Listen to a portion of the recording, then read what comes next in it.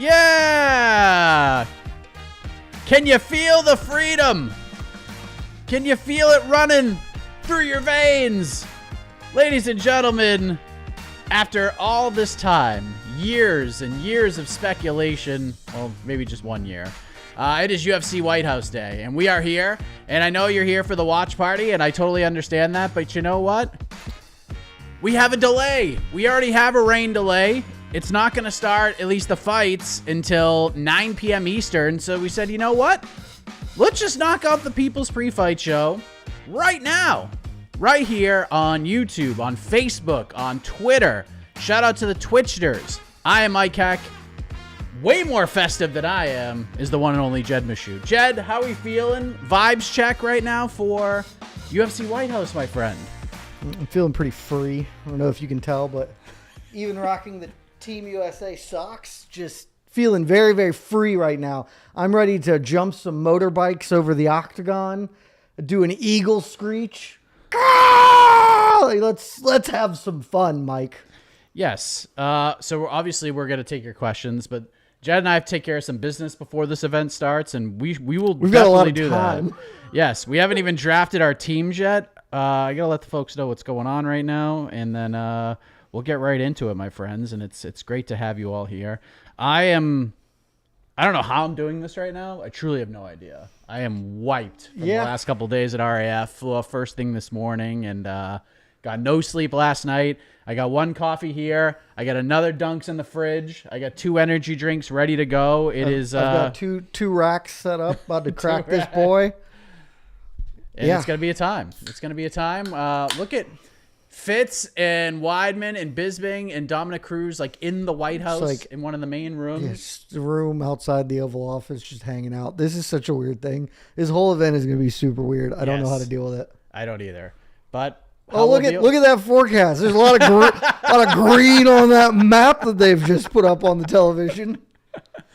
Pretty green up there. There's a lot of colors and a lot of look like moving cells. I guess red and blue are worse colors than green for what we're doing, but oh my gosh. All right. Well, let's get to the peeps. First, shout out to C. Pagliarini. Gifted 5 memberships, baby. Let's go, C. Pags. Let's go. We got a couple of super chats right out the gate here. Also, most of you won't care, but I haven't said this anywhere, and I need to say it onto a microphone for us.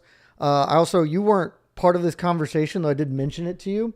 We had a quorum, and by quorum I mean I talked to AK yesterday because he was working, and we realized that this is supposed to be the final event of season 5 of the MMA Fighting Fantasy Draft. Yes, and then we were going to re-rack and start up again with Vegas next week. This being on Sunday means that tomorrow's Monday. I think you're off. I am. No, I'm on. Oh, are you? I'm traveling tomorrow, and then the schedules just don't work for us to re-rack on such a fast timeline. Baku's the week after, and then we have a gap week. So upon consultation, doesn't functionally matter, but we have extended this season's fantasy to the next 2 weeks. So then we will redraft on our gap week before 329 for the next season of fantasy, because otherwise we probably just weren't going to get it done at all this week. And so at that point, why do it before Baku when there's a gap week coming after? So I'm on Monday just because Jose is going to be going home. Oh, that's right. Jose has to travel on Monday too. But I'm taking the rest of the week off, except fight night. So I'm taking Tuesday through Friday off. Because, you can't miss that fight night. Yeah, I cannot miss. What a card. Minel Cop versus Kyoji Horiguchi. The fight is quite good. Let's get right into Christy. Let's go, Justin. I still remember Holm doing the unthinkable. I'm not counting Justin out. Hopefully he wins so lightweights can keep moving. There you go. I mean, what a moment that'll be if he does it. So I'm hoping for one of 2 outcomes, but I think both are kind of addressed by this statement from Christy. Was that who that was? If I could pick, I've said this before, if I could pick any outcome that would happen on this card, it is that Justin Gaethje would win. Like if you gave me a magic genie that could only pick, I got one wish and it could only be to make one of these happen. Wish 1 would have been for chaos in the weather. We've already got it. So boom. Wish 2 would be Gaethje pulls off this upset, both because I think it would actually just be really cool. I think it would be deeply funny. I think Topuria super needs to be humbled. But also, I actually do think it's better for the health of the division because, then Topuria will just have to knuckle down and be like, all right, I guess I got to fight other lightweights and stuff. That being said, Mike, I don't know if you feel this way at all. I have felt, I still don't, me and Topuria are just never going to be friends. I don't care for the man's personality. He has not been all bad this week. And I'm getting a little bit more of a sense, maybe not tonight should he win, because there's such a high goal to achieve. But I'm starting to think that if he wins, it might not be one and done. He might win this one, and there may be Arman Tsarukyan. Oh, my God, I hope so. Before we move up and do that. It's just a vibe. I could totally be wrong. But kind of the way he's talked about stuff, the way things, this week has been much more about fighting Justin Gaethje than it has been about fighting Islam Makhachev. And his last year and a half has just been about fighting Islam Makhachev. Yeah. Even when he was fighting Charles Oliveira, it was fighting he was just fighting Islam Makhachev. And that has taken such a back seat, perhaps because everybody thinks that we are going to get Islam Makhachev versus Ian Machado Gary announced in the near-ish future. And so maybe that's just why he's taking the foot off the gas. But I'm starting to sense a window that we will get Topuria Arman next. Be that at the end of this year or next. I don't know if that's true. I mean, that would be awesome. There is no fight I want to see more than those two guys fight, but I'm just have low expectations, and if it happens, I'll just be thrilled about it. But that'd be great. And I feel like Islam Makhachev's talking about Ilia Topuria a lot more than Ilia Topuria is talking about Islam Makhachev right now. So that's pretty solid, and we'll see what comes out of that. And if Justin Gaethje wins, then what is he going to do? Is he going to stick around? Is he going to fight Arman?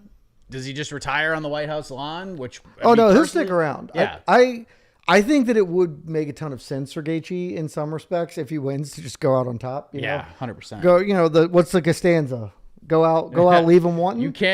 You can't get more on top than that. Yeah, but I mean, he has been pretty open. He loves fighting, and he's going to retire when he has to, and that might be tonight after he gets knocked out or whatever. But he's already been in my perfect world, I would beat Topuria, and then I would get back against Max or Charles. So, maybe it'll mean Charles Oliveira's fighting for a belt again if Justin wins, which would be weird. But I think I'm cautiously optimistic that there's not a bad outcome for the main event. And I have for pretty much most of it since it's been announced, been there's a good outcome and a bad outcome. And the good outcome is 1% to happen. So that's tough. Last day. Which of these fights would be most surprising if it went to a decision? That's a tougher question I thought it was going to be. Most surprising would be Hokit Derek Lewis. Yeah. But the main event I will also be quite surprised if that goes to a decision. I mean, that just doesn't really happen in Justin Gaethje fights almost ever. In 5-rounders. It's happened once in a 5-rounder? Yeah, I mean, I could see Derek Lewis going 15 if he's just going to get tackled a whole bunch. It'd be wild, but that one. Yeah, I mean, all my bets for that fight are based on that fight ending. I have way too many bets this card. Yeah, I have a lot. I was having too much fun, playing the weirdo props, and I was just just go. Yeah, I did that too. I felt like Arman when he put in the $1 million bet. I was like, it's so easy to do this. Why do I have 12 bets on 3 fights? Because it's fun. It's right there. It's easy. You just click a button. You click a button. I got 250 freedoms to give away tonight, Mike. Johnny, when will the Fantasy 5 draft show drop? Yes, we already discussed that. By the way, if you're just joining us, you see Fan Q&A, People's Pre-Fight Show, because even if you're watching right now, it says on the screen, rain delay. So as of right now, the plan is, at least at last update, 9 p.m. Eastern fight time start, which I've already gotten hit up by some people saying why isn't this thing started? Is it starting late now? And I said yes. And I've had some people say, all right, I'll stick it out. And I've had others say, all right, I'll watch it tomorrow. And I've already had a bunch of people say I'll watch it tomorrow because it's going to run until 1 a.m. It's going to be super late now. We're going 2 or 3. Easy. Absolute ease. With absolute ease now at this point. So unless the History of America packages Like, we just flow these through. We're getting a Conor McGregor, Max Holloway, Joe Rogan interview during the broadcast as well. Oh, is that? So I have missed the last hour because I was traveling. That's a thing that's happening? Yeah, Conor I knew that we knew that was kind of happening, but I didn't know that that was publicly acknowledged. Yeah, happening. Connor put out a social media post okay. saying, like, he wrapped up an interview with Rogan. That's going to air during the broadcast. So, breaking news from Conor McGregor. Johnny, another one. 8 plus 6 plus 4 plus 7 equals 25th Amendment. 25th Amendment. I like it. That's good math. That's just math. That's just mathing. Not really what I was planning on doing today, but I'm ready to math. Yeah. So how do we get to 250? If you add up all the amendments, I don't believe how many amendments are like. I don't think we get to 250 if we add them all up. Yes. More questions. Dave, is it an all-time fail not putting this on CBS? It's a celebration of America and could have possibly brought in several new Paramount Plus subscribers. Yes. I'm stunned that this is not on CBS. All week, and I heard this from a lot of people who I really trusted, that they were not going to do it. Like I heard this from people who I won't say, but they were like, we're not doing it. And I was flabbergasted. I just felt for sure, especially as the rhetoric around what this is going to do from a number standpoint kept lifting. You know, Dana comes out and says, we're going to do Super Bowl numbers. Super Bowl did 127 million viewers domestic.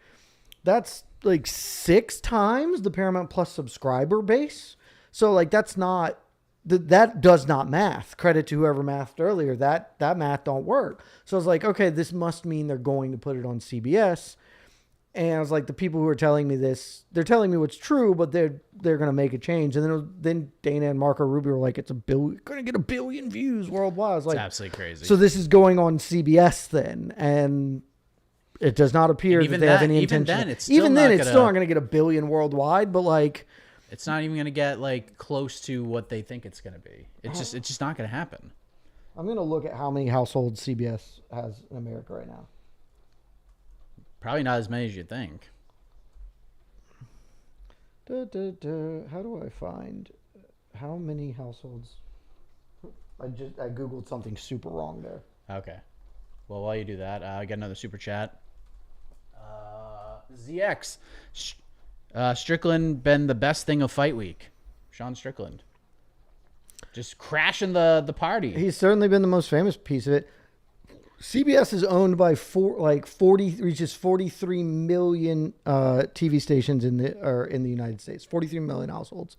Paramount Plus is like 18, 12, something like that. I don't remember. You probably could have got 3 or 4 million people to at least check it out. Now I'm really intrigued by like the viewership numbers. Because anybody who's turned this on at 8, being like, all right, I'm going to go check this out, and now they're seeing a rain delay, I don't think people are going to sit through this, honestly. No chance. All these guys, they're probably just like, all right, we're out of here. No chance anyone's sitting to wait for this. Look at Weidman. Look at Weidman. He's so relaxed, and I don't know what to think about it. I mean, you'd say Weidman, but look at the man right there, the myth, the legend, just chilling back there for old Fitzy, just catching a casual lean. Yeah. What were we talking about? Oh, Sean Strickland. Also, but nobody's watching this right now because, like, why would you? If you are a hardcore MMA fan, maybe you're watching this, but you're watching Paramount Plus. You're watching the weigh-ins and stuff, which did less views than the Strickland Chimaev weigh-ins on YouTube, and that's like a minor data point, but. Nobody's going to sit and watch this. They'll flip channels and then come back to it later when they hope. But the later this goes, the more viewership you're going to lose. That's just for sure in general how that operates. And that's just the risk you run when you're doing a live event outdoors that can't be played in weather. Football can be played in the rain. It can't be played in certain rain, but like this is more temperamental than that. And so this is just sort of the game you play, and they have rolled poorly off. The weather gods or the MMA gods or both are not being kind right now. They're not. Let's see. This is. But like, you shouldn't be watching the preview show. You should be watching us because we're great. A lot of you are. Like, we love this. The other thing, we didn't talk about this at all. And probably, I probably should have, like, I just never, It was not one of the 10 most important things about this event, but it has now, like, as I was driving to your house, Mike, it stood so starkly for me of like, oh, yeah, this is a Sunday night. People have work tomorrow. If this were a Saturday and there's a Saturday at 8 p.m., more people will still just be okay for a rain delay. But like a Sunday at 8 p.m. is kind of pushing it anyway. Yeah. It's not totally prohibitive, but there are going to be people like, I got to wake up at 5. Like the main event's walking at midnight. I can't do this, especially if you are a casual observer, which again, that's who this is for broadly. We're watching everything. We'll be here. If this thing gets delayed till 4 a.m, me and Mike are just sitting on his couch watching, and maybe one of us takes a run up to the gas station to get some more energy drinks or whatever. But like a casual fan is not going to stick up the later this gets, especially on a work night. Like this being on a Sunday has real negative implications for this exact reason.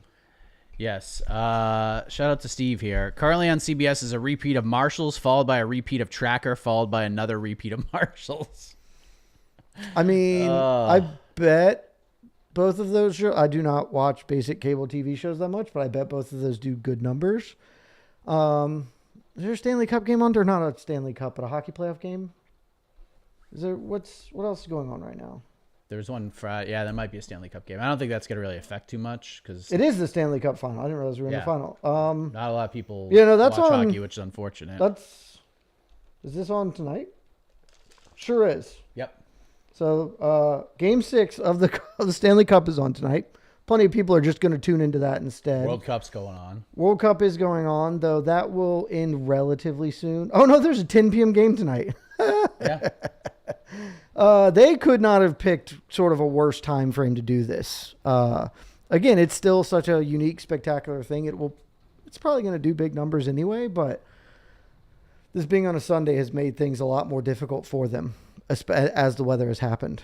Yeah, it's been pretty wild, man. Is that a Mike Tyson's Punch-Out commercial? It is some sort of this is Mike Tyson's MMA picks. That's a gambling site of some kind, or Polymarket or whatever.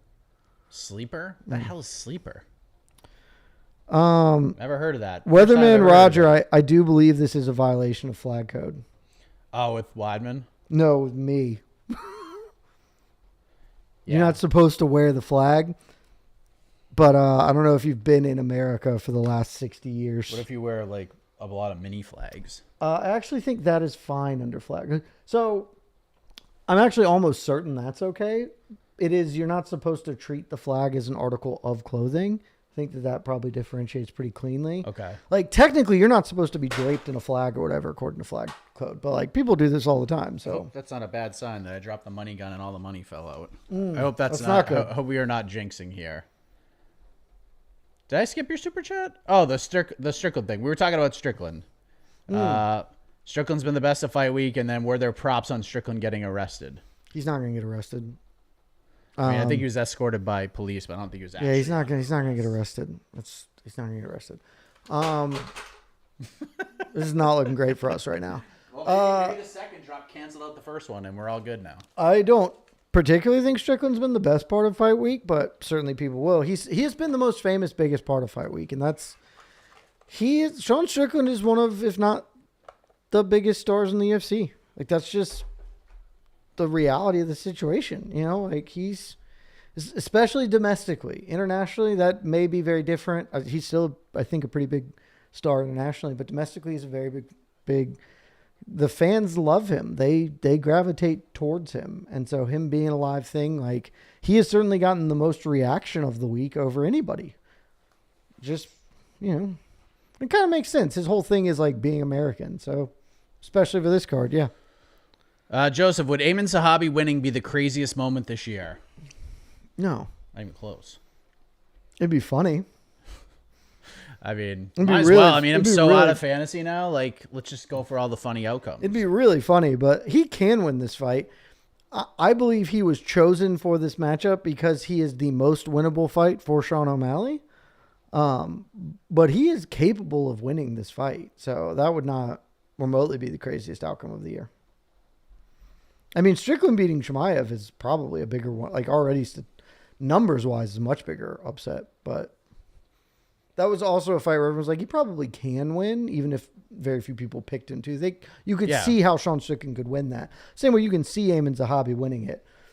I can't really see Gaethje beating Topuria outside of Topuria loses his head entirely and they get into a brawl. Yeah.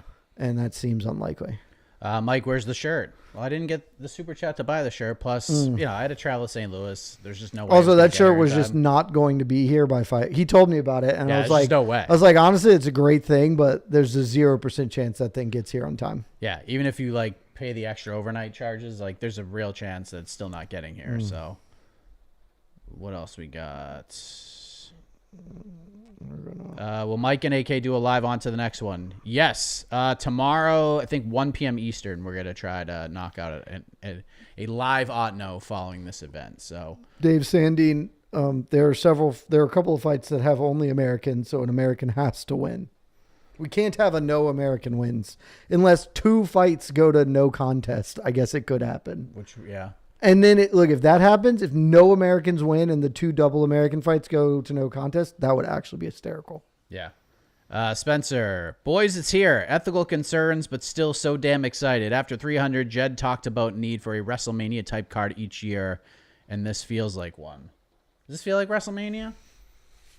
I mean, it's not perfect for me because I don't entirely know the feelings of WrestleMania. Maybe WrestleMania in Saudi next year. Like maybe those vibes, just because probably there's this, not like, honestly, it's not apples and apples, it's apples and oranges, but like wait till we get to that Mania and the discourse about people being against it and all that stuff. Like, so yeah, I mean, this is obviously a big deal. People are talking about it. You know what I mean? Like they are talking about it, whether it's good, bad, indifferent. That is, and it's sports. That is as American as it gets. People differing on opinions about a sporting event. That is American's apple pie right there. So, yeah, this is a really weird one, and I've said this a lot this week. I did not really know what to expect from a broader sensibility towards this card. Obviously the fan base is galvanized because this is 7 very good fights and it's such a unique thing, right? That's cool. But it is, I wrote about it yesterday for the site. We are at a divided time and this is a very divisive event. And so I don't feel like I've ever felt WrestleMania was like, oh, here's Donald Trump and Dana White. I don't feel like WrestleMania was ever like, oh man, a lot of people hate that this is happening. Maybe I could. I'm not in this. Whereas definitely been some of that energy. Oh, wait a minute. There's Dana and Donald Trump making the walk. Are we going to start a little earlier? Last I saw it's still 9, but we might start some of the pre-festivities that aren't impacted as much by the thing. Which means we got to, which means we're going to have to make our picks pretty soon. A lot of people asking about the Daniel Cormier tweet. Let me pull this up real quick. A lot of people have confirmed that this is legit. Look at this. I mean, look at this entrance. This is wild. It's a long walk for these two gentlemen.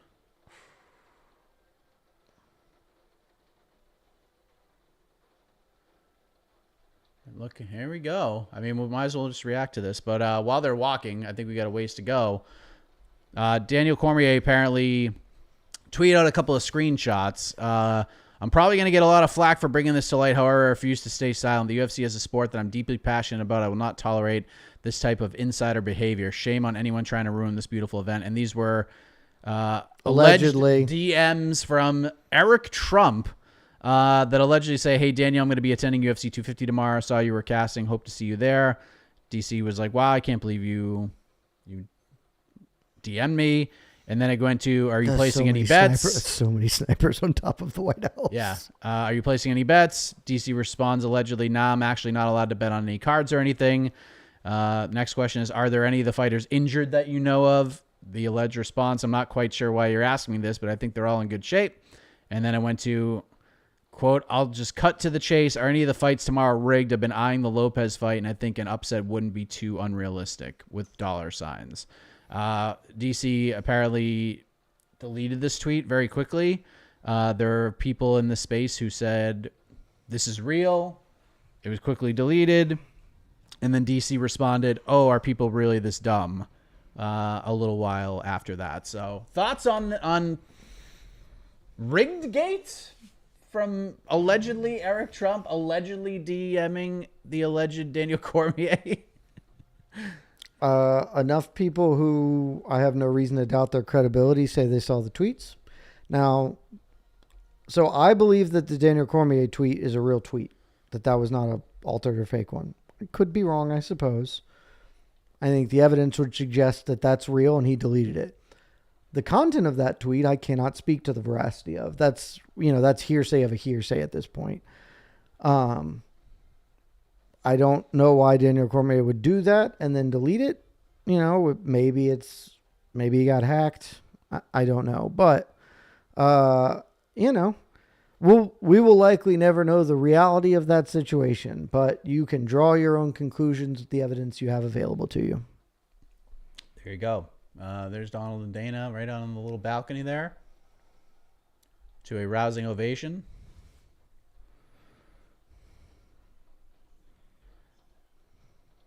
Get another one here. God, I'm getting old. Maybe it's just the tiredness. LFC, uncrowd saying Strictly was reportedly charged. Okay. We'll certainly look into it.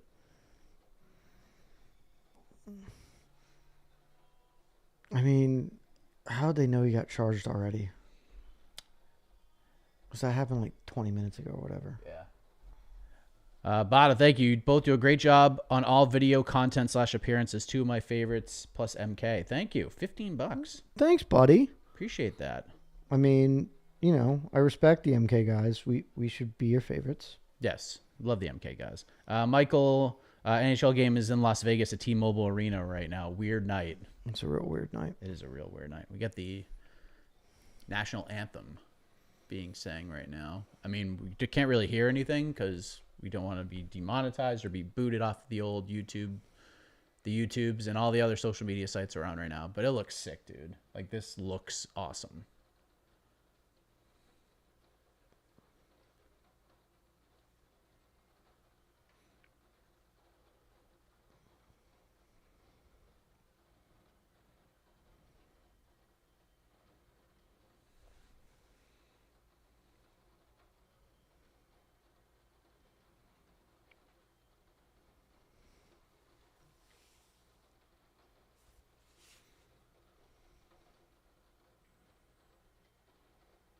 And there's the national anthem. Dana White is... I haven't seen Dana smile like this. This is a very happy since man. 2016. Say next to Trump, there's the flyover. That was pretty cool. Yeah. Doesn't seem like it's raining right now, so that's good. It's pouring here, by the way. Dumping. It is dumping outside. It's dumping Command all Center over the state of 5.0. Georgia. So there it is. Small crowd, but then over at the ellipse, lots of people. Oh, we got a POV flyover? The Super Delta formation? Blue Angels. That's pretty cool. The Thunderbirds. This is a very weird cam view of it. This is a much better cam view of it. Yeah, that's way better, yeah. Whatever they're doing before is weird. That's way better.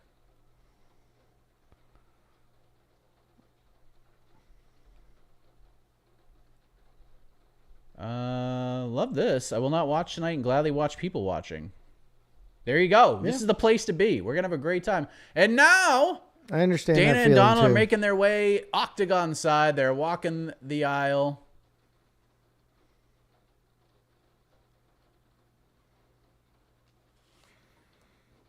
Here they come. They get their own entrance with a band.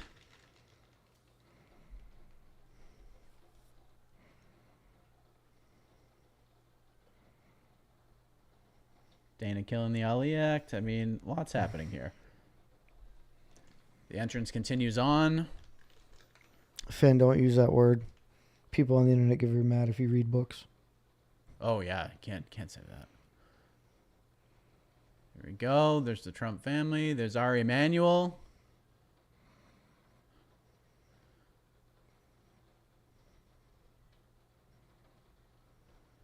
And now we're getting a little bit of a history package. Yeah, now we're gonna get the intro package. Maybe they should. I think the proceedings are starting at the 8:30 as opposed to when they were gonna start at whatever, and we'll get to our first fight by 9. It feels like that's the energy we're moving at.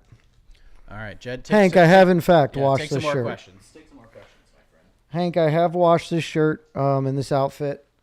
It took me a lot longer because my washing machine had some problems, but we did in fact do it. I originally had a more elaborate plan, but some things didn't get shipped in time. So, Dickie, lots of people do the sneakers in a suit now. On the one hand, I do understand that like the issue with it, but comfort over everything. It's fine.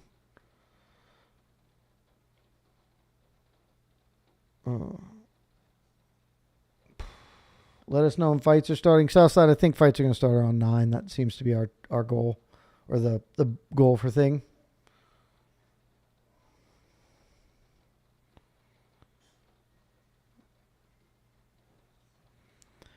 AT, I promise you the UFC is not fixed. Who's going to be alive for Freedom 300? I got to tell you, I don't think this is happening again. John Anik kicking us off. Were we like kicking off here? Or is this just... it seems like an actual like open. Yeah, I think we're doing the open because they're going to do a long... Because it's 8:35, so 20-minute open, and then we got fights happening. All right, so this is what we're going to do. Let's make our picks now. We should draft. Then we'll launch the watch party in a moment. That's true. We should draft. This is important. We'll officially launch. Do you have the official score where we're at? Oh God, I don't even want to fucking look at it. I'm getting wrecked. I mean, just getting clobbered. Yeah, you were losing badly. And I think the last one didn't go very well. Yeah, I think I got smoked. I got absolutely clobbered the last one. So let's. I will let you decide if you'd like to go first or second. Then, since you are behind. All right, I'll go second. Okay, so. You have to mark these down because I'm not going to make a graphic. That's good to know. Let me pull up the card. I know it all off the top of my head, but I'm a visual learner, Mike. Yes. I'm a visual learner. So you have the first pick. I have the first pick. Based on the bets that I saw, I think I know where you're going here, but maybe I'm wrong. I mean, thing is, I think going second's a great call because I think there are a few pretty good choices here. Yes. I am going to take with my first selection, and I'll give you the one you'd rather, because I have a rooting interest in the main event, so I'm not going to draft it. Give me Mauricio Ruffy. Damn it, I thought I was going to definitely get taking Michael Chandler. Also, let me make a list of this for us. Okay. Let me get to, let's put in a Google sheet. Yes, let's sheet it. Let's sheet it on up. DC got caught wiping sweat off his head. I do not care whatever you're trying to sell me, sheet. Stop it. I hate that every product now is like, do you want our AI? I do not. No. I want the same product I've been using. Yes. Okay. All right, so you got Ruffy. I mean, I got to go. I'm going to go Ilya Topuria.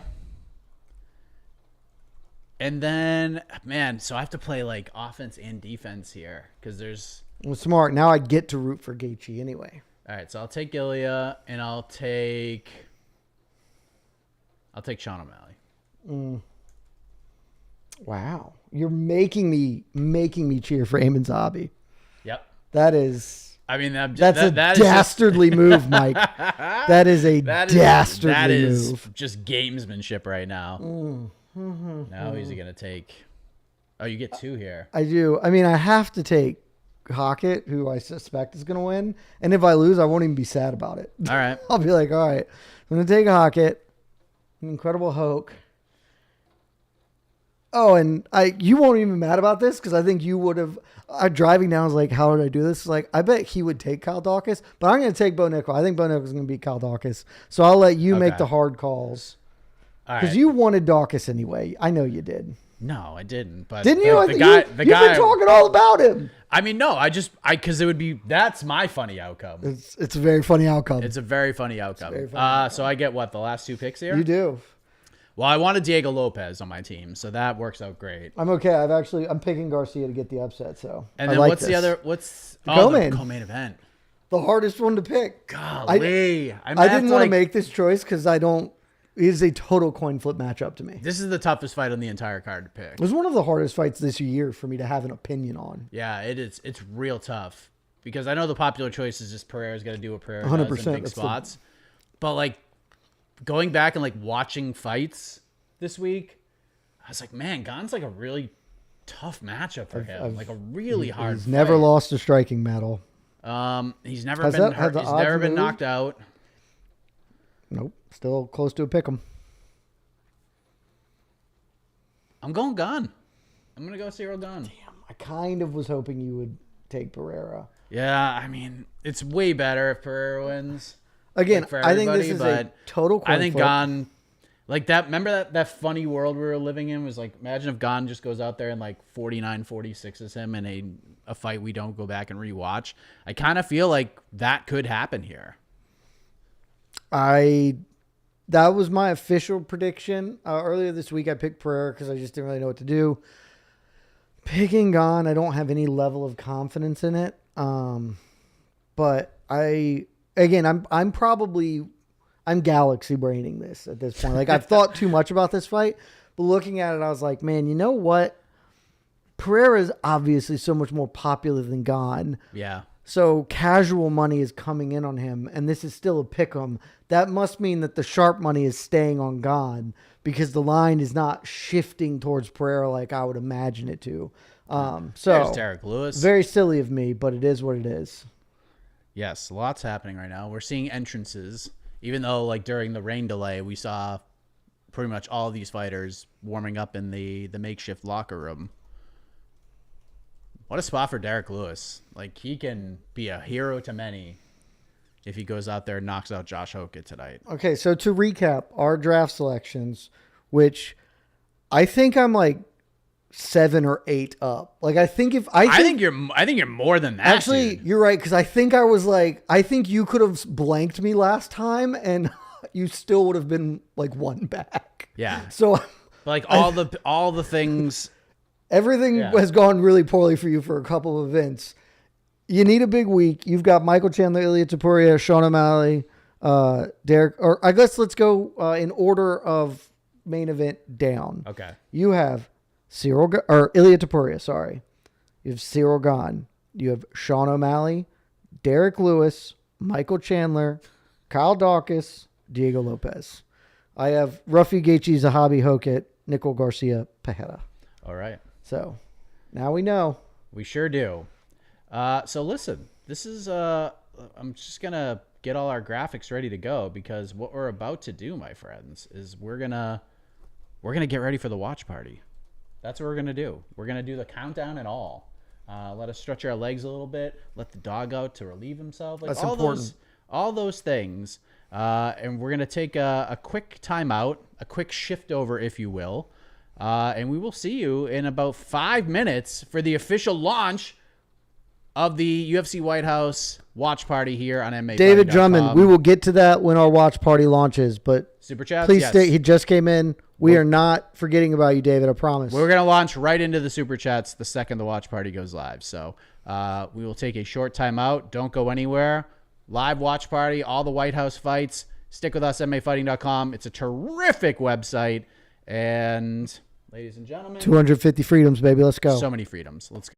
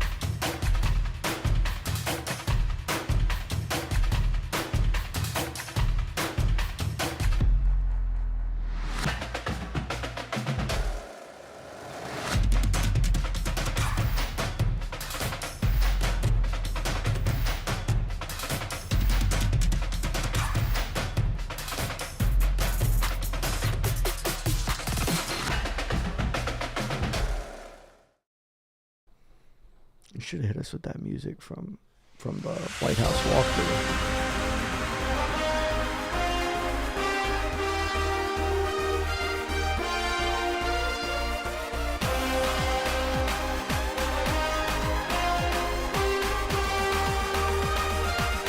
I'm actually now super glad we didn't do this.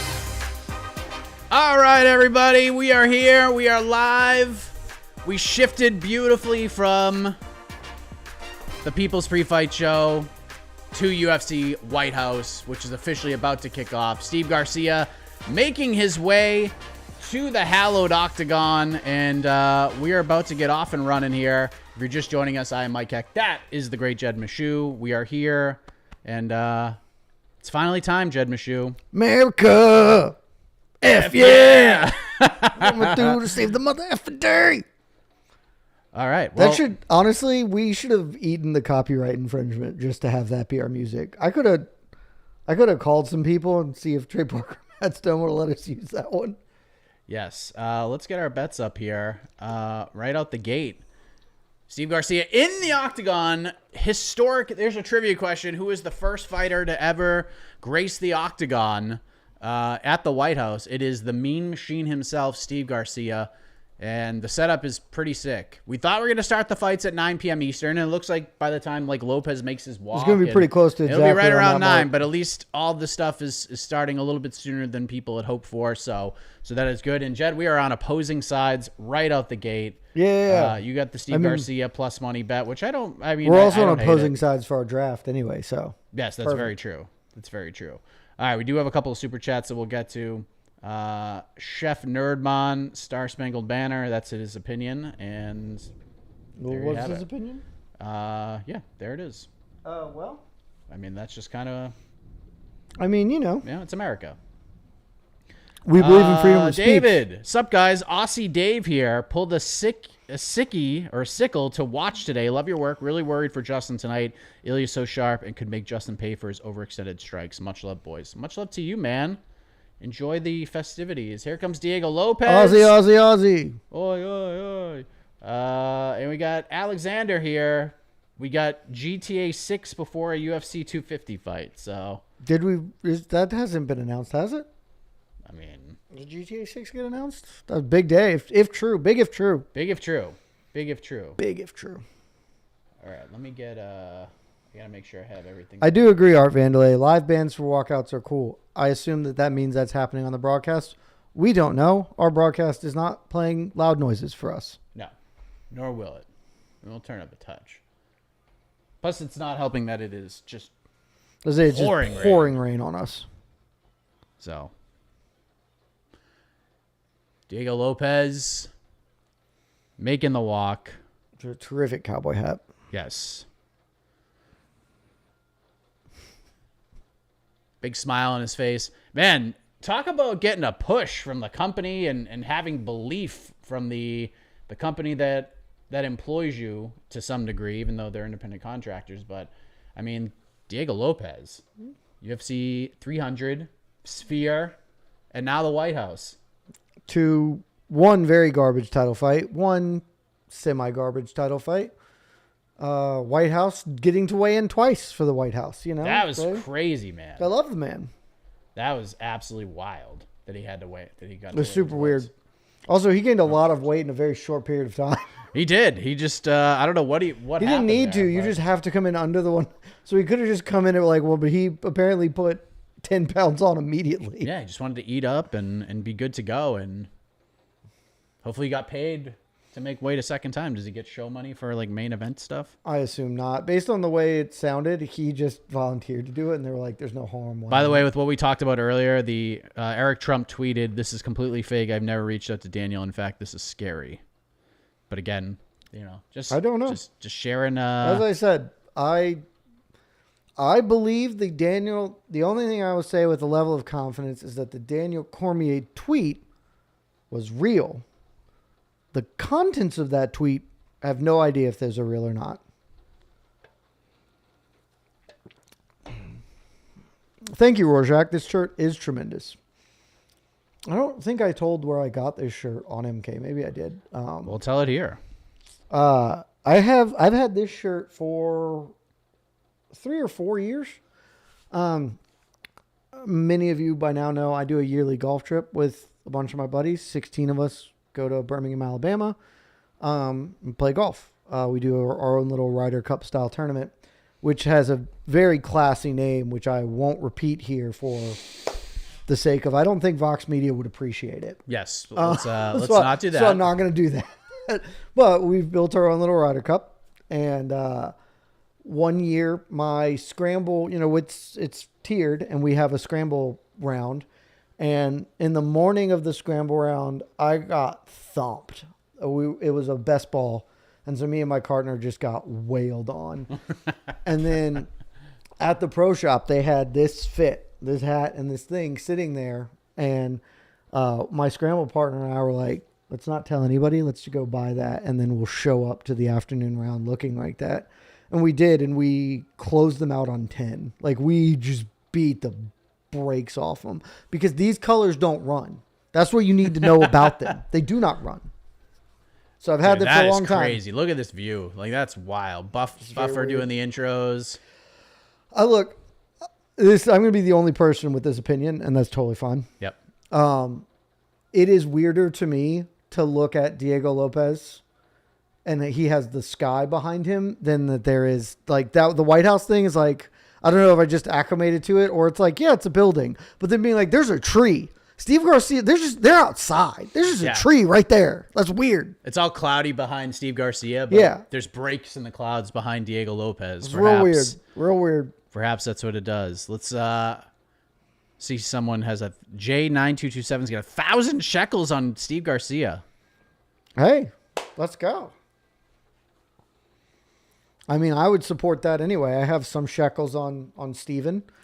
I mean, this is by a billion miles the biggest win. Jackson Wink would be all the way back. Steve Garcia gets a dub, then Hokit comes and gets a dub. That would be really tough for you in our head-to-head draft game. But. I mean, it's probably what's going to happen. So, Steve Garcia taking on this man, Diego Lopez. What do the rain clouds have you anxious for? If it rains, it rains. Yeah, they'll just go and have another rain delay. I genuinely would like the cage to get wet. I think it would be way more fun. Just doing Here Old Comes school, the Boom. Rumble in the Rock, King of the Cage. Yeah. Just let's get a slip and slide in there. Oh, there's the Navyman getting aggressive. Mike Beltran served, I believe. Or did I make that up? I thought Mike Beltran served. Do you know that off the top of your head? I don't, but would not surprise me. I think he did.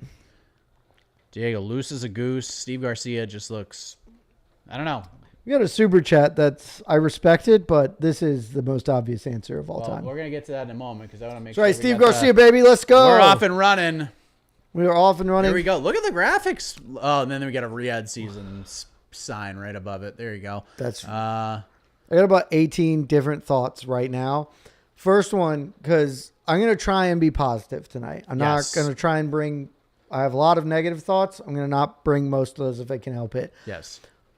A thing that I really like, and nice uppercut from Steve Garcia there. Can you turn off the closed captioning when this round is over? Yeah, I'll turn it off. Because that uppercut was just blocked out by the word southpaw or whatever. I mean, Steve Garcia is coming after him. Lopez Diego with a good right hand. Him. Good right hand from Diego. I mean, this is why this fight was the opening fight of the evening. It is just they're going to come in and immediately attack each other. There we go. We're very much. I know some other sneaky little real weird little right hook there. I know some other orgs do something similar. I do think the red and blue gloves. I mean, obviously it's thematically very good here. I just think it's way better to be like, yeah, the guy in the red gloves, the guy in the blue gloves versus everybody has black gloves, and it's like. The gray shorts or the gray and white shorts, you know? So I like that, and it works very, very well thematically. Apparently they're gonna lose audio on the commentary in a matter of moments. Oh, okay. I don't know. Maybe it could be in other parts. I don't know. Oh, we got our first what was it? Infraction.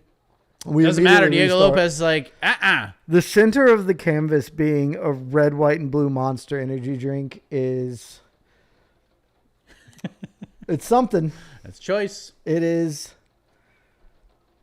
somebody had a tweet yesterday after the Travis Pastrana dirt bike thing. It was like, this might be the most American thing I've ever seen. It just needs a can of Monster Energy and like a couple of other things. And we've got the can of Monster Energy. We sure do. Kind of weird that Diego Lopez is good rocking head kick. Star Spangled shorts, though. Yeah, it is. Mexican, Brazilian. I mean, really not Mexican, but kind of Mexican. Diego trying to figure out a little bit of defensive range here. Yeah. Garcia has been able to get to him a little bit, but it's very close round. I expected a little more chaos than this. Even. I'm not going to lie. I just thought whoever is coming forward is going to be winning the fight. And thus far, Steve Garcia's come forward a little bit more, but they've also just sort of stood at range with each other a lot, which I didn't anticipate. I thought we just have a little more clashing of nonsense. Yes. Maybe it's the nerves. Big, strange thing. You got to open the show. That I think. Oh, that was a nasty step and elbow from Diego Lopez. I think if you're a Derek Lewis backer, you've got to hope that Josh Hokett is coming out here to get crazy. Yep. Because of the event and the circumstances, and that could happen. Ooh, Steve just misses with the left hand. Just missed on that one. Had him to the fence. Steve is swinging and missing a whole bunch here. The thing is, Diego's cracked him a couple times. You can see that Steve's not willing to sit in the pocket and commit. He's trying to throw and then get back out of range. He's gotten hit a few times. Ooh! Oh, Diego got him right behind the ear a little bit, but Garcia seems to be okay. Diego's starting to pick things up a little bit. About 90 seconds left here in round number 1. Diego has not shot at all, which... feels like a mistake. I mean, I know we're not grappling here at the White House. That's nonsense. Oh, good body shot from Garcia. That was nice. It was. Right hand just misses. Grazes him. I think Garcia is having more success when they are at range. His open stance is favoring him a little bit more, but as soon as he gets inside... Oh, but Diego's countering real nice. Just as soon as he gets just inside of that range, that's when Diego gets the right hand going. Leg kick from Garcia. Yep. I mean, Diego just getting the first round jitters out. Diego just wants to fire that right hand. Like he's just waiting for him to get in, and so he can throw it. He's sitting there. Come into the zone. And I can hook this at you. Diego throws a front kick, but right to the forearm. Mullet. I considered cutting my hair into a mullet for this because it felt thematically appropriate. Closing seconds. Good little jab from Garcia. Yeah, he's nice really stunning. landed. A good little nice range kick. right there. Yeah. Garcia nice needs to keep sticking to the jab because that's working incredibly effectively. Yeah, good left hand. Diego's nose is all red. Not bloody, but it's patriotic. He's been hit there. It's so patriotic. His nose is one of the first of the 250 freedoms of this evening. Yes. And there's the round. I think I'm going to give it to... I'm going to give it to you, Diego, barely. I'm giving it to Garcia, but I could be... Could be favoring a little bias there. Trying to favor our matchup here in your bet. I don't know. Diego, you're right. Look, our Vandalay, Diego doesn't believe in head movement because head movement is not what makes this country great. You know? It's just not. Lopsided, I'm sorry. A lot of people say... That post can't live. A lot of people saying Garcia won that round. Maybe he did. Maybe I'm being biased, you know? Who knows? Got to get off to a good start here, you know? Steve started off real good. I thought Diego landed definitely the better strikes. But Michael Paricio just made a comment I had not considered, but is 100% looking forward to the South Park episode on this. I saw that. 100% they're going to have a South Park episode. It'll be on 2 weeks from now. I would bet my whole life that there will be an SNL skit about this next week. And that, South Park skit in a week and a half. Whew. All right. Let's see Diego pick up the pace a little bit here. And we're off in round 2. All right. Nice little duck back. Steve, just get that jab going, baby. Just put it out there at him. Give him a taste of freedom. Yeah, Diego. Do it for your country, Steven. Yeah, Diego's got to get a little more reckless here. He has been very measured. Maybe he's just waiting. He doesn't need to. They're outside. You got to conserve a little more energy. It's a 3-round fight. This ain't a 5-rounder, Diego. Has anyone talked to Jose? How hot is it there right now? Because I'm assuming it is boiling. I actually didn't think it was that bad. I thought it was like in the 60s. But I assume that it's just muggy and because Could it's be. so wet that the humidity has to be out of control. That was like 12 punches from both guys that none of them landed. Yeah, this is not the fight I expected. Not at all. I was waiting for a car crash. I thought this is Jung Hyun Kim, Marco Polo Reyes are going to sleep very peacefully tonight is the greatest opening fight in UFC history. True. I mean, and look, not been a bad fight, and we still have plenty to go. Yeah. Diego Lopez, talking to you, Mike Heck, to you, promise the greatest fight fans have ever seen. And thus far, he has not we gotta delivered. flip the switch here. Now we're kicking, just both men kicking. Diego's just like not throwing anything right now. He's this is very throwing- strange. Steve is now staying. He's not getting really inside, and Diego's not having his window to fire back. And Steve is just throwing 2 threes right at the end of his range. It is not the most exciting effort, but I think Steven is winning. Ooh, good left hand from Steve. Diego's not doing anything. He really is really bizarre. He's getting hit. I mean, he's doing something. He tried to step in on a right hand. Best I can figure, he's having trouble getting the open stance is jacking him up a little bit. He can't feel comfortable getting across. That looked like an eye poke from Steve. Garcia's jab is just keeping Diego at bay right now. Yeah, it is not like it's not the poppiest jab, you know. Oh, there you go. Big combination from Lopez. Came through. This is what he's got to do. Go forward and you've got to be the guy coming forward. Yeah. If you're standing backwards, good 1-2 from Steve. Yeah, Back him Steve's up. figured out the counter game, and now it's time for Diego to play some. Lopez dropped him! Steve, stop punching! Now we're going. He dropped him again! Steve, what are you doing? Diego's on top. Oh, big shots. That's it's over. it. He's That's out. it. It's over. Diego Lopez knocks out Steve Garcia pretty much out cold. Wow. Damn. Oh, he's gonna do it. He's gonna hurt himself. Yeah, just fall. He just fell. All right, I thought he was gonna do the backflip. I was like, dude, he is gonna. And we're on the board. Well done. We're on the board. I felt so confident about this pick, but started to get a little scared. Oh, Steve is hurt. He ate a lot of shots. Once it got to the floor, Diego started burying him. This one might be the better gun. One of them is on its last legs. It's okay. We're gonna save. We're gonna recycle. And woo! Diego There we go. back. Took us a little bit to get going, but we opened up. We got cooking. We opened up. And we cashed the minus 162. That was actually I was getting a little nervous. That was definitely one of the bigger bets I've ever made doing watch parties. And Steve, basically the moment Diego started coming forward and Steve got put on the back foot, the game was over. Yep. Boom. You can't you can't play this nobody really has a ton of success doing this. Let's just chuck hands with Diego. You got to pick him apart or get him moving backwards. For 7 minutes, Garcia was succeeding, and then Diego had his way, and that's game. Everything's coming up Movzar right now.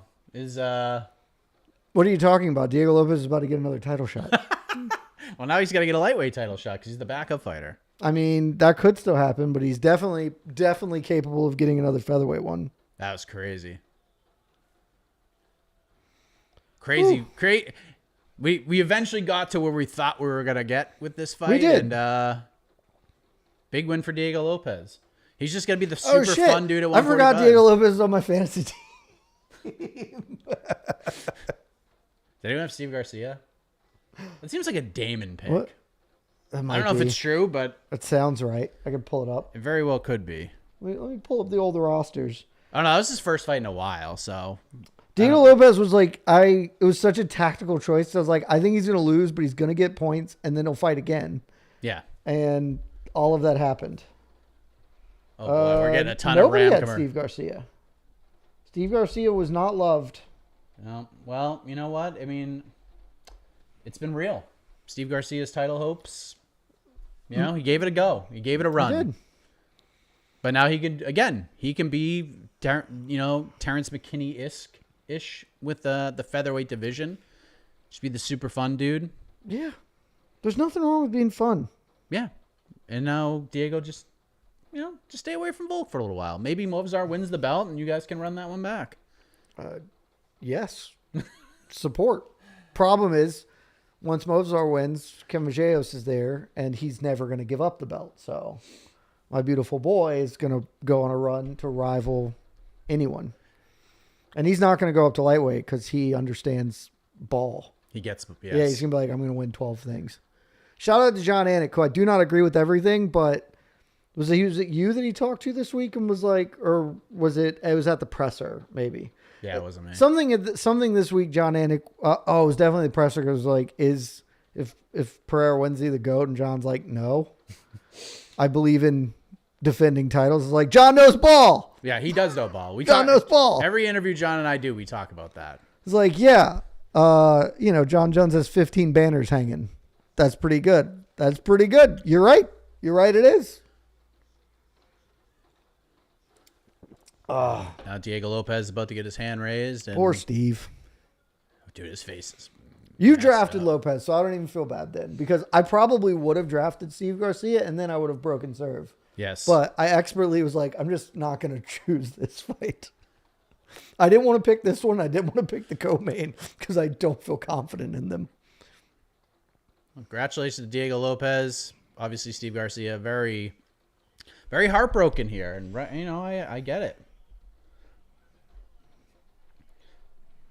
And now he's speaking to Joe Rogan. And now we're getting my favorite fight of the night. The one I'm most intrigued about. We're about to get Bo Nickel versus Kyle Dawkins. This is your favorite fight of the night? Just for intrigue. Because I feel like I just want to see what happens. What does the world look like if Bo Nickel gets finished by Kyle Dawkins? Is it just like the end of the line for Bo? Because, it's pretty bad if he goes out and loses again. And what happens with Kyle Dawkins? Oh, my God. What? Are you looking? Are you seeing what do you see this, Mike? What? Joe Rogan has a tie on. Oh, yeah. He's wearing a white shirt and a tie. I've never seen... I don't think he's done this since his communion. When was the last time Joe Rogan wore a white dress shirt and a tie and didn't just go black dress shirt, unbuttoned, which is a look I support, by the way? Yeah. Genuinely was taken aback looking. I was like, oh my... I was like, are you kidding? That was nasty. That was sick. Oh my God. Damn. You know it's different if Joe Rogan's putting a tie on. Hot damn. He shaved too. He's like babyface Rogan right now. Woo. Oh, Fabiano's in the cage. People were wondering where... Fabi. I love Chuck.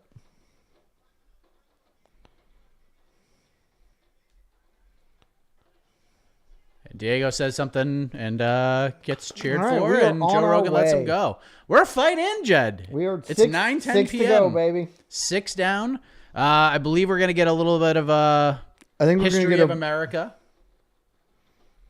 and we'll see how it goes. But we're in the locker room with Bo Nickel, second best significant strike absorption rate.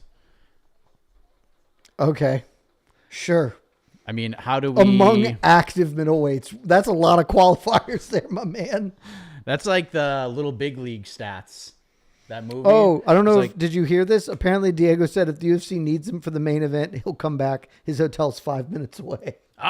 Great job. That's a great call out then, baby. Great Good job. work. Well done, Diego. Great night for him. And there's Kyle Dawkins. Could he do the thing? I support Diego Lopez. I don't support him getting these title fights, but you can't say that he's not. He's putting himself in the best positions. Yeah. The UFC is screwing up by making some of their choices, but he's doing what he can, man.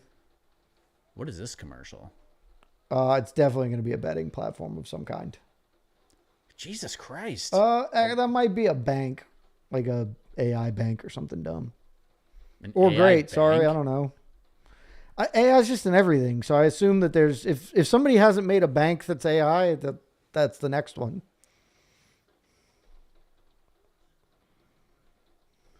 Boy, we're just going to see Dana White plastered in all over this entire broadcast. Yeah. Like, his face has been in almost every commercial so far. We don't need to build stars for the UFC. We need to build Dana White. As the star, yeah. And there he is again! Back-to-back commercials. A lot of Dana. Boys. It's wild. With Howard Mackler. Who? The CEO of Supershore. Oh, okay, sure. Apparently it is an insurance agent. Look, A Dana White ad drinking game might be... You're not supposed to judge a book by its cover. I would not trust that man to sell me a hot dog, much less whatever the product is that he actually sells. We get some super chats.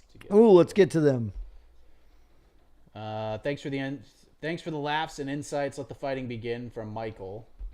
The fighting has begun. Let it begin, though. And I assume that was an old one. Let's let it continue. Let's just get right into the next one. I mean, it'd be great if they were like, we're an hour late, so we're going to move quickly. But I suspect that's not how this is going to go, Mike. Yes. Donovan, Mark Zuckerberg or Tom Hardy? UFC, BJJ, CJI, Karate Combat? Who would win? Pretty obviously Tom Hardy. Yeah. In like every discipline? Yeah. Ormond, we are seconds away. May the best 7 men win tonight. Hoping for a spectacular event tonight. Yes, firm disagree, Armin. Firm disagree. You don't want any of that. I don't want the 7 best men to win. I would like Justin Gaethje to win. I can't stress this enough. I will not care whatsoever if Topuria twists his ankle in the first round and Gaethje wins the most nonsense thing you've ever seen. It'll be cool. Okay. Like if who did Michael Chandler lose? Brent Primus. If he just gets drop foot like Chandler did against Brent Primus and Bellator, all those, I'll be like, sick. That rocks. Let's just do that. Be fine with me. I don't need the best guys to win. I need Gaethje to win. That'd be fun. It would ruin my climb, but it'd be fun. Oh, we're getting right into it. We're a little behind. They can maybe, make a choice. Getting right into it. This is excellent.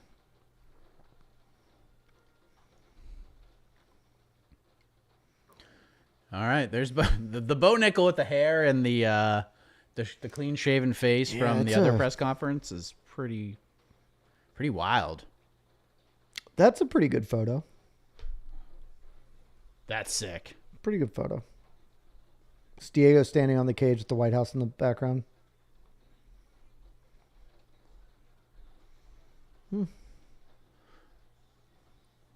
What's your official prediction on this fight, Jed?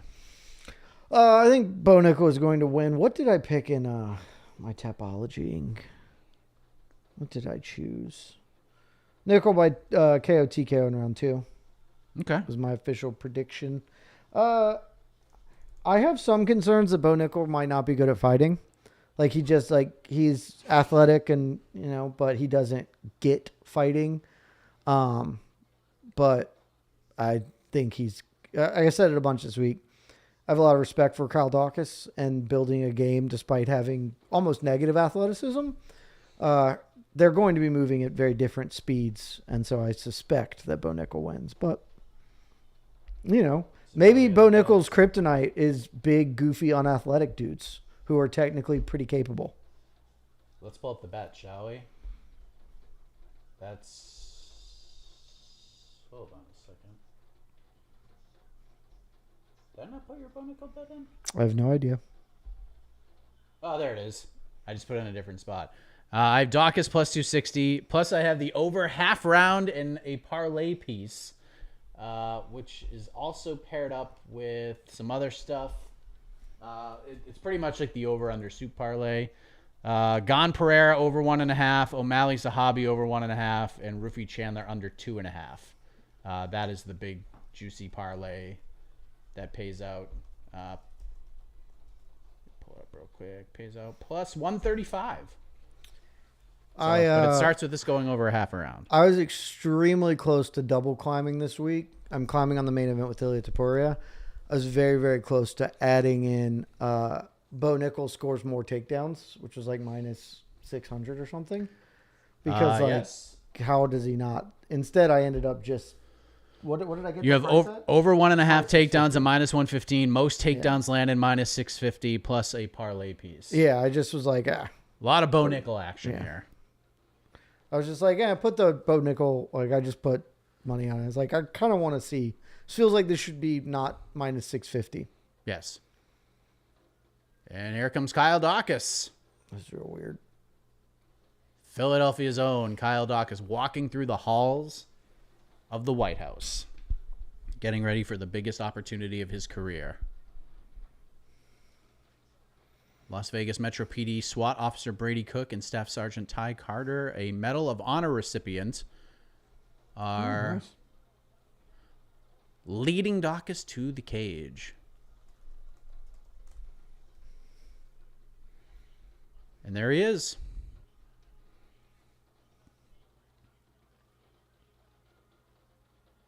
It's pretty crazy, man. I wonder what Kyle really Dawkins is weird thinking to- right now. He seems very calm. Having your Medal of Honor over a tie is very weird. Like, that just look, because the Medal of Honor is such a short thing. Like, it doesn't have like a long lead. And so that just, it kind of looks like he has like a collar on. If you don't know that it's a medal, it's a very strange way to do this. Yes. Because mostly you wear a Medal of Honor in like a fatigue, like you're in a military gear. It kind of makes stands out a little more as opposed to over a black and white suit. It's very difficult to notice that.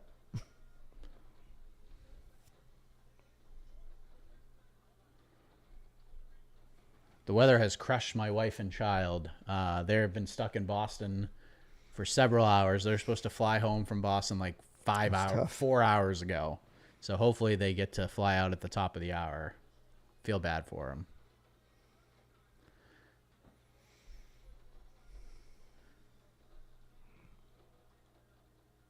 There's Kyle, the blonde hair, getting ready to... Anthony, we've seen what Poetan's walkout's going to look like, or at least piece of it. Yeah. Video dropped earlier this week. There's a balcony on the White House. He will come and do the arrow on the balcony and then walk down to the cage. Yeah, it's probably like the same sure kind of it'll be cool. entrance that Dana and Trump just did. Yeah.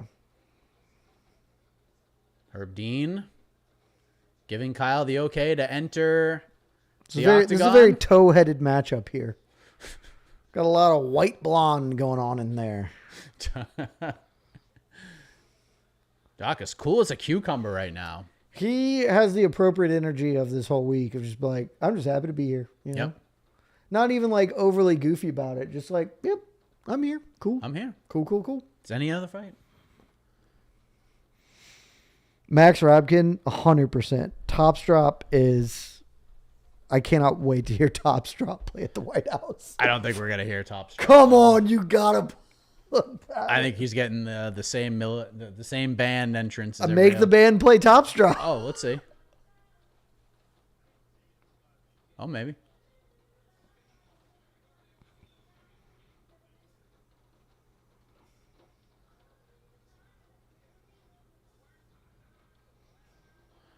If they do a live performance of Tops Drop, that'd be incredible.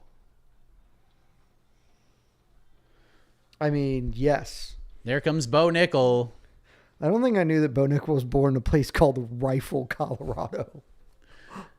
That couldn't be a more American place. Yeah. Rifle, Colorado.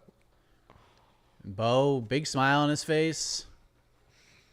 He is walking a lot of with- Medal of Honor recipients out. SWAT Officer Kerry Kubia from the Las Vegas Metro PD and Specialist 5 Jim McLaughlin, another Medal of Honor recipient. His stands out And a here little comes better Bo. because it's over a white shirt and Yeah. he's not rocking a tie, so it Yes. fits a little better. And here comes Bo, and I feel like he's going to get cheered here, unlike most other arenas that he would compete at around the country. And let's see what Bo can do. It's I less mean, I'm toe-headed. just... Bo doesn't have the long hair. Yeah, he cut Damn. it. That's a shame. Because he didn't want to be the second best hair in the octagon. Yeah. So he quit and ran away. Get out of the way, Mike Thomas Brown.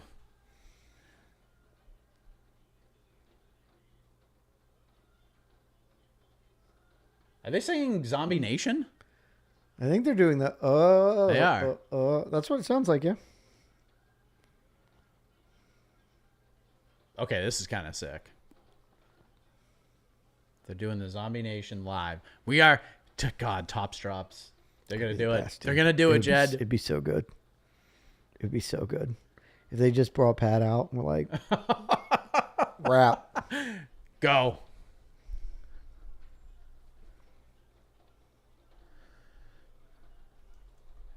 All right, there's Bo Nickel's accolades. The 3-time NCAA Division I All-American, 2019 Dan Hodge Trophy winner. Props to watch: Nickel by KO TKO plus 185, Nickel by submission plus 350, Nickel by decision plus 225. You know, Kiki Div, I don't think that's going to happen, but it'd be great. And Bo getting cheered. This is, his audience. I'm so fascinated by all of this. American colors do not run Rorschach. I mean, don't read a lot of history books, but we don't run. You can't be putting Bo Nickel with that majestic flow on all the promo stuff and then cut to him with his current hair. Yeah. You got to update your imagery, bros. Can't I like do the it. tail. I like them doing the tail of the tape like this, though. That's pretty cool. Just showing it from the ellipse. Yeah. Very cool. Doc is 3 years older. Reach exactly the same. Weight exactly the same. 1 inch taller for Dawkins. And a vast experience difference for Kyle Dawkins as well. Mike, let me tell you, I'm so proud. It took us an hour in before somebody was like, I think you guys might be a little behind. Yes. Welcome to YouTube, my friends. We're not behind. Yes, but everything's on a our delay. broadcast to you has a delay Yes. because that's how all live streams work via YouTube. Yes. If you'd like, we will, as this fight goes on, or as this fight about to kick, we'll have a shot clock or not a shot clock, a just round pause timer. your clock. And so then you can just sort of start with if you want to join, or you can your live in the clock. future with us, and that's okay too. Yeah, pause your clock and join us. We'll all watch exactly together. Kyle gets the big intro. Did Rogan actually call him Diego Garcia? That's funny. We don't have great audio, so I can't hear a lot of those things, but It's basically like cocktail hour music. It's just we know there's something playing, but it's just not loud enough to know exactly what it is. And Bo getting the big ovation. Referee in charge. Jason Herzog getting his first assignment of the night. Man, those. Oof. What? I'm trying to be positive, Mike. The Octagon Girl outfits?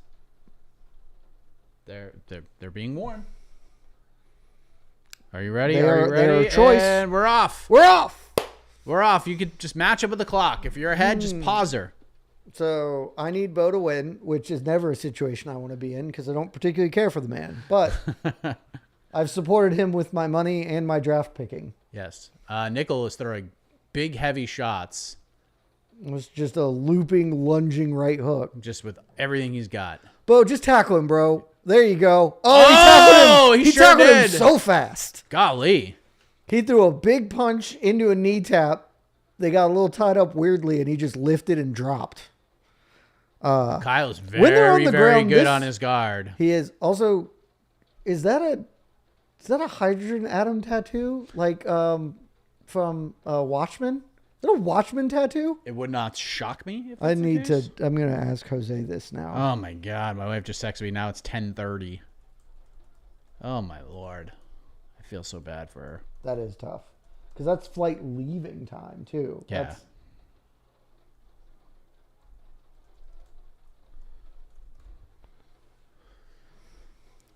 Bo's heavy on top. Just I'll get tell me you to what. just get me through the parlay if he's gonna lose, for God's sake. Oh, Just yeah, get that's through fair. the half a round. I'm currently up on my Bo Nickel lands more takedowns. Congratulations. That's not, we Not have a over lot yet. of fight left, but I am. You still need another I takedown need to another win for the other over, one. but I sort of assume Dawkins won't get finished off for one takedown was Yeah. my theory.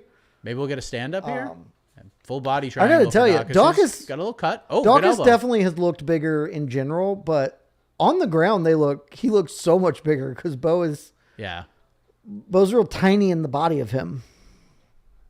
But Bo, as you said, is an incredible athlete. Guys, I want you to know that I spotted it and I was correct. The great Jose Youngs, who did in Anything But Fighting with Kyle Dawkins, that has not come out yet, but he did it this week, has confirmed that is a Watchman tattoo on his left thigh. Great tattoo. Well done. Nailed it. Bo still on top. This is not the most thrilling affair we've ever seen, that's for sure. Look, Maybe Herzog could make the soldiers and attendants happy by standing this up, because not much is happening. Now I have to watch this Anything But Fighting. We watch anyway, but now I have to watch because I don't think of Dr. Manhattan as like the guy from Watchmen. We are that I'm one behind, step but, away from the big parlay.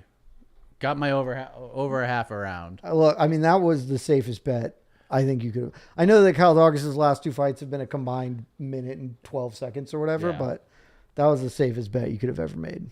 It was like minus 900. Bo Nickel was not going to let this be quick and fun. No. That's not what that man is about. Come on, Jason. Come on, Jason. Look, MMA OGB, it's not particularly clever, but I laughed. What do you say? Bow ring fight. Like, you didn't have to like really think that one out. Yeah, it was good though. But it made me chuckle nonetheless. Yeah, we could probably stand this up now. Oh, Bo There actually you go. Get some elbows in. Yeah, Bo. he throws an elbow every Bo, do enough 2 minutes. Do enough to get this to round 2 and then tackle him again and we're good. Yes. That's all I need from you, man. Man. Look, I mean, if we're getting 15 minutes of this, I cannot wait for his post-fight speech when he said that was a perfect performance. He stood him up. Yes. There you go, Jason. I understand putting Bo Nickel on this card. Yep. This is the danger of putting Bo Nickel on this card. Yep. You like don't put him in against Kyle Dawkins. Put him in against somebody he is going to mush. Bo? Look, Bo's got wrestling cardio. He didn't have that 15 minutes. I need him to have more because I got a lot riding on him. Get another takedown, Yeah, Bo. Kyle's starting to throw a little bit. He's not landing Kyle very needs much. to just be hitting the body. Yeah. Just keep going. Just keep going forward. Kyle, you saw Bo die the moment RDR hit him in the body. Just keep hitting him in the body. That should be your whole game plan. Leg kick from Dawkins. After Bo gets another takedown, I'd really prefer it. Bo, stop this. This is the worst thing I've ever seen. The looping boomerang half Nelson punch. I didn't know that Jason Herzog hates him. Oh, Nickel hurt him bad. No, that's not a takedown. Oh, it's over. I mean, he was much more athletic, but Yep. it wasn't the second takedown. Wow, Bo Damn Nickel gets it done. Right as he was looking real bad, too. Ooh, comes out. There you go. Gets it done. Man, his post-fight speech is probably going to be awful. That was the greatest performance in the history of mixed martial arts. Trying to get a Bo gets USA, the as he chant. sits on the cage. Hey, Gonna go over and good say hello win. to the president. Shakes hands with the prez.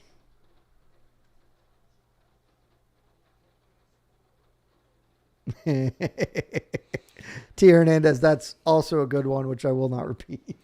By the way, how do we matchmake for Bo Nickel now? I mean, he's 30. Let me pull. Here's what I'll ask you. Do you give him Israel Adesanya? No. No? Do you try to do what you did with Joe Pyfer with him? No, because you just did it with Joe Pyfer, and it will feel too that way. But like, I just don't know how else.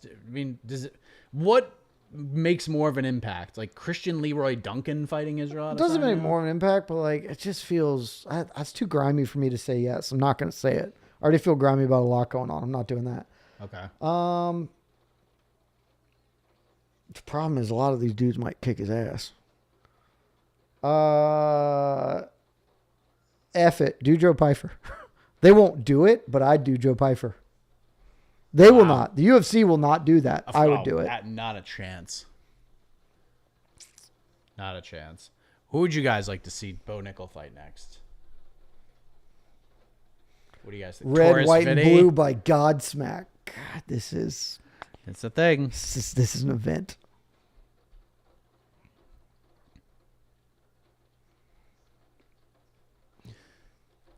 We got our first Bud Light commercial. I'm waiting for Dana to come crashing through the front door. Oh, it's Bruce Buffer. Okay. DDP versus Bo? Shit, man. DDP might need an opponent at this point, so. I mean, that feels more like Joe Pyfer would get DDP at this stage. He's just a little further up the. Would Joe turn around that quickly and fight? Maybe. I know he wants to fight in Philly. I feel like he would.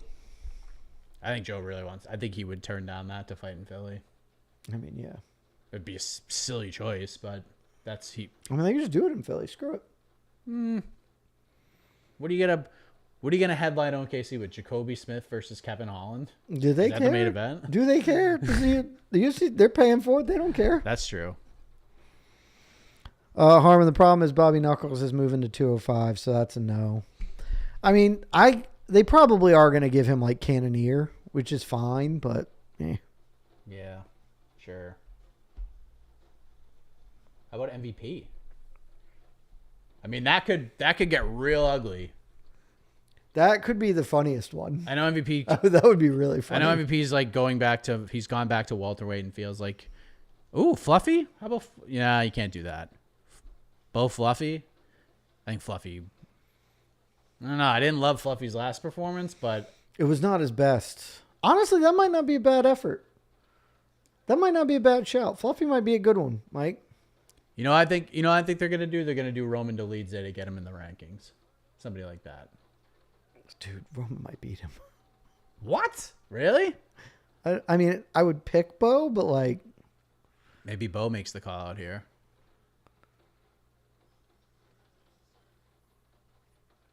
Don't take me down.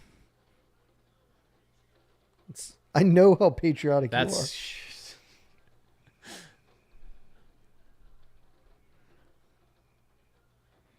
We must sacrifice every dog on this card for Gaethje to win. Let's see. And Bo putting over the president. There he is. Bo versus Kaio? No, you can't do that.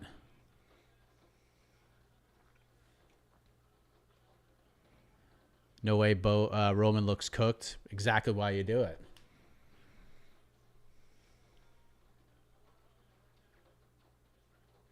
God, he's boring. God, he's boring. I told you. This just great. Got to get him a pro wrestling manager so badly. Oh. Okay, that was a sick front kick. Yeah. All right, that's what set it up. I didn't even see that. Yeah, I don't know. I wonder if he was buzzed by that or because that was not like a beautiful 1-2. He just sort of yawed at him. Okay, that was pretty sick. But like this left, this is just a leading left hand into a right hook. He just moved at a different speed. Yay! My draft pick succeeded, though. I forgot about that. 1-1, Mike. 1-1. I didn't forget about it. I did. I did not forget about that.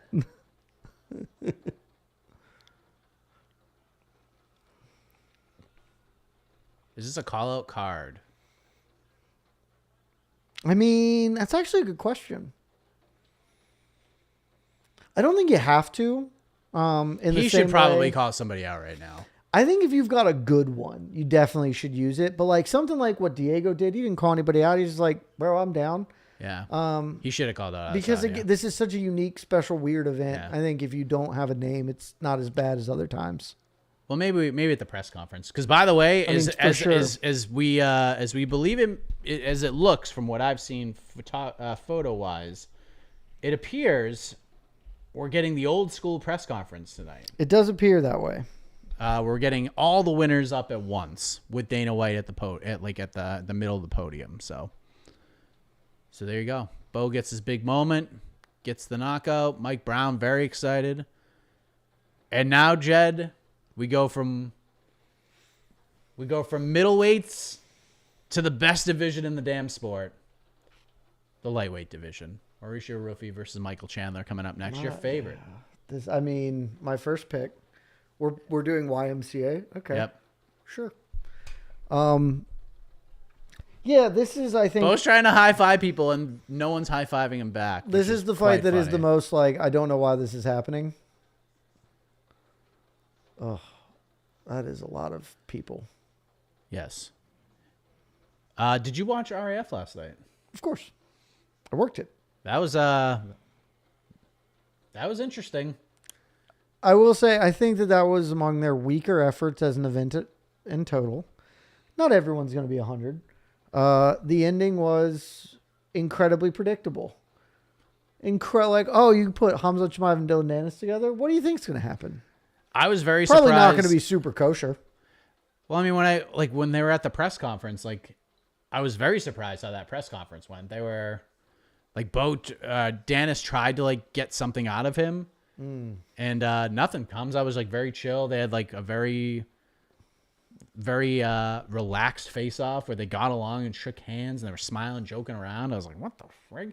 And even when I talked to Dylan after, he was like, yeah, he goes, I'm keeping my guard up the whole time. Like, he might just go out there and like kick me in the head. And sure enough, Dylan kind of started that by trying to put a fucking chokehold on. To be fair, Dylan started it. Hamza did not react like an adult because he has never once in his life acted like an adult, and it all spiraled. I slacked right before, maybe not right before, but I was like, one of the things I do really appreciate about RAF, and maybe others don't, it was immediately before that because it was after the co-main event when Armin won, and then he and Colby did like a face-off, and they talked trash, but then they like sort of hugged it out. I was like, you know what I appreciate is none of this is that serious, right? Like, we're all kind of having fun, and you can talk trash, but it's not like, oh, actually you talk bad about me, and it's not. You said that I'm annoying, and so I think you're a piece of shit person, and don't talk about my wife or whatever, like Ilya Topuria is being nonsense. Just like, oh, you can have some fun. And then immediately Hamzat's like, what if we get real weird? Like, yep. Is this from last night or is this live right now? I think this was last night that they did the concert. Okay. Yeah, I knew they did last night, but I don't know if they were chucking them out there now. I could be wrong. That's quite a hat. Okay, sure. That is quite a hat. Well, John's talking over him, so it must have been a little replay from last night. Bruce Spring. I do in general think so. I will also say my RAF, you would not know this. You were there.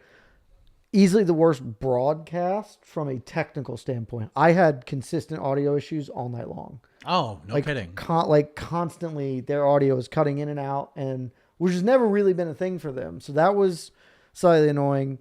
But to the previous comment here, I think Chael is really good at it.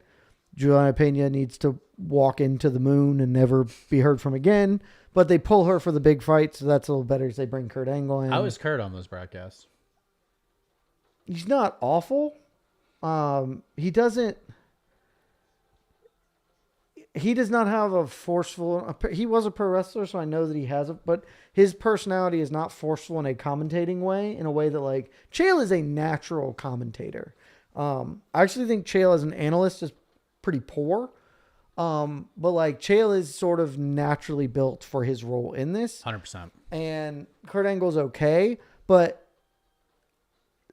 everybody can vary in their opinion. Like, in my opinion, a pretty big part of something like that is whatever you're going to say, it's with conviction, right? It's just like, oh, yeah, like that's not 2 points. And Kurt is like a little more measured, trying to get it right when that's not really what's the most important thing for what they're doing. He's not awful. I think whoever the play-by-play dude is pretty okay. I can't remember. Shane Sparks. He's like okay. He's not amazing, but he's perfectly suitable. Play-by-play role. I think Chael's good, and they could find a better third person to sit in there. Because like Chael's issue is that like he knows the rules, but like sometimes he doesn't, or he is very like, oh, I'm unclear why the referee didn't give 2 on that or 4 on that. And then like occasionally they'll bring in Ben Askren. He's like, I don't think he should have gotten 2. And it's like, okay, so it'd be a little better if they had somebody, but they're still finding their footing. That was their 10th event, you know? Yeah. I saw Chael this morning at the airport at 5:15 this morning. I was walking to my gate and standing there, holding court in the middle of the walk towards the A terminal at St. Louis Airport. Chael on his feet, sunglasses on his face. We said hello, and then next time you talk to him, it's early. Let's keep walking. Chael has one. I mean, he's got a couple of flaws, but as far as a commentator goes, he has one amazing flaw, which is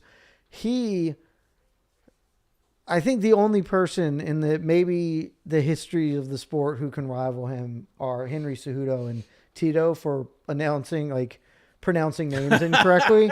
He butchers names. Cejudo's. If he was working this, goat. he would be calling him anything but Alex Pereira.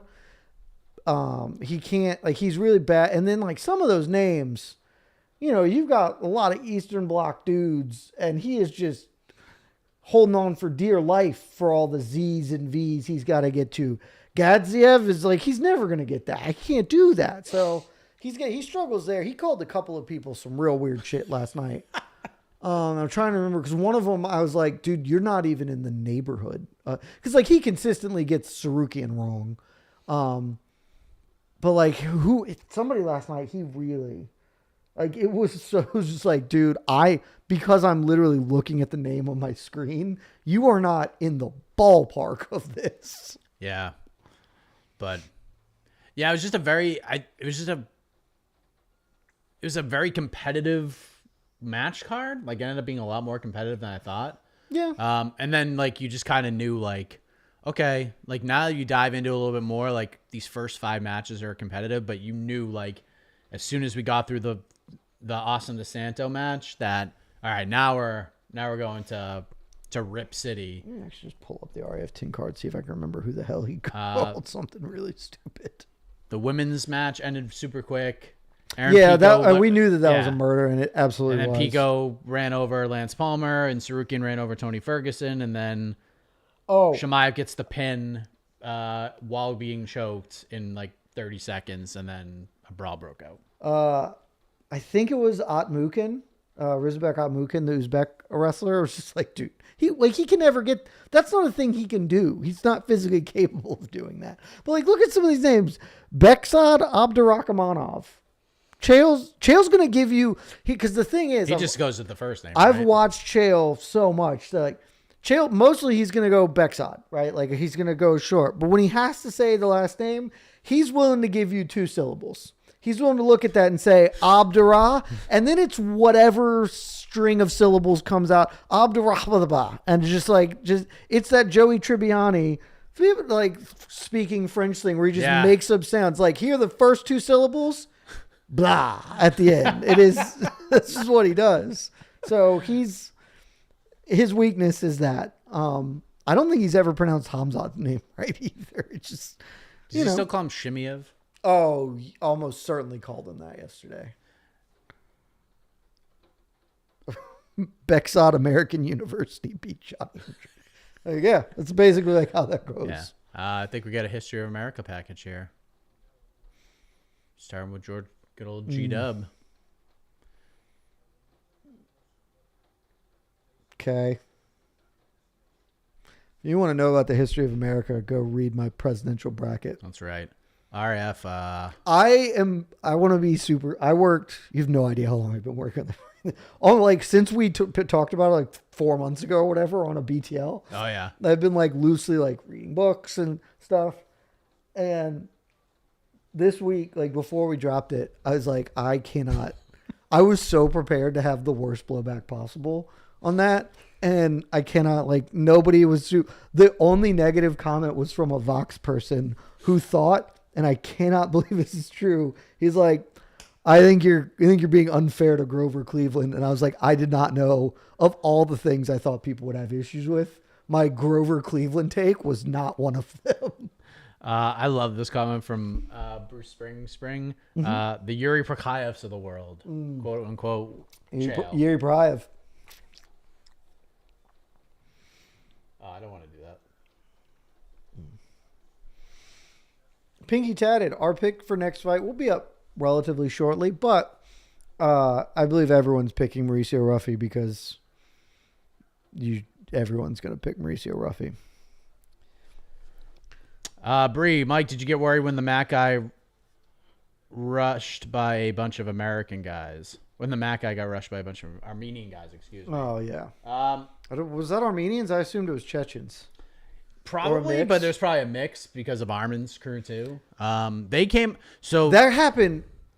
so many people came so quickly. Like usually brawls are in stages. It's like, the corners are right here. But it was like, they're going, 700 people are on the mat. Yeah. I was like, oh, Jesus. And Dylan was falling backwards as they all rush. And I was like, oh, my God, he's going to get clobbered. Dylan actually got a dude and like busted him up a little bit too. I was watching. I was like, he actually approached this. He saw what was happening and approached it quite well for like defending himself of like, all right, eyes up so I can see what's coming at me. But yeah, he knew. Oh, Tyson Fury's here. Oh my God. We're getting the Fury Joshua announcement. It's definitely happening. Oh my God. They're going to do it. They're going to do it right here. They're going to announce all this, the Eddie and Hearn then Dana shit. Oh and then my Donald Trump's God. going to come out with. This is unbelievable. He's going to do this, and then Donald Trump's like, and we ended the war with Iran. And we're like, this isn't political at all. This is nuts. I mean, also, Tyson Fury had to fly over. This man was... They let him in. Or is that Tommy who can't get in? I think both of those were pre the current administration. Okay. So I assume that those problems... Hamza used to not be able to get in, too. He's walking out to Sex on Fire by Kings of Leon? Sounds like that. I can't quite hear, but that sounds about right. That's exactly what's happening. But Tyson Fury on his way. Flew in. I watched his brother beat Eddie Hall. Caught the red eye. Came over. Did he beat him? I scored a draw. It is one of those fights where it's probably at best a draw for Eddie Hall and more. He won a majority decision 4-2, 4-2, 3-3. And I think those are fine. Yeah. Eddie won the first 2 rounds probably on every scorecard because Tommy just ran. Like Eddie Hall was so big in the ring and Tommy just sprinted. All right, let's see what's about to happen. And he's definitely announcing. Donald Trump for Prime Minister. Yeah. That's not legal.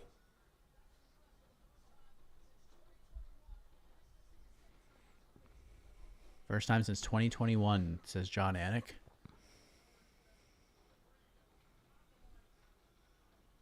Tyson putting it all over.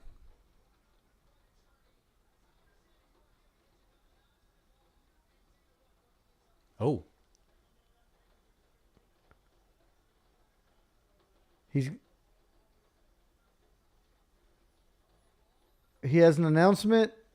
Tyson Fury says he's going to let Dana announce it. That's not how this works. You're on camera. Are you serious? I think that's what I heard. Put a graphic on the screen. What the hell's going on?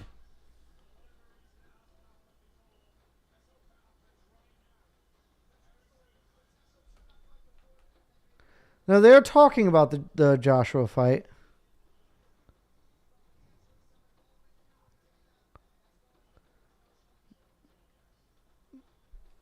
So at least John is like trying to get something out of him here. Because the point of doing this is to say Dana White is helping promote me versus AJ. So why are we equivocating? This is very silly. Why do you even bring him out? Yeah.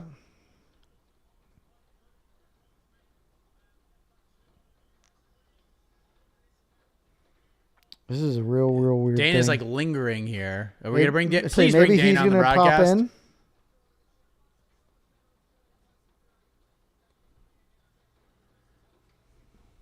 So they flew Tyson Fury all the way here. Yeah, I don't really know what. Gave him a grand entrance. Gave him an interview with John Anik. I mean, I promise you it's not happening in Zuffa. It may be happening with Zuffa's co-promotion. This Fury Joshua is not happening at Zuffa 12 or whatever. What the hell? Like, that was such a waste of time. Yeah, maybe we missed something, but that did not seem like everybody was on the same page right there. That was like a tune into the press conference and then Dana will announce what this is? Like, that makes no sense. That was super weird. Apparently we didn't. We apparently got it correctly. Okay. Apparently, based on our Slack, it's like, no, Tyson clearly just wasn't doing what he thought. That's crazy, dude.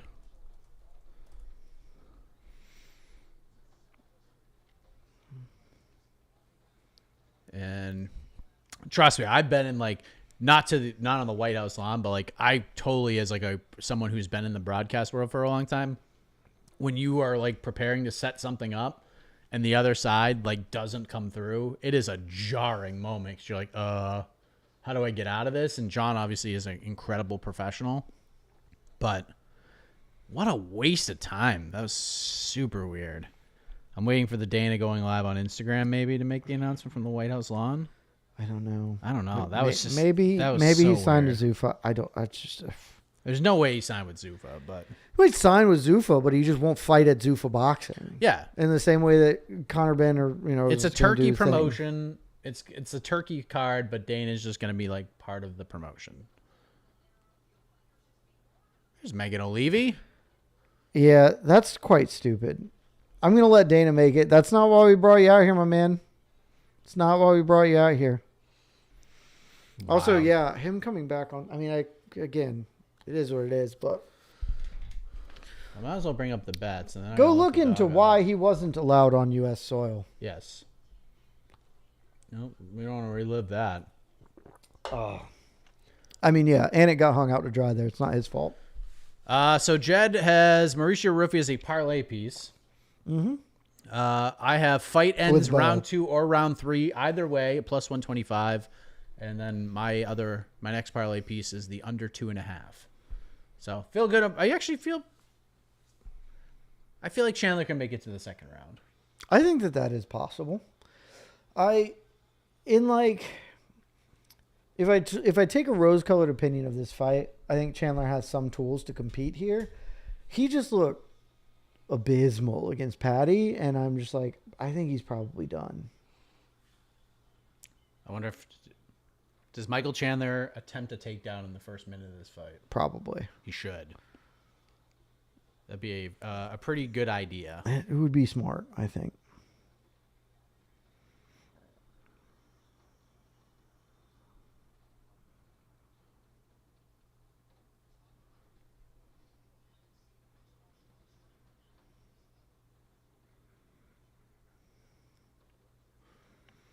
Good for Rufy. Bruce Springsteen, I am aware of why. I was saying you should look up why. Yeah, we'll let them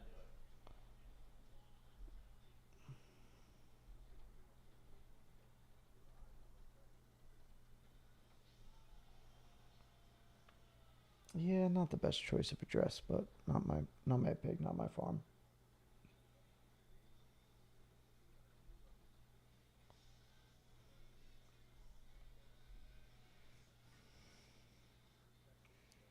I do think, yes, I believe. Anthony, yes. To my understanding, he is still on good terms with a lot of the nerds, but he is doing his own thing. And has been, like, that had been started, but to the best of my knowledge, that's fully, he's out right now. Chandler is 40. Oh, man, I'm 40. All right. I think we're about to get it going. Here we go.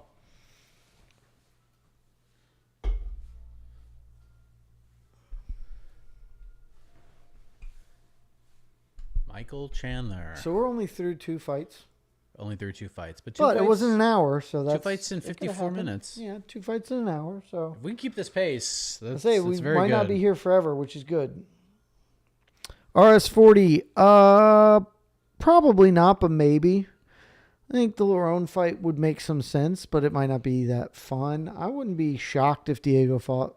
Yair, maybe. No Yeah, shake. I would say Yair is just like, that fight's been there forever and it hasn't happened. Just got to do it.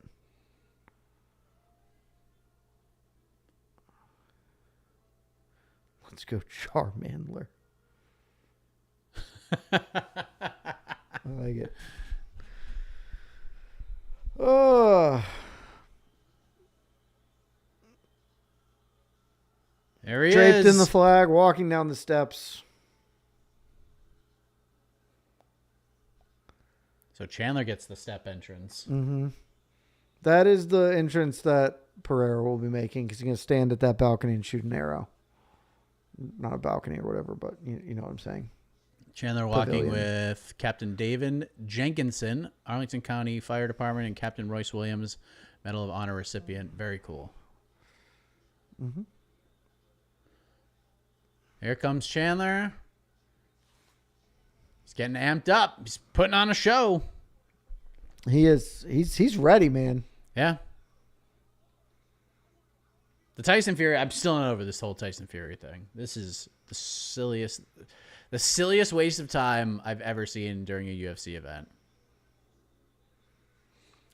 There's Chandler. Gets the fist bump.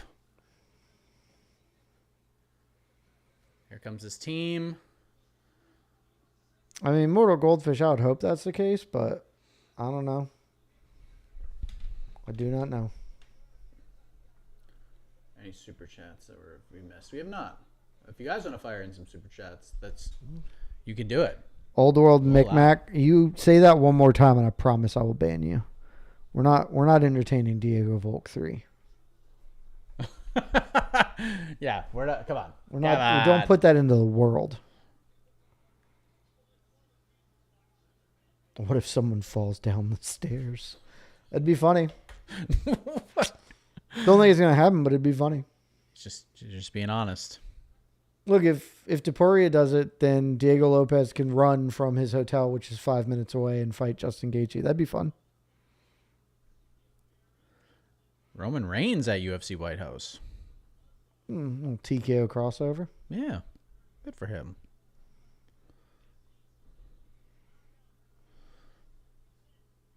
Herb Dean still hasn't reffed here. He's the check-in guy. God, that's weird. Alex Pereira has arrived at UFC White House. He is wearing a black jacket with stars emblazoned upon it. Okay. Chandler is in the octagon. Mike Beltran gets another assignment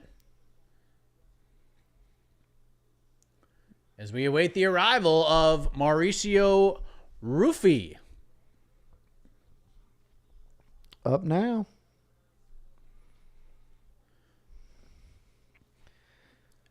I don't think... Is Rufy not getting the stare treatment? I don't know. Weird to make that guy wear a tricorn, but okay. I mean, yeah, if Dana signed Tyson Fury, it would be sort of a continuation of Dana versus Eddie.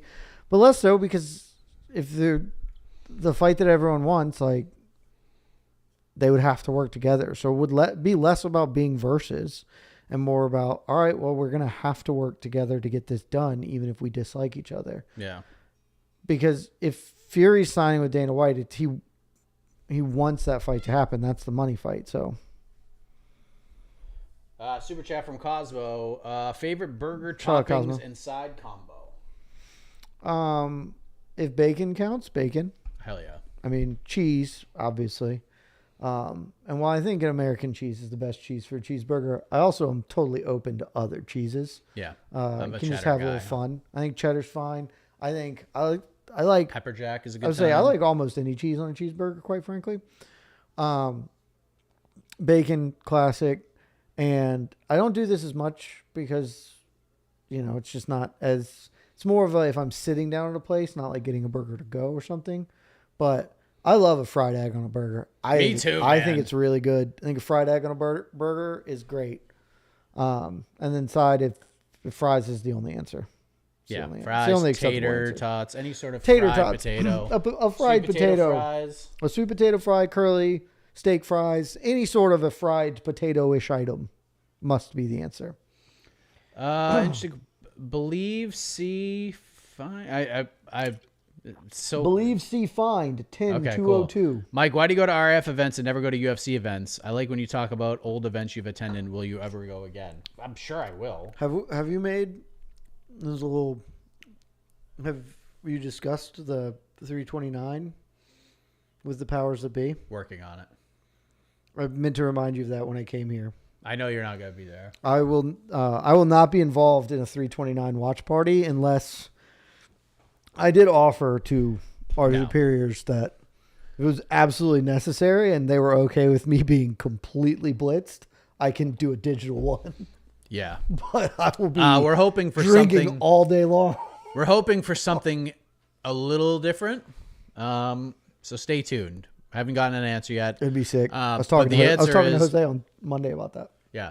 The answer is, why do I go to all the RAF cards? Is because I went to the first one He's in the RAF January. guy. And we got a flow now. So they keep putting on big events. I keep going. It's a short trip. I love going to them. They're fantastic. T. Hernandez, provolone's a great cheese. It's a great cheese to go on Provol's a good burger. Steak. Mozzarella cheese is actually a low key banger too. What mozzarella is I think is my favorite of them all because it rocks. There's Volkanovski in the corner of Mauricio Ruffi. Love that.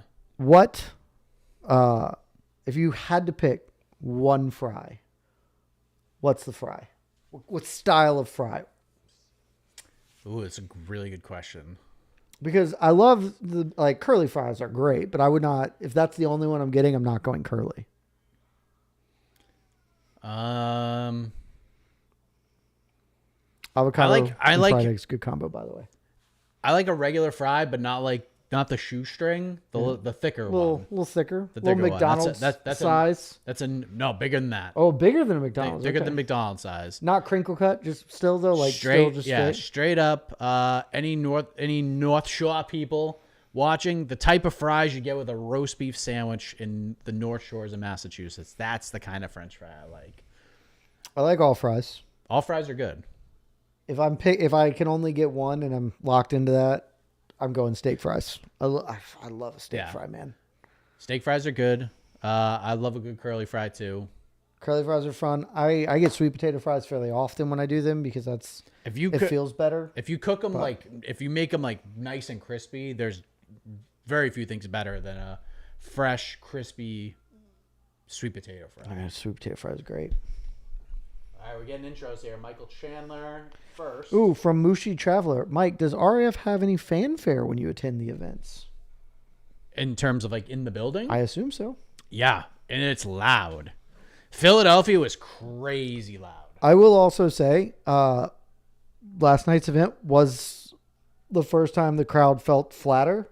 Apparently that's not the case being there, but like that crowd felt less engaged than the other events. It was just a strange one. But it was shockingly enough. It was kind of like one of the. They've been some bigger venues. This is actually a great venue for it. It was the biggest gate they've ever had. Wow. It just was like a lot of like really competitive matches, but when the crowd was like loud, they were super loud. They loved Arman Tsarukyan. When Arman like. The best, I think one of my favorite Ciryl gimmicks right now is that wherever he wrestles, he just says like, wrestling, he comes from us today from St. Louis, Missouri. And it's so funny. And the crowd just goes bananas and everyone starts laughing. It's hilarious. Here we go, folks. We're about to get cooking. Bradley Leva, I mostly don't dunk fries in anything. If it's an option, I think the best thing is gravy. I think not doing like a pour over gravy on your fries like a poutine style thing, dunking them in gravy. Oh man, it's really rough. I love that. We are off. Ruffy just is very long boy. He's long boy in there as Chandler circles around, looking like one big ball of energy. He's scooting around. A lot of movement from Chandler. A lot of it. Ruffy is just waiting forward to fire the right hand as soon as Chandler jumps in. Oh, he tried to grab a little snatch single, and Ruffy just slid away. Cosmo asked if I was going to Milwaukee. Yes, I am going to Milwaukee. I will be there. July 18th. Oh, Chandler, how do you screw that up? What was that? Chandler got him to the fence and then just was like holding hands with him, and then they broke away. Ruffy just kind of like basketball dribbled him. Just like, no, I don't want to do this. Thank you. Oh, good low hard kick. Leg kick from Ruffy. Good low kick from Ruffy. Chandler's like fainting a lot, and Ruffy's not buying any of them. He's not biting in any way. Kiki DV. I'm like one of the very few humans who actually doesn't like ketchup. One of my favorite things, Mike, I don't know if you've seen a lot of this on the internet this week. Oh, good right hand from Ruffy. I don't know if you've seen a lot of this. I am loving the Euros coming to America for the World Cup and like learning our ways and stuff. And and there's been a couple of posts. There's one from this Swedish guy, I think, maybe it was a Swedish girl, good left hand from Ruffy. Yeah. Who like they're figuring out our cuisine and they're like, what the hell is ranch? and then they're like, I'm sorry, ranch is the greatest thing of all time. How come you guys are gatekeeping ranch from the rest of the world? I was like, I don't think we are. Good right hand from Ruffy. So, boom. Chandler does look quite slow, Michael Precio. In part, he looks a little less slow, but he has to cover so much distance to get in on Ruffy, and it's just hard for him. And he's definitely not as quick as he used to be. Oh, Chandler biting hard on a feint. Yeah, he sure did. Ruffy just wants that fall away right hand. It's just all he wants. Nice little spin from Chandler's trying to shake it off, but I didn't quite catch the full end. But all right, Ruffy now backing him down. Chandler with a Superman punch and came up like look at him, 5 look inches at him run away though. That was kind of slick Yeah, for Michael Chandler. Michael Chandler should be like my favorite fighter of all time, and I still hate him, but he should be. He fights like a big bozo, which is like my thing. It's right up your All alley. of the fighters I like, save like one, are big bozos, and Michael Chandler's a real big bozo. It's a weird fight. It is.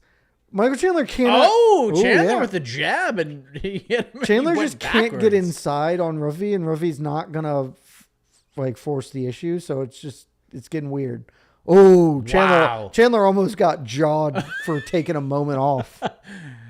Yeah, you gotta keep running. What? That was like an invisible sword swipe by Mauricio Ruffy. Oh boy. Good right hand from Ruffy. Chandler, you gotta start running again, my friend. You gotta get out of there. You gotta not be on the fence. Yeah, you gotta Sonic the Hedgehog. Stop backing up. You know what happens if you don't back up? He runs into you, and then you can tackle him. Obliterated. Get off the fence. There's about to be a knee. Oh, get off the. That wheel kick actually hurt him. He's I thought he got the guard up, but Chandler's feet went a little wonky. Jumping knee is about. Michael! Trying to get the takedown, but Ruffy was like, with a very good overhook. Good right hook. Good uppercut from Ruffy. Oh, he's in so much trouble.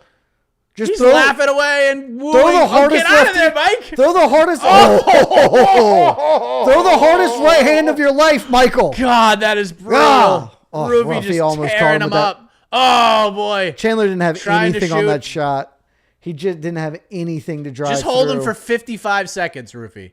Don't knock him out in this round. Get to round 2. Do you need to get to round 2? Is that what you need? For the fight ends in round 2 or round 3? Yes. Michael Chandler's tough, man. Run away, 45 Michael. 5 seconds. He took a big look at the clock. Run away, Michael. To kick up the Throw middle. the hardest right hand of your life and then run away.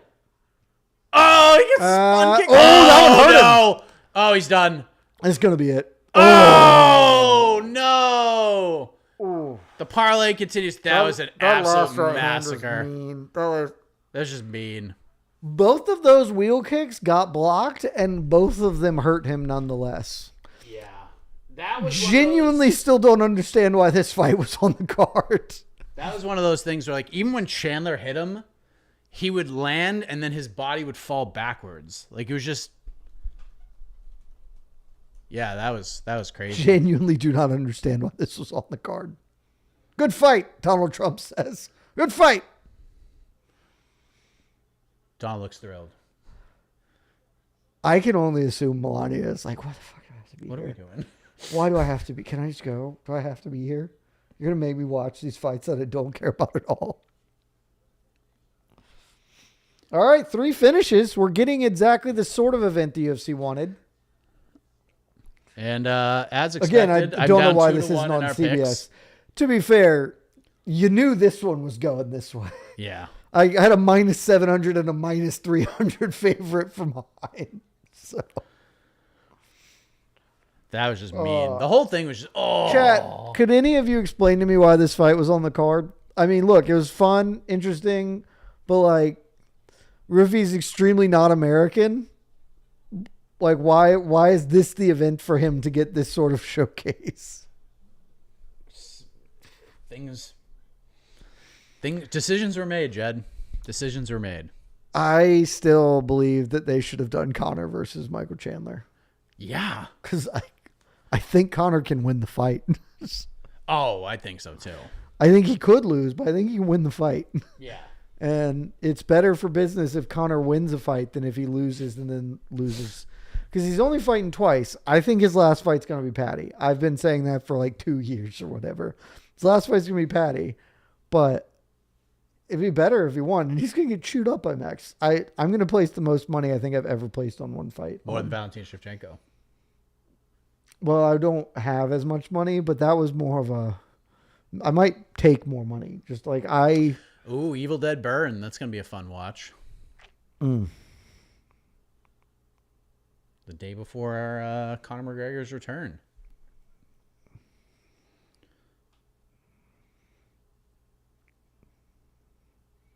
What day is Conor's return? Is that July 11th? Will Michael Chandler retire is the question I'm seeing. No chance. He should, dude. You got to fight at the White I agree, House. he should, but he just seems like...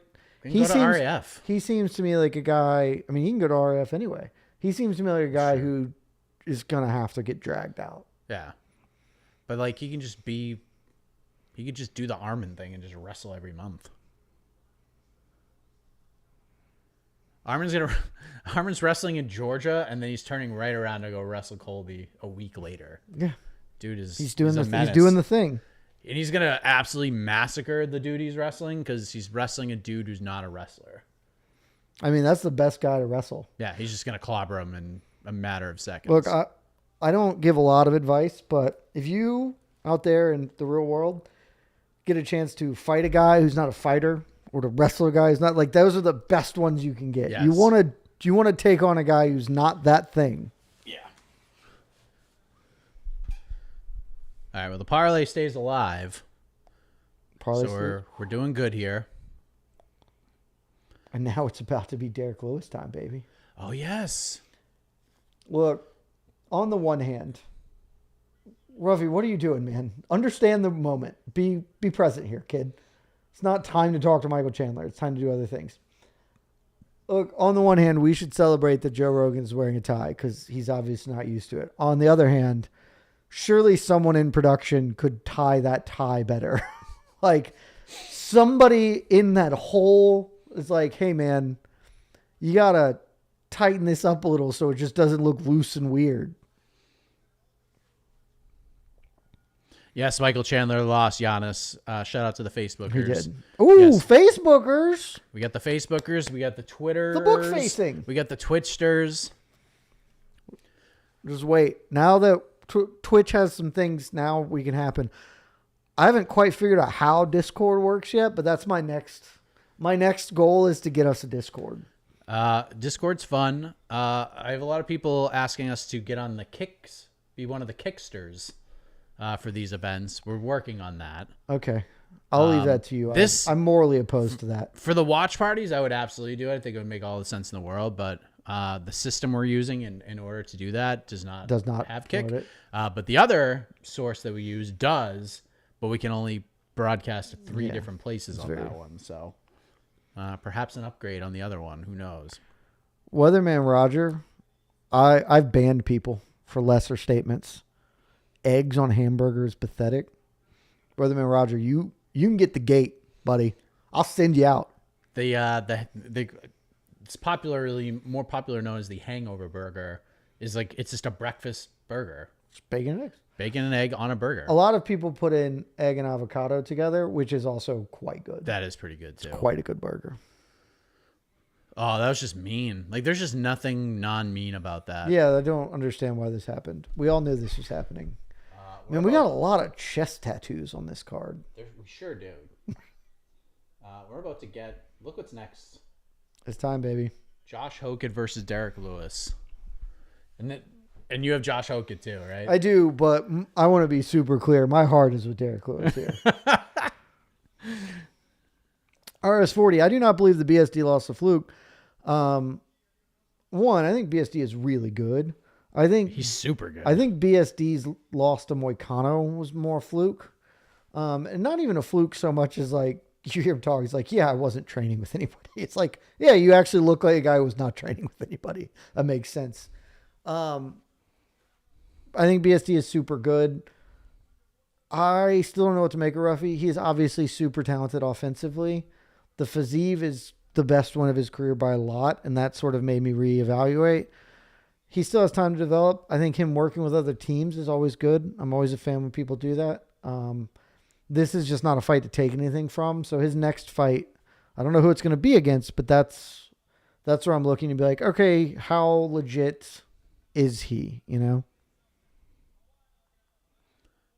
This is a long post-fight interview.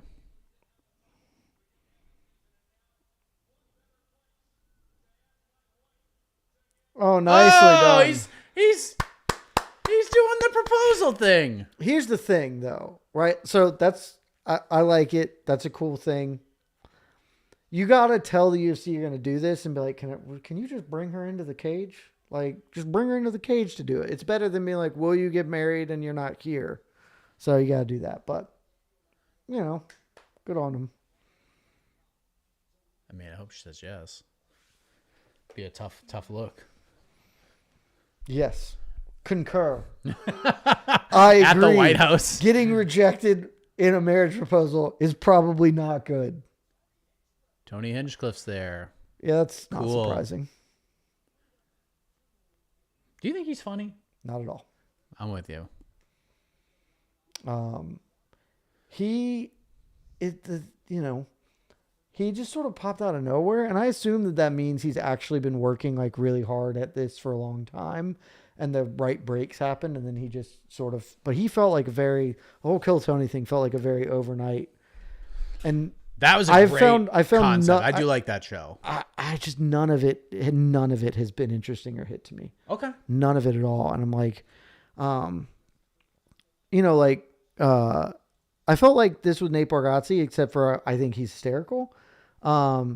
Shane Gillis also felt like he popped up one day, and he's a little more hit or miss for me. When he's funny, he's really funny. Did you ever watch Tires? I've seen like an episode or two. God, it's really funny. This is the thing, like some of it hits, some of it doesn't. Like his stand-up special, he's got like 4 or 5 jokes. The one on Netflix has like 4 or 5 of them that are just like stone cold bangers. Then everything in the middle, I'm like, what are we doing here? So that's better than Kill Tony, he just does nothing for me. Derek Lewis, let's go, baby. Oh, let's put up the bets here.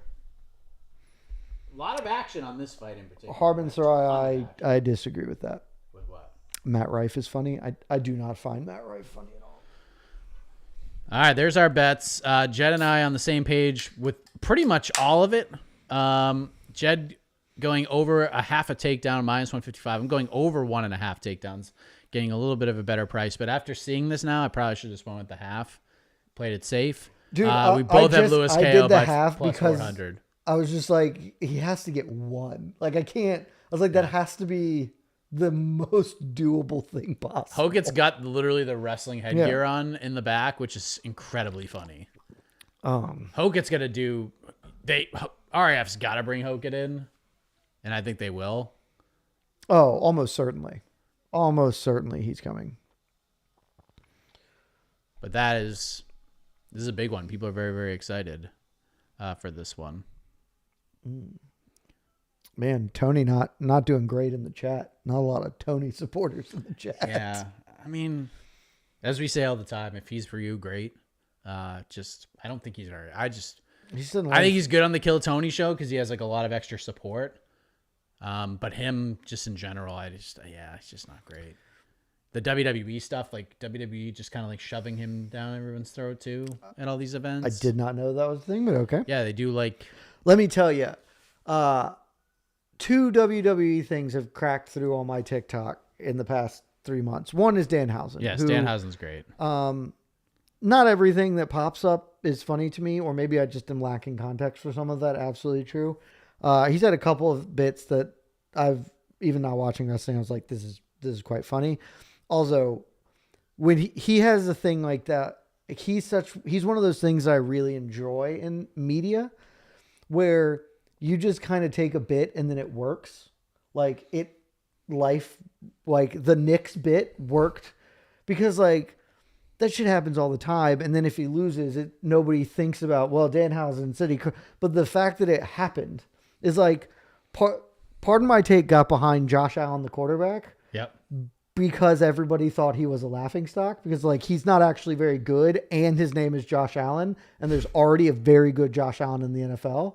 And then it was like, actually this ended up working incredibly well because he became one of the 3 best players in the fucking league. So the Danhausen thing hit, and I'm both in love with Sol Ruka as a person, and she seems cool. Like she seems like a fun wrestler. So way to go. I don't know anything else that's going on in your product, but those 2 things have cracked through my TikTok algo. Okay, David with a super chat. Does Hoket have anything other than a fast 1-2?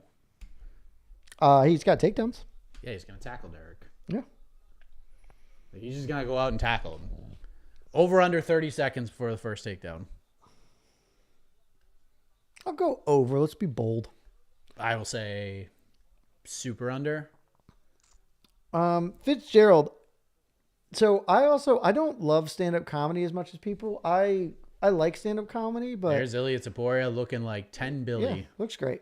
Jeselnik is like sort of the exact, like his early stuff. I thought there was potential, but a lot of it just wasn't for me. But he just sort of became a better comic over here. Like, where I'm just like, okay, you're fine. His podcast, which I've listened to once or twice, is like pretty okay and interesting. There's Justin Gaethje. So maybe just Tony does it a lot longer, and I'll think he's funny. He does not hit for me. Jeselnik is like one of the great roasters. Like when he burst onto the roast scene, he was so good. No one knew who he was, and then he went out there and just nailed it. Roasts also are incredibly hit or miss for me. There are like a couple of good ones, and the rest is just like okay. Someone's asking what's happening with the fights, and the answer is nothing. Not a damn thing. Right, we're waiting. We're about to get Josh Hoket versus Derek Lewis. That is the next fight. Are we getting a History of America package? We're getting some sort of a package.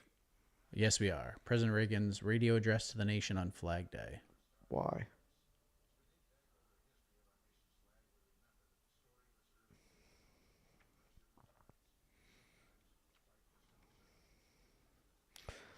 Rabkin, that's the thing. I don't think Tom Segura is funny at all. Nate's pretty funny. I think Bargatze is hysterical. Yeah. Did you see the flick he's in, the Breadwinner? Not yet. I'm going to see it at some point. It's pretty funny.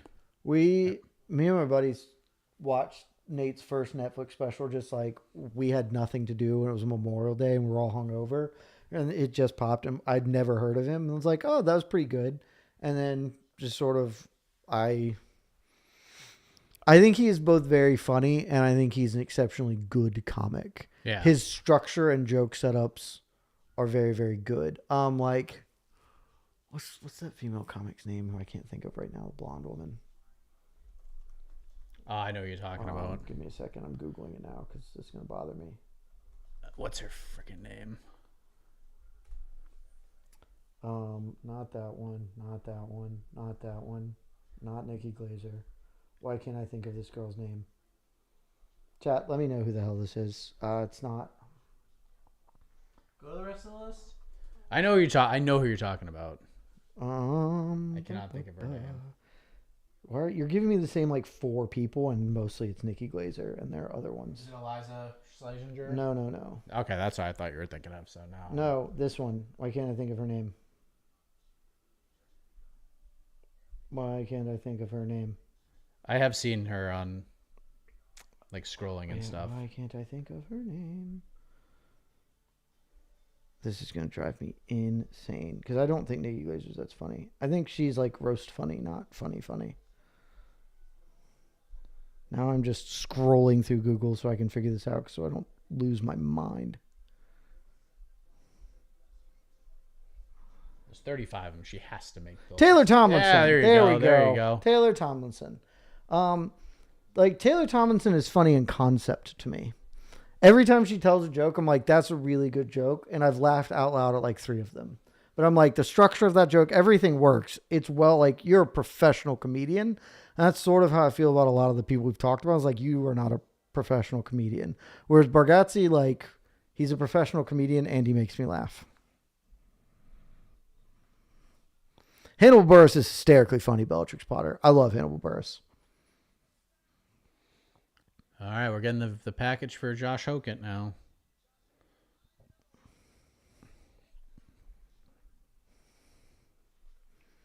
Jim Gaffigan is also more of he's obviously a good comedian. He makes me laugh less than other people. But like when they do, like I will watch a Taylor Tomlinson special because I'm like, I will just appreciate the writing of this, even if I don't like guffaw or whatever. But like Hannibal Buress has 3 specials that I've laughed. Like I am crying laughing. Yeah. Hannibal Buress's set about New Orleans is among the funniest things I've ever seen in my entire life. I don't know if you've never seen it. I highly recommend. Talks about doing a bachelor party in New Orleans. It's incredible. Patrice O'Neal is probably the funniest, has probably one of the funniest sets I've ever seen. Elephant in the Room is among the funniest sets of all time. George Carlin, everybody loves George Carlin, man. You know, like.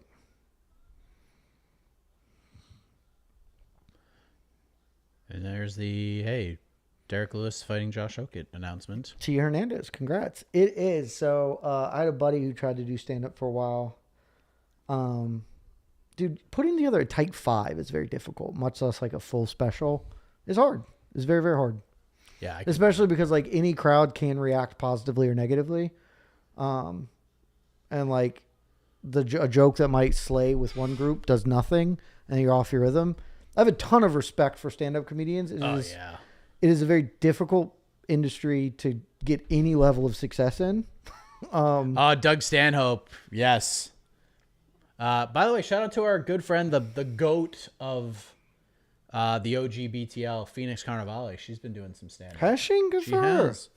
She's pretty good too. Dave Attell is like such a good professional comedian. Also, Late Night with Dave Attell is just an unreal show. Digital. I've listened to some Opie and Anthony with it, with Patrice on it. That to me is I mean, there are obviously some bits with him on it that were unreal. Patrice was not, and he is not a person that I agreed with everything. And if you give him a total freeform set like that, there were times where he would really get off the rails that I was uncomfortable with or I did not care for. But like if he's doing like a tight comedy set, even if some other comedians would talk about him all the time. He's like one of those guys that professional comedians respect immensely. Even if he was saying something you like fundamentally disagreed with in the midst of an actual comedy set, it was structured well enough he could bring it back and it would be like, you'd be like, oh, okay, that's funny. Opie and Anthony, he could sort of get out over his skis in a way that I wasn't like super stoked on. All right, I'm turning it up for a second. Insomniac, not Late Night with Dave Attell. I want to see what Lewis Go is on. walking to Give us- music-wise. This does not sound like Tops Drop. Bernie Mac in his prime, Cosmos, A+. A+.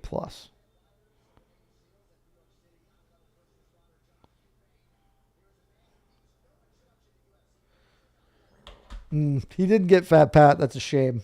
No.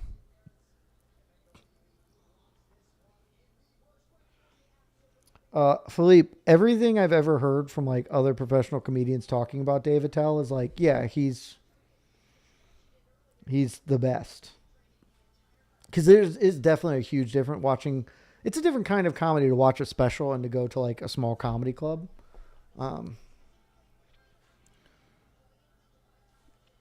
This actually might be Tops Drop. Just play with a saxophone instead of rapping. Yeah, maybe. I can't quite tell. Let's see if I can. Well, now we're not even, we're lesser on it.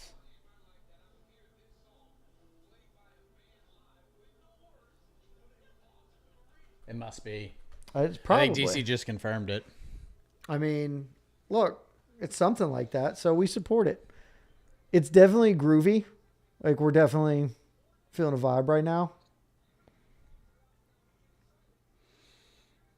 Can he do it, Jed? Can he do it? Look, if Hokett comes out and says, I'm going to put on a show like he did against Curtis Blades, he can absolutely do it. Yep. East Coast. So I think that's a fair point. Dave Chappelle's first couple of specials were unbelievable. Chappelle became, like, when Chappelle dies, whenever that is, the first thing on his obituary will be the Chappelle show. And so that sort of probably put that front and center. I also think he largely still structures his jokes very well. His like last 4 specials, I haven't watched all of them. The first 2 he made for Netflix, I thought were ass. So maybe his others are better, but he has a couple of A+ heaters for sure. Yeah. Eddie Murphy Raw is just Eddie Murphy. I mean, that's just so incredible. classic. Carlin was mentioned a lot, obviously. Pryor. Everybody Legend. acknowledges that Pryor is thing. Robin Williams is very popular. Like, it isn't really. I mean, definitely a comic to some degree, but his was definitely a little more eccentric. I mean, yes.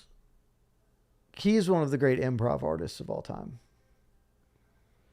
Andrew Dice Clay had a massive run for. I mean, yeah, like 2-3 as years. famous man. as you can get as a comedian. Yeah. His stuff really never hit for me that well, but like people loved him. I think like right now, I think Bargatze's probably Bargatze and Shane feel like they're the 2 biggest stand-ups right now. I remember getting in trouble with my parents because I said the little boy blue joke out loud as an 8-year-old. That did not go over very well. Yeah. In the Heck household. I don't think Ali Sadiq is a great comedian, but he's a good storyteller. If you know who Ali Sadiq is. I'm trying to think of other good stand-ups right now that I'm like into. Apparently, Hogan is using Hollywood Hulk Hogan. Did Hollywood Hulk Hogan have different music, Mike? Hollywood Hulk He didn't Hogan have walked Real to American? Voodoo Child. Mm.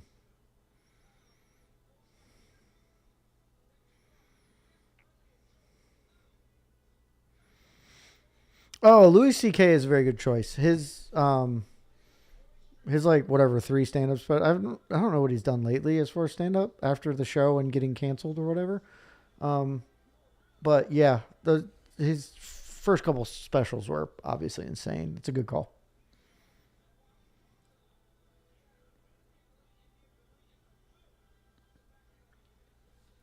No, this is just the Real American song. Played on. Oh, okay, cool. This is just Hogan's song. I was say I can hear that horn Yeah. section. This is the ba-da-da-ba-ba-ba-da-ba.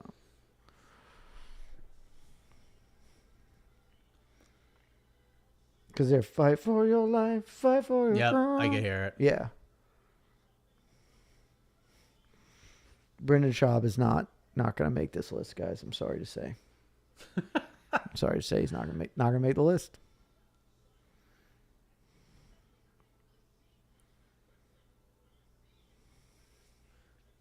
Stanhope is a great shout.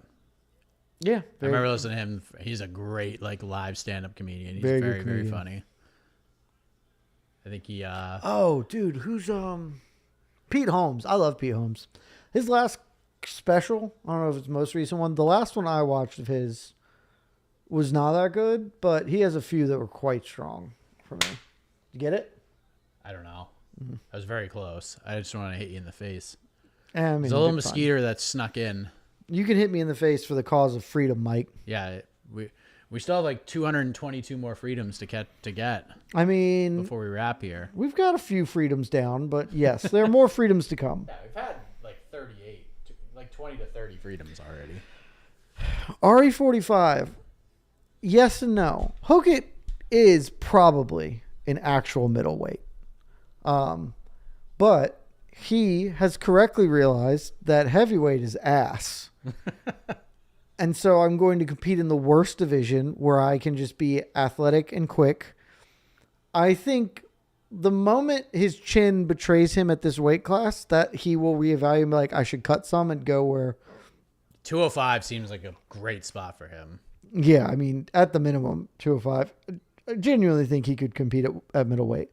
But that's just harder road to hoe. Whereas heavyweight is ass, and he can succeed here. And so If it gets to a point where his chin becomes a legitimate limiting factor, you may reevaluate. But right now, ride the hot hand. All right, we had Hokit in the cage. We went to a brief commercial. There's the tail of the tape.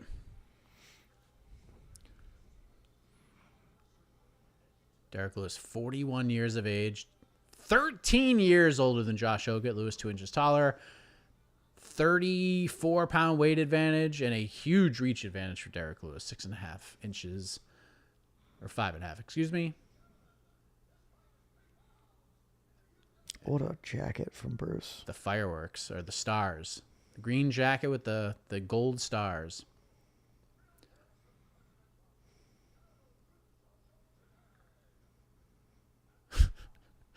There's an ad read, the whatever choice of Donald Trump, President Trump.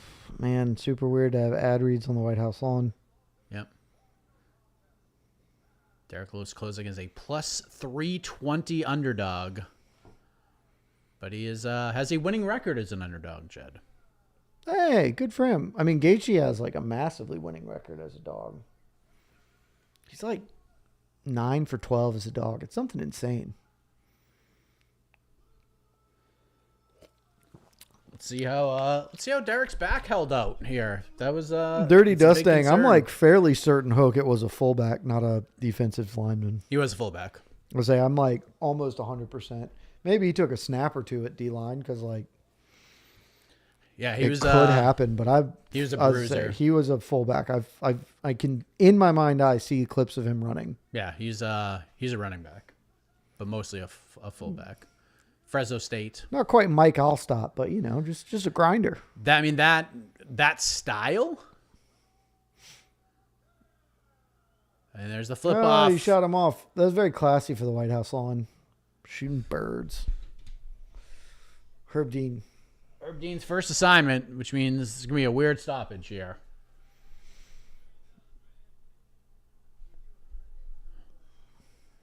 All right, let's see what happens in the first 30 seconds of this fight.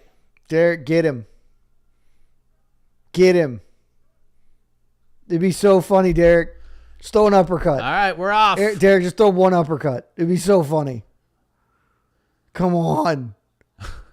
Come on. Josh's hands are all the way down. That seems like a bad choice. Derek, just wait. Just wait. He's going to come to you. So much bigger. He's going to come to you, Derek, and then you can boop him. God, you could boop him so good, Derek. You can boop him so good, Derek. This is edge of your seat shit, man. It really is. Like I'm just waiting for the moment. Derek, don't do any of these big spin moves. kick from Hokit. Take all of your energy and put it into one uppercut that you hit him with. Hokit has not tried to take down yet. Just going body kicks, just teeps, front kicks, jumping teep, wheel kick. He fell over. Oh, Derek. Oh. If Derek got on top of him, that would be the funniest outcome. Yeah. He just... Hokit is not cashing my over half a takedown bet. Which means I'm totally screwed. Yeah. Derek just... But Derek might just hit him and he might just tackle. Derek, just wait. Just wait. Just wait and then go bang. Make Donald Trump proud, Derek. Oh, he wanted to. He was thinking about it. A little kick to the bod. Derek's definitely moving around a little better than he did. Oh, a lot better than the Waldo fight. Oh, Lewis threw. He's going to run all the way away from you, Derek. So you're going to have to just really get your spots in. Oh, okay. Next time he just throws a kick, just try and... Oh, right nice hand right hand from Hokit. That's good. Derek, let him punch you in the head. Then he'll get confident and Superman you can punch him back. Derek's just so much bigger than him, man. It's crazy to see it in the cage. Hokit is not fighting the way he fought Curtis Blades of reckless abandon, which I think is smart. But he's also not shooting takedowns like a coward, so we respect that, except for the over half bet. Oh, there it is. There's one. I cashed the over half of one. Oh, he's punching Derek, who's trying to stand up. Toss up, Derek. Derek, we stand up. We stand up. Jiu-jitsu isn't real, Derek. We all know jiu-jitsu is not real. Just stand up once. Oh, Hokit punching the body there. Hokit, why are we being a coward? Stand up and fight. This isn't what the White House wants. Come on, Herb. Stand him up. Now stand up, Derek. Now stand up and go bang.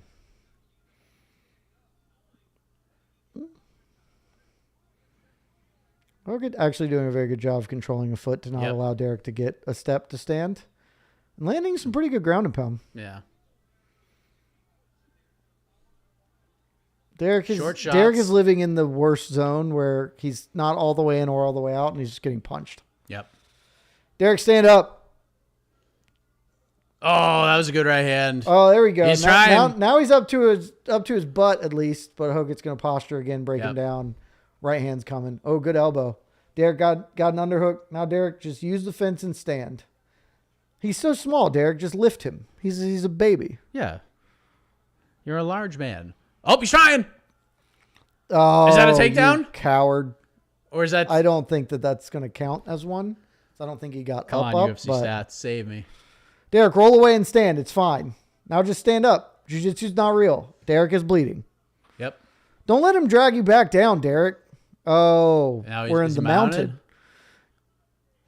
Hogan is standing in mount and then went knee to, that was actually kind of fun. Yeah, it was. Knee to the belly from Hogan from a standing mount, which I've genuinely never seen. Oh, boy. Derek turning over. Derek taking a punch. Stand up, Derek. Just stand up. Just stand up. Oh, Derek, why are you not standing? Very bad. Hogan back in mount. Derek seems very relaxed. I think you're going to be down 3-1 in just a moment. I mean, I knew I didn't feel It's great true. about it. Come on, Derek, get up.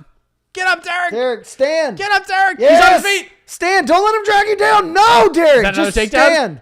That one actually might end up as one. That one might actually be one. Give me some stats, baby.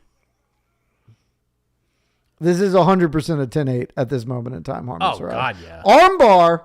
Hook it with an armbar, but jiu-jitsu is fake.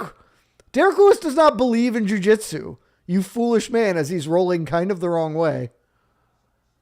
Oh, boy. This is just not going to work. Derek doesn't believe in jiu-jitsu. It's a nonsense sport. And Also, Hogan's not really committing to this. He's just kind of holding it. That's fine. Oh, now he's cranking. Now he's got the thumb a little bit better. 10 seconds. It's fine. Derek, jiu-jitsu's fake. We all know jiu-jitsu is fake. 3, 2, Hogan 1. really selling like it's a pro wrestling match. Hogan went full pro wrestling. Derek stays alive. Derek, just throw one uppercut. Look, Derek Lewis in the third round is the most dangerous form of him. So we just got to get through one more round.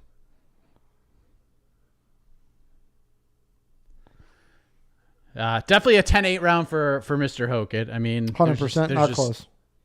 There's just no world where that's not a 10-8.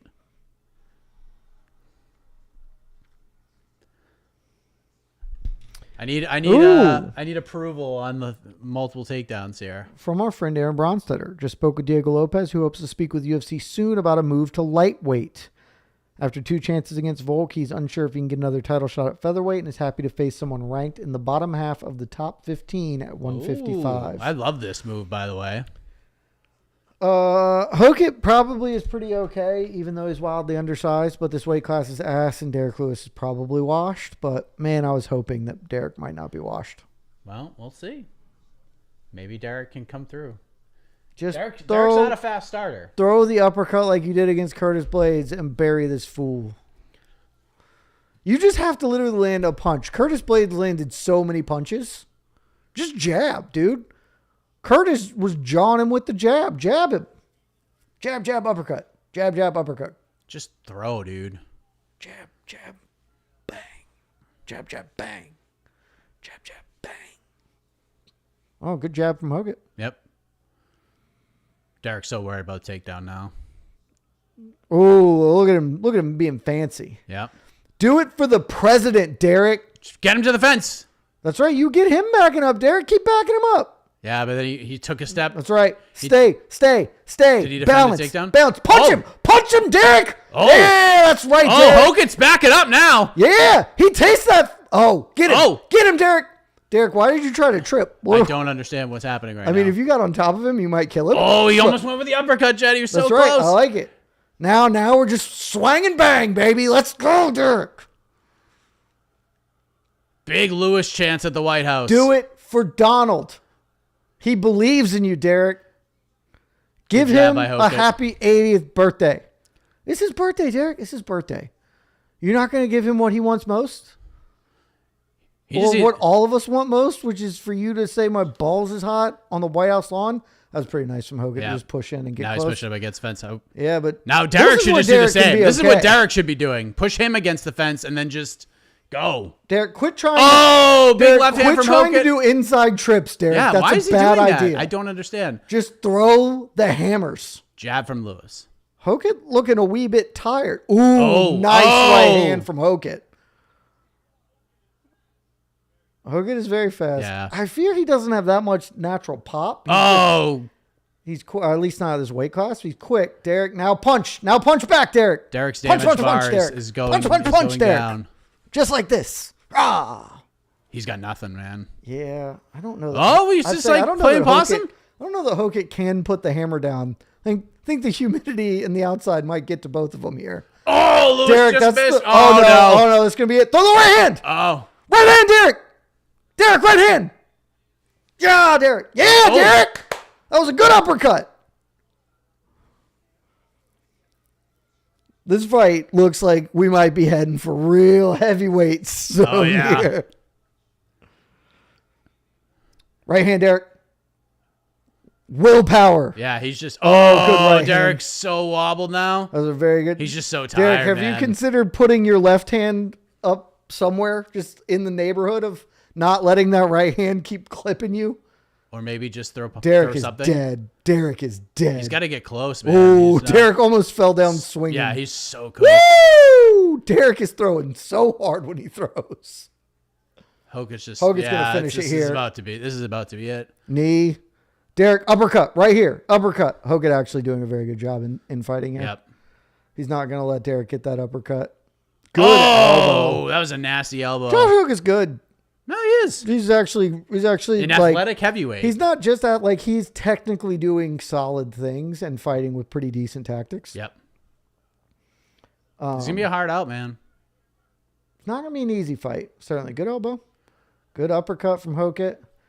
Derek, make it another 80 seconds. Just save all of your energy here, Derek. Harvest it like the spirit bomb from Goku. You just harvest all your energy into one thunderous right hand. Pull off this miracle upset. Oh. Somehow he threw. God, Jesus. that was a good right. That's the end of it. Yeah, we're done. That's the end of it. Herb, come on, dude. Herb, what are we doing? We're going to let him die? Herb! Stop the fucking fight, dude. Jesus. Herb? It's over. Yeah. Well done. Way to take advantage of the opportunity, Josh Hokit. Well done. Well done, Hokit. Don't be super weird. Just try not to be super weird here. I mean, look, this is what we all expected when they booked this one. So.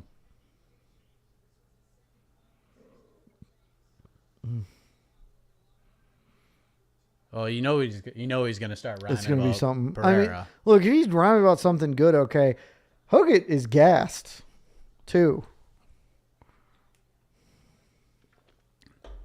Just a smart performance, man. Yeah, it's good performance. That fight was better than I thought it was going to be. I would not say that it was great.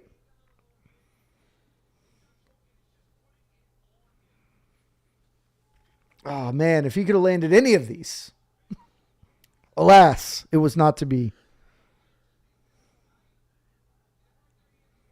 Now, how do we matchmake Hogan? Do we just have to wait to see what happens? Oh, I assume in the co-main event. No, we did match. He's getting Sergey, Big Pav. Maybe after the dub from Big Pav. Hokit is leaving the octagon. Just trying to get a chain or to go say hi to the president. Maybe both. Who can say? Maybe both. It does, Kiki. It does mean we have to watch or listen to. Well, we don't because our audio is pretty minimal. But, yeah, Herb Dean really decided to let that one go. Oh, Hokit versus Waldo. Like, yes, the problem is Waldo did just lose, and I think they're gonna go Sergey because Sergey beat him. But Hokit versus Waldo would be a pretty fun fight.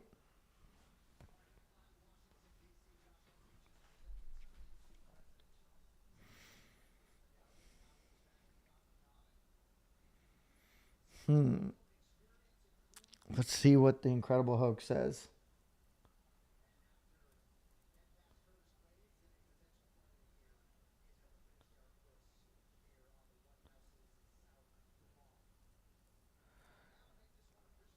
Matt, I think people are mad because most of them do not find him entertaining. Entertaining as a fighter, certainly, but they just don't like the gimmick.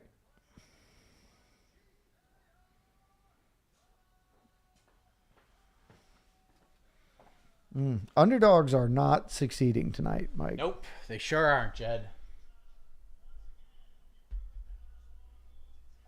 Did Joe Rogan just really say you proved the doubters wrong? Sure did. I'm unclear what are you talking about? Maybe that he stand and struck with him. Unclear. He was like a minus 600 favorite. Yeah.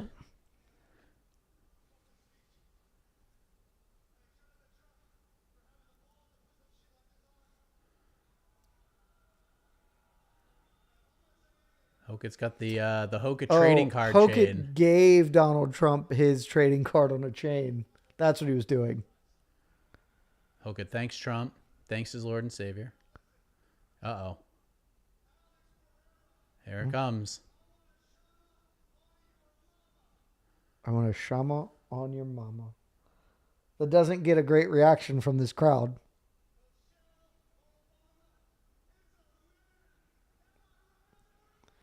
And then he says, the thing I'm not going to say, but plays to a good crowd here. Ugh. And yeah, that did not go as well as he probably would have hoped. Well, now we're getting Sean O'Malley versus Eamon Zahabi. Triple H and Roman Reigns. There's pro wrestling's. Roman Reigns' teeth are awful. Like they're too veneery. You got to do less veneer, Roman Reigns. You can't have that much veneer going on.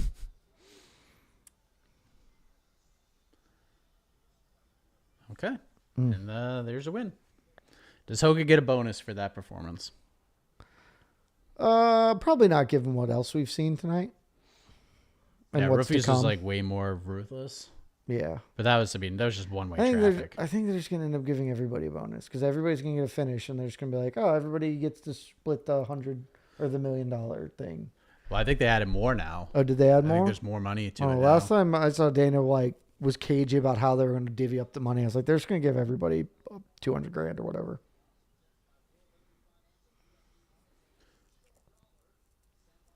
$250,000 performance of the night bonus from USD 1. Eamon Zahabi coming up next. Jed's favorite fighter. Again, this has been miscast. I have no negative feelings towards him. I just don't think he's good. But I don't hate him. I just don't think he's good. Whereas Michael Chandler, I dislike. I need a win from Sean O'Malley so badly here for us, for our whole thing. Yeah. I think you're going to get it. So it's fine. Here's Jed's bets. O'Malley under 70.5 significant strikes at minus 115. My bets. My money is on Eamon Zahabi. Plus 5.5 points at minus 110. And the over 1.5. It's weird for Timmy to be in as a corner man, but to be in a suit, a fit. That's weird. Feels odd. Tim likes to kind of be a star too. Yeah, but he's a corner man. He's going to be cornering in a button down. Just seems odd to me. Nah, this was probably recorded 2.5 hours ago. Okay.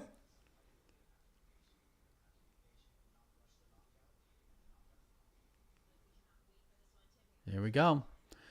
Here we go. I feel like I feel like O'Malley's been losing his buzz as time progressed, but I feel like it is gone. There is nothing. This week was stark and awful. Yeah. If you're he just doesn't. Nobody has cared. They didn't care about him at the first presser they did. He didn't get a question asked. It just feels like there's no energy to him at all right now. Yeah.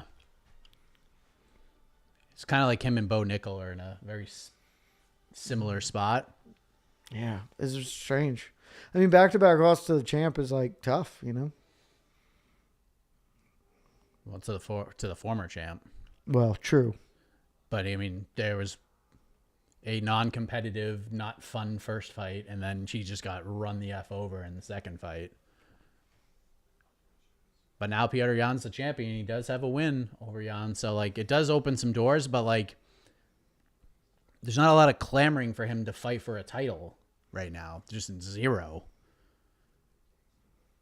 Everyone wants to see him fight Sandhagen, and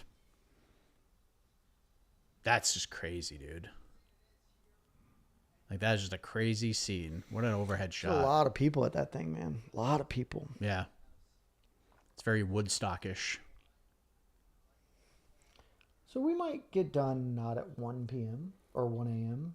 And that's even with an hour-long delay. That's not bad. We still got 2 title fights. But I like. Yeah, but the main we're event, pacing better than I thought we would. The main event's probably not going to last that long.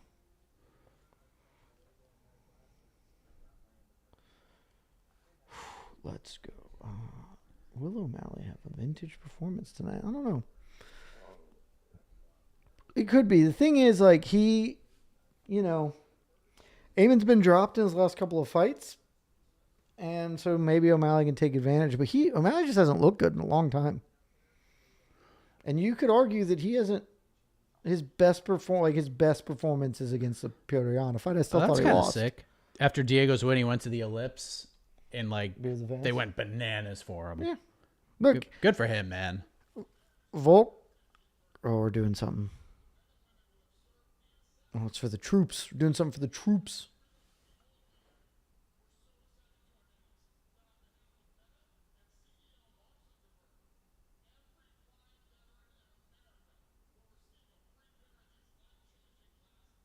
Okay. So every soldier in America is getting a pair of meta glasses? Every blind soldier. Every blind soldier? Getting I think the glasses are theoretically to help overcome the blindness. Okay. Okay. I don't know enough about that, but in principle, it seems good. Yeah. Cool. All right.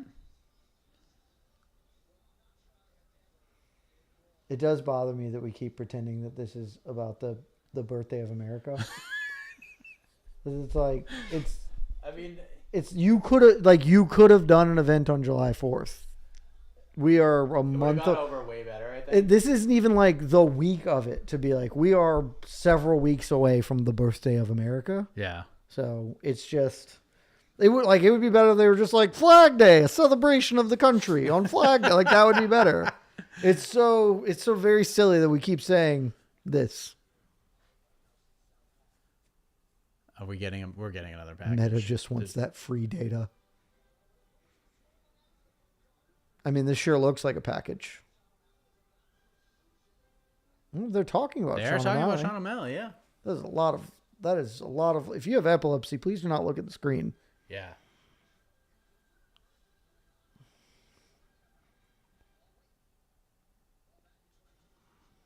Oh, we're getting right into it. Okay. Let's go.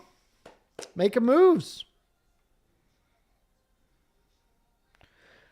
I'm telling you what, man. If Sean wants to get some steam back, like, this needs to be an ass whooping. Yeah. Niner Empire, I don't think, this fight's going to have a finish. O'Malley could, but I think he's probably not going to. And so I also think that 50-50 whether there's a finish in the co-main tonight. Do we get some super chats? Yeah, we do. We haven't got to. Chase. Might be a little late on stuff. The night feels like it's leading up to Justin getting viciously slimed out. Almost Jed's 100%. favorite fighter getting splattered by his least favorite. LOL. He's not. Justin Gaethje is probably not my favorite fighter, but he's one of them. And Ilia Topuria is only my least favorite fighter in his personality. I actually very much enjoy watching him fight. I just wish he would never speak again. I think it'd be preferable if he lost the ability to speak. Armand, 3 fights down, 3 finishes. How far do you think the streak can go? Could we potentially go 7 for 7? My early grade for this card is a solid A. Scenes look fire. We are 4 for 4. I don't think we're getting this one. I don't think there's a finish in this one, but I mean, if this one, if we get a finish here, then there's a very good chance we're going 7 for 7. Yeah. Well, Although I think the there's a co-main chance Gane certainly could can. go 5. He could. I think even in the co-main, I think that's not going to the cards. I think it could, but I think either of them will get a finish. Chase, I live 60 miles from the White House, and it's lightning. Oh, boy. That's a long way away. It's got to be within 8 miles. So Yeah. Plus, I don't. Are and you? that's a 30-minute delay. Is it coming from your house towards the White House? Who can say? It's fine. Maybe it's going away Yeah. from the White House. Apparently, the UFC removed the Michelle Obama line from Josh Hokett's promo in their social clips. So that does not surprise me. Yeah. It does not surprise me either. Ayman Zahabi.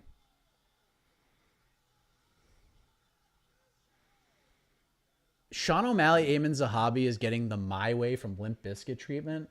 If anybody was a pro wrestling fan back in like the late 90s, early 2000s, that song has such a significance on the pro wrestling world because that was the song used to tell the story of The Rock and Stone Cold for WrestleMania 17, which is like the greatest WrestleMania of all time. It was so good. But now, look, Ayman Zahabi, Sean O'Malley getting it. Well, good for them. Ariel Helwani won a championship with the Knicks, and now he's going to try and beat Sean O'Malley, and that's okay.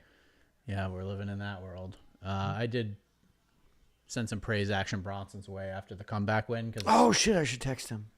I didn't think to. I was like, I'm not Team Knicks, but I'm Team Bronson, so happy for you, my man. I did not have any dog in that fight, but yeah.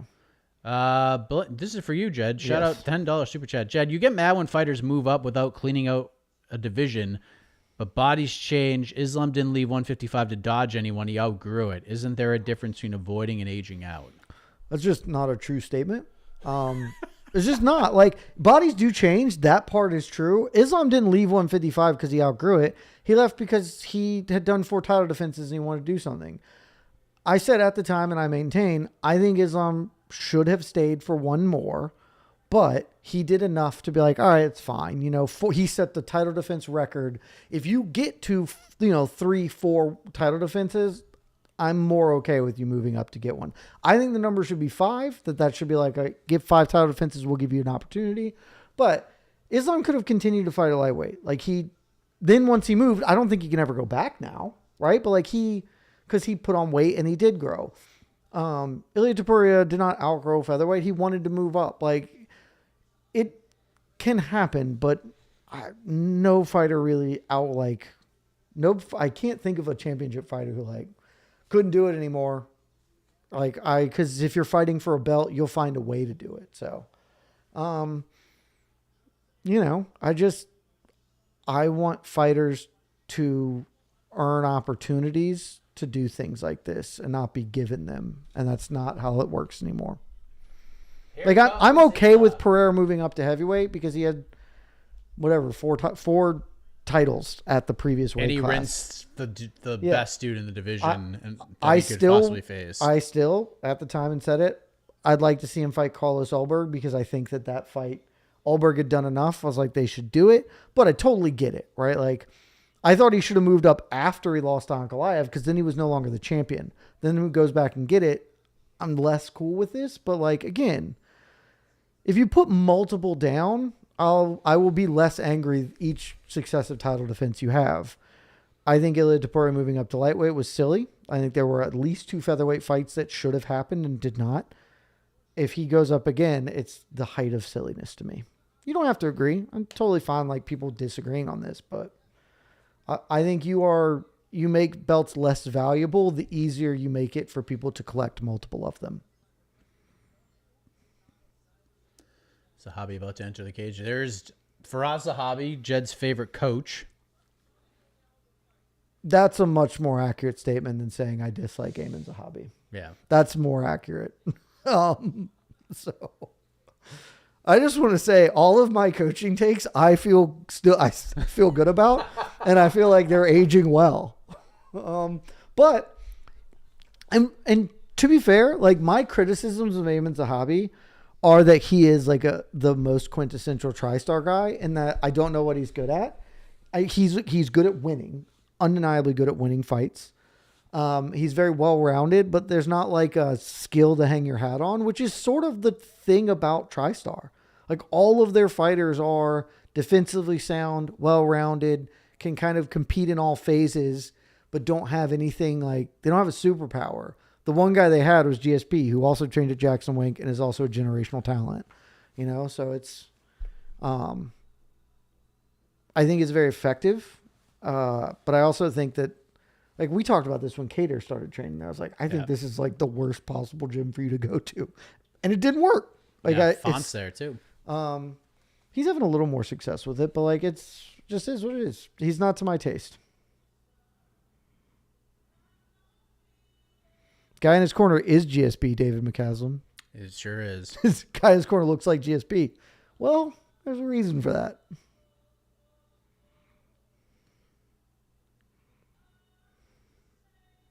Boy, they're giving O'Malley the superstar entrance. Well, they literally. I mean, literally. Literally. But people have just been so, like, just middle of the road with him all week. He's just not Sean doesn't even know where to go.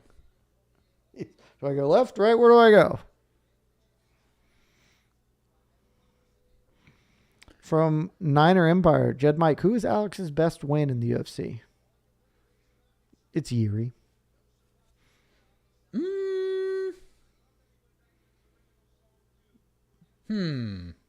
I actually think it's Ankalaev. I'll say it's Yuri or Ankalaev. It's one of those two. I actually think it's Ankalaev. I mean, I guess you could say Izzy, but Izzy felt like he was...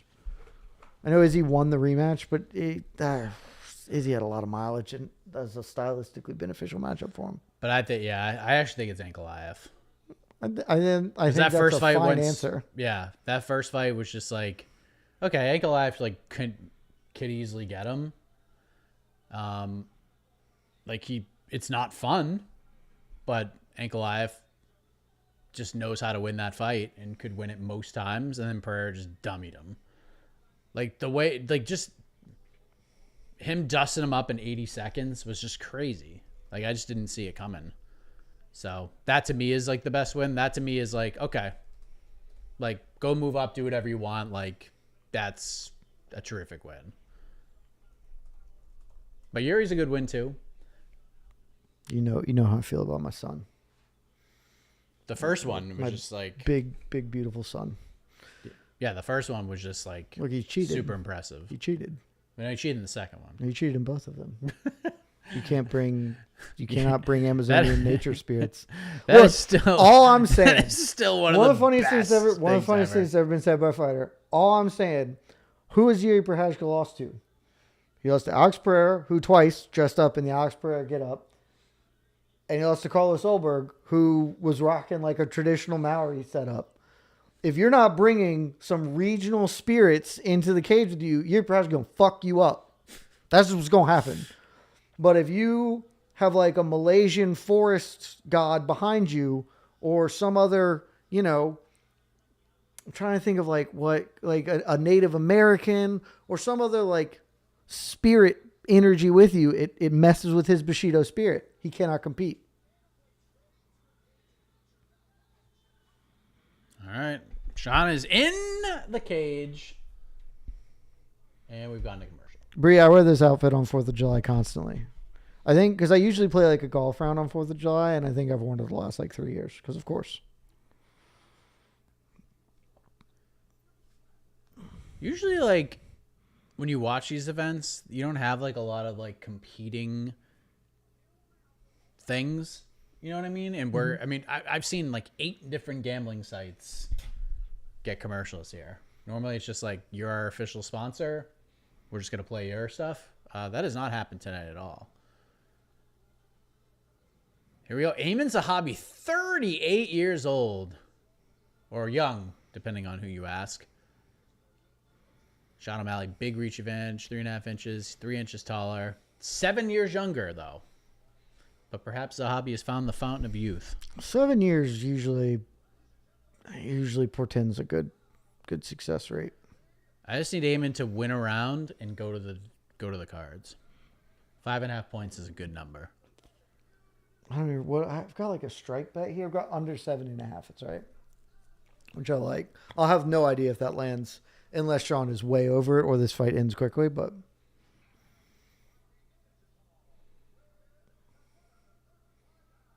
it's the GOAT and a guy. It's the GOAT and that dude's brother who's there. Is he getting like badly booed here? Seemed a little bit. Wow. I gotta tell you, this doesn't feel like a crowd that's going to be super stoked on a Canadian guy. Yeah. But they're going to be super stoked on Pereira and Ilya. Sean O'Malley, how are you not going to put white in that? It's just red and blue, red, white, and blue. Put a white streak down the middle. This is not hard. Why are you bad at this? That just looks like your normal cotton candy hair. It's red. You went red, pink, and blue. Just do white. White is also a color you could dye hair. It just seemed like a missed opportunity. I mean, it's so obvious. It's so obvious. I'm still disappointed that Jason Herzog isn't dressed up like Teddy Roosevelt reffing. I think that would have been way better.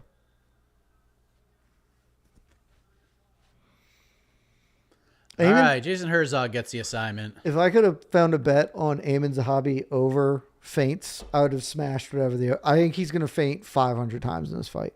Over under 105. I think he's going to feint. He's going to do that in one round. He's going to be twitching constantly is my guess. All right, get me kind of glove touch. Mm-hmm. And here we go. Look at taking O'Malley. the center right out of the rip. Put him up, put him up, put him up. That's a Zahabi movement. I love that. Sean creeping in. Just so awkward. And very small. He does look quite small, yeah. Shout out Cosmo. 4 months as a member. Let's go. I know why it's not, but this should have been on Saturday. It should have been. 100%. Dude, it's 11. People got work in the morning. We still got 2 more fights. Charging 2 title forward fights after this. We are in the feature bout, but yeah. Sean O'Malley stepping, front kick. Not a lot happening this first minute. Nope. Just moving. Eamon is on his bike as O'Malley holds the center. There's a lot of feints here, Jed. Ugh. Do something interesting. Anything at all. This is a lot of advertisements on this cage. O'Malley lands left hand, but Zahabi's very durable. He is. Very durable. And recovers well when he gets cracked.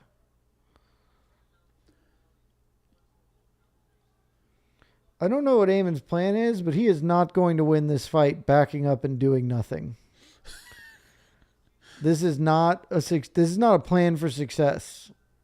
To throw no punches and constantly be in retreat. He just threw a left hand though, Jed. He did. It took him 90 seconds to do his first assault. I'll have the clock up in a sec. I'm an idiot. It was okay. We all still love you, Michael. Yes, I've been awake for O'Malley tries to throw a left hand. like 36 straight Did your wife hours. get on a plane, by the way? I believe they were taxiing out as of like 5 minutes ago, so jeez. they are on the plane. They'll get here and the event might be done. Yeah. Zach Taylor working on it. Sorry. There we Round go. timer's We're up. back. That was my fault. Zahabi's plan to do nothing is paying dividends for Sean O'Malley. This is exactly the fight I thought this was going to be. Oh. Man, this is the fight that I thought was as funny as possible when they booked it. It was like, oh, he Sean's landed a gonna leg win, kick, it's gonna be Jed. boring.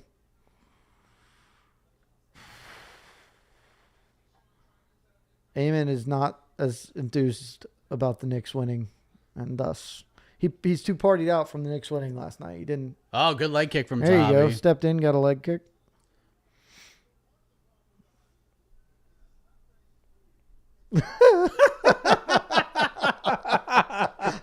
Friggin' Way to rock. tell it like it is, Dean. Dean Thomas. Part of the problem with O'Malley's Zahabi's movement is it's not very smooth. Yeah, No shit. he's not very good. Again, I'm right. I'm just always right. Sometimes I'm a little early to the take, Yeah. and it takes y'all a while to catch up. He's not good. Look, there's a problem, Happy. Oh, It's that was not the any best good. shot of That the was. round right there from Eamon. Yeah, it's a good little left hand. Yep. Here's the problem, Happy. You're not any good. Oh, Zahabi's starting to turning up a little bit. Rocking a shoulder roll and feeling a little more confident. Yep. He feels like he's when taking Zahabi Sean's starts best doing shots. something, it makes it apparent that Sean is doing very little, too. Yes. Zahabi's done nothing. Zahabi throwing Sean 3 is straight doing leg very kicks little. is like, ooh, that Am was I the getting most yelled at? action we've seen. No, okay. How would you be yelled at? I was just making sure. I completely forgot about this crap. Oh, no. That's fine. It's nothing major. Our post-fight column, I forgot. Are we doing that? I think we have to.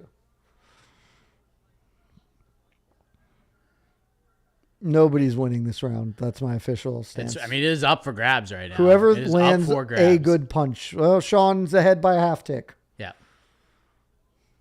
Sean's ahead by a full tick. The best strike of the round was landed by Ayman Zahabi, though. It's one of 4 that he's landed. And one of 12 this entire round. Yeah. Yeah, this is Dude, Sean O'Malley is just cooked. He's just not good anymore. What happened? He got robbed. Everybody just figure him out? Oh, I tried to hit that fall away right hand. Sean O'Malley. Oh, that was a pretty good left from Sean. He threw it. Oh, there it is. Good cross counter from Sean. Sean stealing the round at the end by doing this one weird trick. Punching. Win fights with this one weird trick. Hit him. Okay. 10-9 O'Malley. Yeah, O'Malley is taking it. That happened.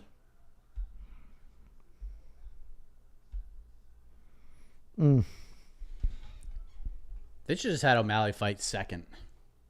Yeah, this being the feature bout was not wise. Yeah.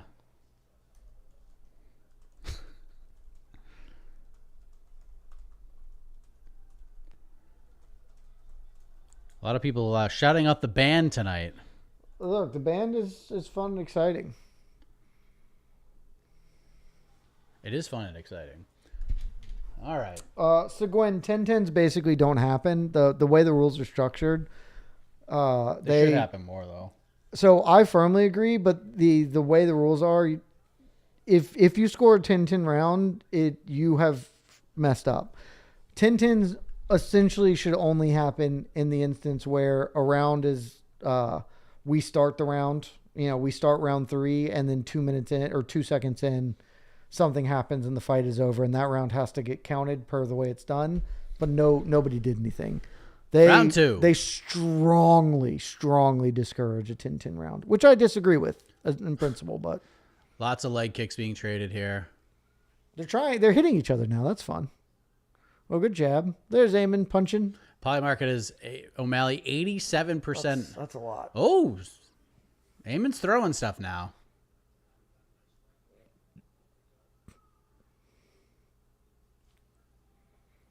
All right. Oh, Zahabi kicked. Look at him punch, kicking. Punch, and then kick. Punch, kick. And then O'Malley hit him with jab, O'Malley's, jab, left hand. This is pretty much the fight It's everybody kinda weird expected to when they watch booked it. Sean Oh, that was a O'Malley's nasty career leg just kick. die in front of us. Yeah. Super liberated. I am not from Florida in the slightest. Oh, Ooh, good combination from Zahabi. Yeah, look Ends at it with a Zahabi. leg kick. It's a lot of inside low kicks. Zahabi with another nice little combination there. He's countering O'Malley with just like a ton of volume. None of it pretty. Zahabi just chewing up them legs. Yep. God, this fight is a fight. O'Malley's landed 19 strikes total so far. Yep. So you're... I'm feeling great. Yeah, your bet's looking pretty coming good into here. this, I was like, I just need Ayman to win one round. Just give me a round, Ayman. If you listen to No Bets Barred this week, basically the only time O'Malley's hit like the over 70 is when he's been just totally dummying a dude. Like Chris Patino. Yeah, where he lands like $1 million, or like, and it's like, okay, that's probably not going to happen. And if he blows the doors off Ayman, it's going to be because he like knocks him out, and then he's not going to get to 70 strikes either. So give me that. It's actually a great bet. Again, around that John is Ray, tell me happening, you're that not is- from the South. Florida and Georgia, they're a lifetime apart. Not geographically, but spiritually. These are not the same. Like, I am much closer to being from South Carolina or even Alabama than I am from Florida. They are just not the same states. It's a close round. It is. Zahabi's doing right now? Zahabi's doing the Zahabi thing where he's just kind of just hanging around. Just, it was real Knicks. Real alligator blood. Look, it's a real New York Knicks style. I'm here. I'm not. Am I good? Doesn't seem like it. Am I even fighting well? I don't know, but I'm in it. Is O'Malley the Wemby?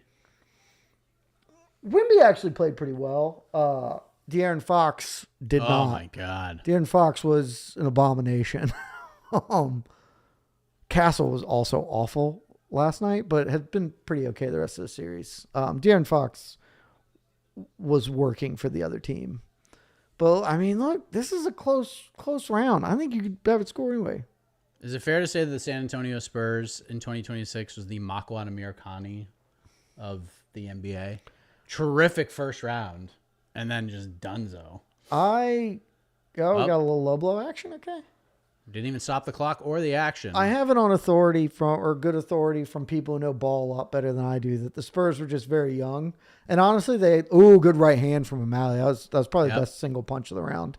Oh, there you go, Aaron. That's what you got to do. Yeah. That's what you got to do. Just charge in. Yeah, trick. Yeah. Just go. Oh! Oh! Amon's still hanging. Oh, they stopped it. Oh, I don't love that stoppage. Herzog with I don't know that it's bad, but I don't know. I can't tell. Given that Herb Dean just let Derek Lewis get killed, Herzog was much quicker. That was big from O'Malley, but I want to credit him.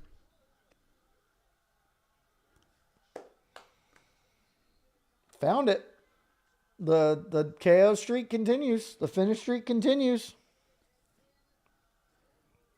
Yay! Hey, you had him, right? You had O'Malley? Yep. 3-2 now? And fantasy. There you go, Sean O'Malley. Welcome back. Wait, what was the time of that stoppage? I assume that's over the half mark. God, I hope so. I didn't even pay attention to that. I think that has to be over the half mark. I was not paying attention. It was very, very close. Whew. All right. God, I mean, we got to see what this means. Should have just Sean. climbed. The UFC's got to keep trying to make him a thing. Let's see it. Good left hand. And he went down. There's the big right. Yeah. But you're not giving me anything here, though. So he rolls over, which is always a bad sign. Like, the jab sticks him pretty hard. Now get us to this right hand. Jab puts him down. Then he comes up. That right hand. No, that's an early stop. Yeah, I don't love it. I think he's going to get it anyway, but that's Herzog. That was a bad stop. Especially with a dude that is as durable as Zahabi has guy who's been getting dropped in his last couple of fights. That's a bad stop from Herzog. Yeah, I don't love it. But good win for O'Malley. And O'Malley's very good at selling that he lands a one-punch shot that obliterates people when it kind of doesn't. But this is, great performance, man. He did exactly what he needed to do, and now he's the biggest Petr Yan fan that has ever graced God's green earth. Yes. Dude, if Merab gets a hangnail, they're going to run O'Malley in there against Petr. Yeah. Well, we got ads. And, we're about to get to the title fights. Yeah. How much more of a history of America do we have left, though, is the question I have. Who can say? Polish B. I love that. Emoting is an underrated tactic. Sometimes you just got to, basically anytime you celebrate like you get a walk-off KO, they give it to you. The only time in the literal history of the sport that didn't work was Anderson Silva doing it to Michael Bisping when he probably deserved to get a walk-off KO. And Herb Dean was like, no, you will fight again. Like, okay, that's just, sure, why not? I don't know if Herzog's the best ref anymore. There was a time when he was. I still think he is a good ref. I think that was a mistake. We still have the McGregor Holloway 2 Rogan interview to come too. So terrific.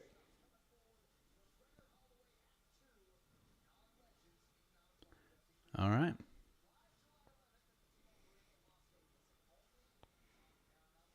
All right, let's go. Go to Bruce. Keep this rolling.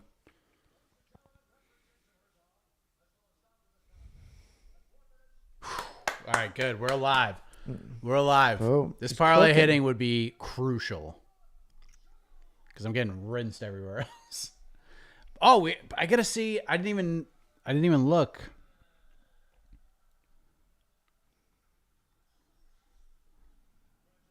Where are we at? Can we give the events here? I gotta see if Josh Hogan got 2 takedowns. He did. He got officially 2 takedowns. Oh, did he? Yeah. Wow. UFC stats gave him 2 takedowns. Huge. All right, I needed that one. That's mega for you. Ooh. How many strikes was this fight?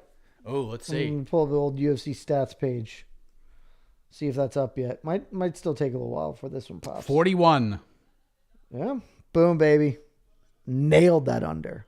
41 of 81. Genius. I'm a genius. That was a great bet. I felt so good at looking at it. There were a couple looking at it, like the Bo Nickel gets more takedowns than Dawkins. I was like, I still thought the over 1.5 would be good. That ended up not being so. Yeah, that was way more of a sweat than I thought it was going to be. Super liberated. I'm from Georgia. Heck is from Boston, though he hides it well. That's right. I'm from the greatest state. You probably heard it a bunch tonight because it just comes out. I'm from the greatest state in the union, though, baby. Go Dogs. Is he calling out Jan? Go ahead, do it. Certainly.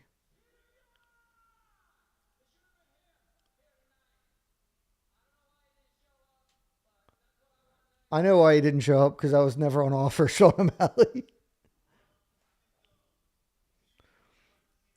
No, Joe. Not right now. Yeah, Joe's just... Look, they want what they want. The universe wants to see Corey Sandhagen. That's what they want. They want what they want. I know Corey's booked.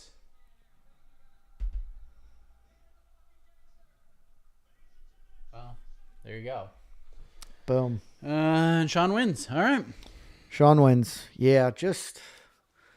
Again, when this fight was announced, I laughed out loud on this on this show. I laughed so hard. I was like, what? I was like, they couldn't be more transparent in what they are doing for Sean O'Malley.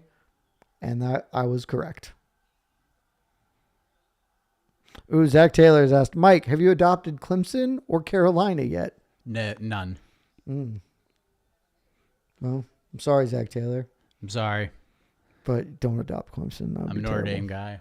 If I have to choose a team, that's who I'm rooting for. Yes, that's fine. More ads. So many ads, Jed. So many ads. Dude, this thing costs $60 million. We got to pay for this somehow. Oh, yeah. I'm alerting the masses that well, it's time. It's time for the best fight of the weekend. Next. It is truly like the toughest fight to call for me in quite some time. Very, very difficult. Does it feel like the vibes are like leaning one way or the other based on how tonight has gone? I mean, the broad energy has just been towards Poatan the whole time. And it feels like outside of just the betting favorites, like all of the crowd favorites, not Hoka and Lewis, but the betting odds were so disparate there. It feels like, that's not Connor Ben. There it is. Well, it wasn't in the Tyson Fury spot. That's for sure.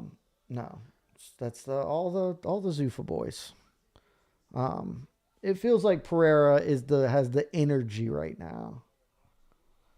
So I win for Roofy. You win for O'Malley. I win for Hokett. So we what? It's 2 and 3. Oh, excuse me. Bless you. Yes. All right, this is actually like you win for Lopez. Yes, this is the most competitive I've been through 5 fights in multiple events. Yes, and since 324. And you have taken Ciryl Gane. Yes, I have taken the soon-to-be greatest fighter of all time, and by taken I mean you gave him to me, but yes, I accept him. None of the funny outcomes have happened, and if I only get Justin Gaethje as the funny outcome, I would take it. But I would like Gane and Gaethje to win. That would make me.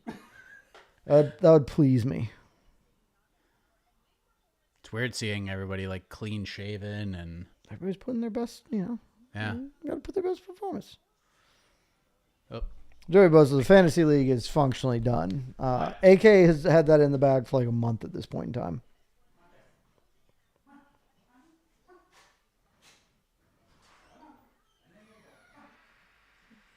Zach Taylor, it's not even the Jose Youngs. Like they showed video of him doing that earlier.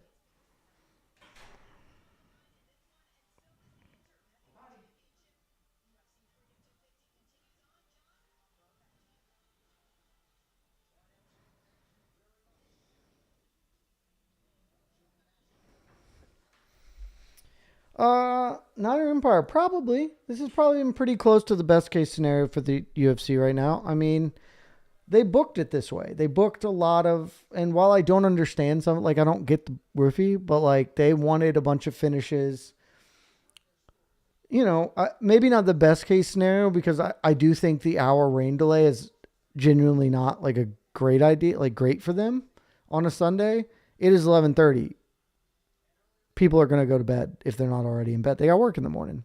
But I do think as far as the fights go, it's playing out exactly how they would have hoped.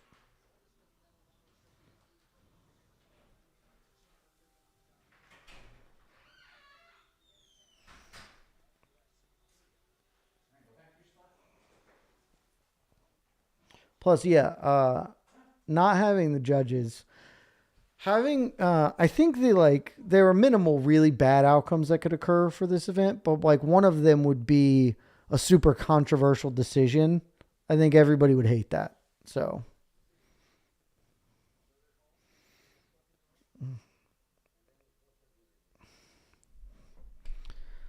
Time to watch with the brother on the big screen. Hey, enjoy it, man.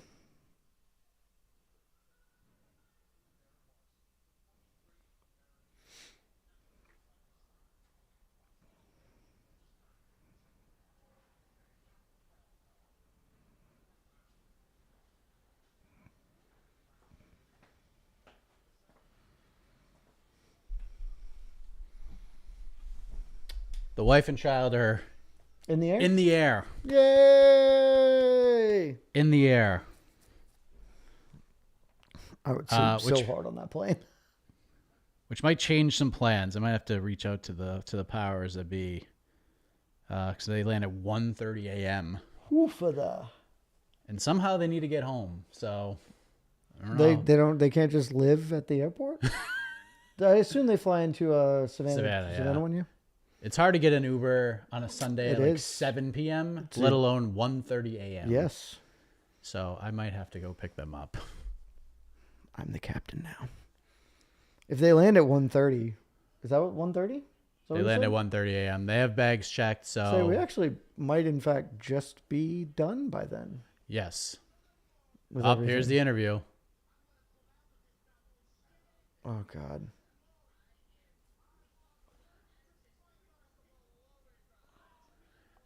We got a McGregor Max Holloway interview. There's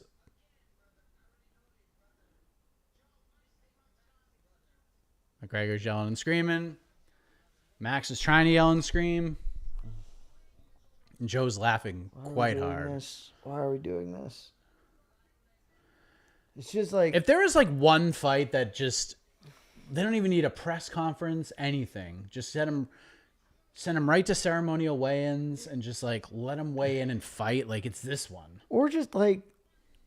I think having them talk is good, but this doesn't... It never works that well to do a digital one. Like, just have a presser. It doesn't have to be in time for this card. Like, you just have Connor come or whatever. And also, that's just like sad to watch Connor Not try having and do Max it. here either seems like a big miss. You just have him there. It wouldn't be that hard to get Max there. It's all weird. I don't care for any of it. How many eye pokes do you think we're gonna get? A lot of them. A lot of eye pokes. Over under 1.5.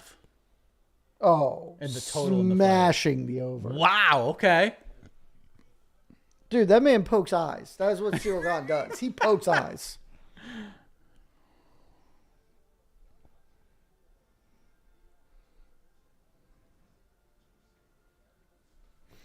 Looks like the full interview is going to air on the post show, which is very Awesome. smart because they got to move this shit along.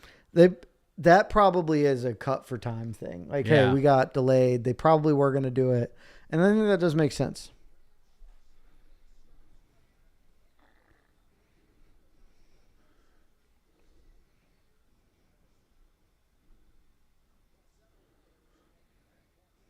Are we going History of America again? I mean, we probably need to.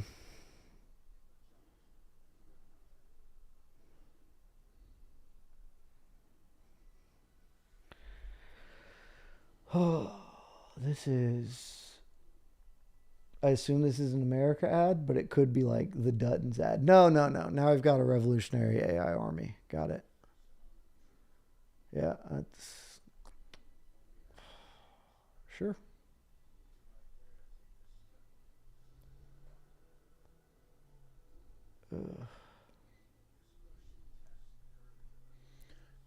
Okay.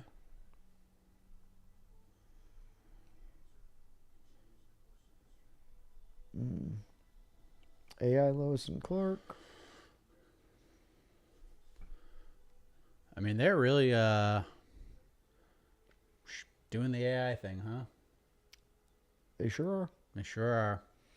I will say, I actually anticipated this being a little bit worse than what they've done as far as the content of these ads. So, I guess that's a win.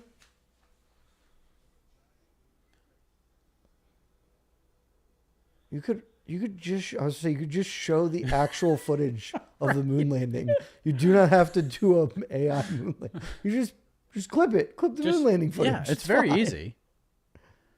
This whole ad is super weird because they are interspersing live. Like, just do all of it real. And then end with somebody with a... I was saying, I'm trying to figure What out is who happening? that is that's obviously an MMA fighter with an American flag draped over them. Is it Steve Garcia? Supposed to be Steve Garcia? I mean, kind of the most fitting.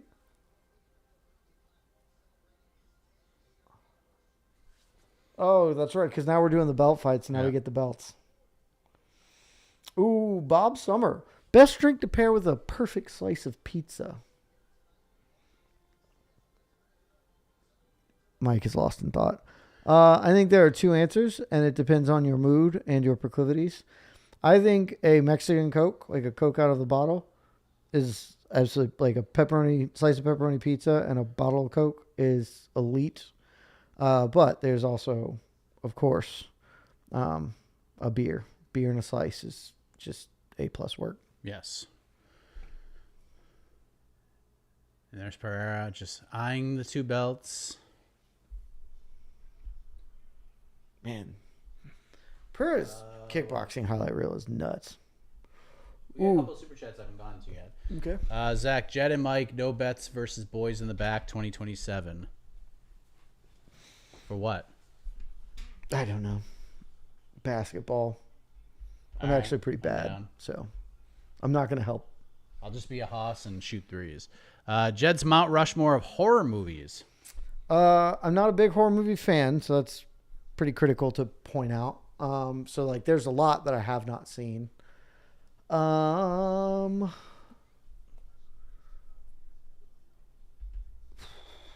me think. What would be 28 Days Later is definitely there. I think that movie's incredible. That's very good. I love The Bone Temple. I don't know if it's quite like in that top 4, and it would feel weird to put two 28 Days movies in there. But I think 28 Days Later is exceptional, so I will put that in there for sure. If Get Out counts, it's not like super horror movie, but like it's definitely horror adjacent. I think Get Out is just an incredibly good film. Midsommar is not like a slasher film, but man, that movie is unsettling as shit. That movie is unsettling. There's a few of those out there. And the rest of the franchise, I think, is buns. I saw the first Saw in theaters. It's a very, very good film. So I pull the bets up. I will go Saw as well. And that's just sort of off the top. Because, like, you know, I've seen several of the Screams, the Halloweens. Like, none of those are that interesting to me. I'm sure I've forgotten something. But, like, I didn't think Blair Witch was that good when it was, like, having its moment. And I watched it, I was like, this is whatever. All of those, I think, are good movies. Did you watch it, like, when it came out? Yeah, well, not like I didn't see it in theaters, but I saw it when it came to video. Yeah, because that was like a very, very thing. I think we saw. Oh, if Silence of the Lambs counts, we're putting Silence of the Lambs in there instead of probably Midsommar. Silence of the Lambs is a very, very good movie. It is very good. I don't know if I'd call that a horror movie. That's the thing. I'm not entirely sure I would. It's more of a thriller. Yeah. God, that's a great question. Depends on what you kind of look for. So, yeah, it's kind of like the Mount Rushmore of pro wrestling. Depends on what you value. I think the original Texas Chainsaw Massacre has to be on like most Mount Rushmores because it's just so crazy. It's just nuts, dude. It just does not. I've seen stuff about it. It's like none of that feels like. I do not like the slasher thing. Is incredibly uninteresting to me. Yeah, I think the original Halloween deserves a spot. I mean, that's so ahead both of its of those time. are very iconic. So yeah, it's totally those are reasonable. both like movies that were just kind of like low budget and, you know, just were massive, man, just so big. The rest I have to like really think about. Here comes Ciryl Gane. I mean, if you can tell from my list, like I'm just not into like traditional horror films. Like I like suspense and thriller much more. Ayatollah Rock and Rolla, no love for the classics. So, in general, no. The Exorcist, The Exorcist feels like one of those movies to me where it's pretty good. I understand that it was a significant thing, but by the time I watched The Exorcist, I had seen a million things that ripped The Exorcist off. So it does not land in the same way for me. Like it was not a bad movie. Like The Shining was a horror. Like that's a good film. Like but yeah, I don't do slasher. That just is not compelling to me for the most part. Psychological thrillers, much more my zone.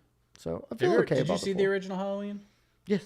Yeah, that seems like more up your alley. It is definitely a little bit more up my alley. Yeah, because then that franchise turned into something I'm much less interested in. Yeah, but that also feels very. Like I even felt the original Scream movie was because it's obviously also a meta commentary on horror as a genre, and I liked it. But then it's just like you just kind of go more into the parts of it that it's like, it's whatever to me. Like the Saw movies were entirely that. The first one was clever and interesting and fun, and then they were like, all it is traps. Yeah, I was like, okay, sure. The Evil Dead franchise has really done Never well. seen that. I mean, you had like the original Goofy ones, and then you had like, you know, obviously the Armory of Darkness, and then they came back like all these years later with the Evil Dead, which is like crazy good, but it's also like there's nothing gratifying about it at all. Like if you go watch a horror movie, you might get a jump scare, something that will like make you be like, oh, that was kind of fun. And then you see the Evil Dead and it's like, there's nothing fun about this. Like it is just misery the whole way. And then they did Evil Dead Rise, which is like a mix of that and a mix of like the old fun. So like you got a little bit of a breather from like just the crazy chaos of it all. Yeah. But yeah, have you seen a Obsession yet? No, I probably will because it's. Yeah. I've just got so many questions about it. It's I'm crazy. going to end up seeing it in Backrooms. Probably not. Backrooms I want to see. I haven't seen yet. They've both just got. And that's the thing. Like, I don't see that many a year, but the ones that are big or important, I'll end up checking. Like, I saw Weapons last year, and I liked it. I did not love it, but I was like, oh, that's pretty good. It was a little heavy-handed at points, but it was pretty good. To a couple of other comments from Max Rabkin. I've mentioned this before on air. This is at some point I'm going to correct it, but it's legitimately like a big gap because I think I would very much like this. I have never seen the Alien films, and I'm fairly certain that I would both appreciate it, and it would probably be in that, but I've never seen the original Alien movies. So Alien or Aliens. And then somebody else had, to Ayatollah. I've seen a lot of the Hitchcock movies at this point. I watched several of them in college as I took a couple film studies classes. And yes, they felt to some extent like The Exorcist, where it was more like, these aren't really horror or scary. They are, Rear Window or whatever. They're suspenses. But it's like, oh, I can see that they're well made. I do feel that way about Hitchcock, a lot of Hitchcock stuff. There is Ciryl Gane. He is in Carter Lockett, I said Octagon. Weapons was good. I enjoyed, like, for a genre that I don't care for that much, I thought it was good, but, it wasn't in my top 10 movies of last year. 28 years later was over Weapons in my list of last year. I like that movie much better. And I think Bone Temple is my favorite movie of, like, the last couple of years. I really, really like Bone Temple. If you haven't seen it, that movie is horrifying to watch. Oh, full lights out for Pereira. He's got it. I'm about to do Shama Bo. What's up? This is a crazy scene. Just seeing all those people at the ellipse and people like outside of it. Yeah, the ellipse thing is, there's so many people. Bananas. Definitely the most people who've ever attended an event, a White House or a UFC event. Yeah.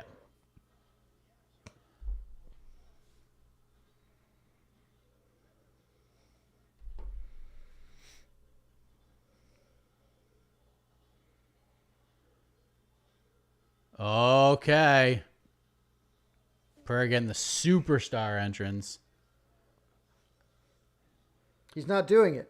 He's just walking. He's not blinking. Who needs to blink? Yeah, he's so laser focused. Eyeballs are weak if you blink. You can tell he's mesmerized by all of this. You can practice it all you want. He seems less intense than he normally does. Yes. Yeah. It's a long walk. He can't just let all the intensity out at Captain once. Flo Groberg.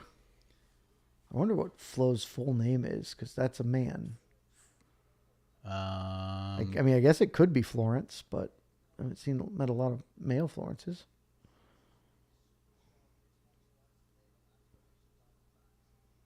It's very quiet. That's pretty wild. With all the lights and stuff.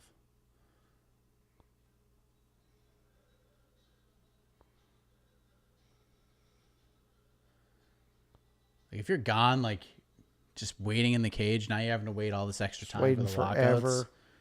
Look at him. He's in there moving side to side. There he is with the rest of the so squad. weird. There's Glover. This is still Lino. so weird.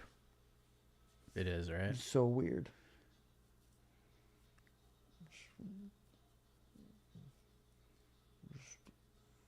Oh, here it comes. Walking through the Oval Office to then shoot a bow off a balcony. There it goes. There's the march.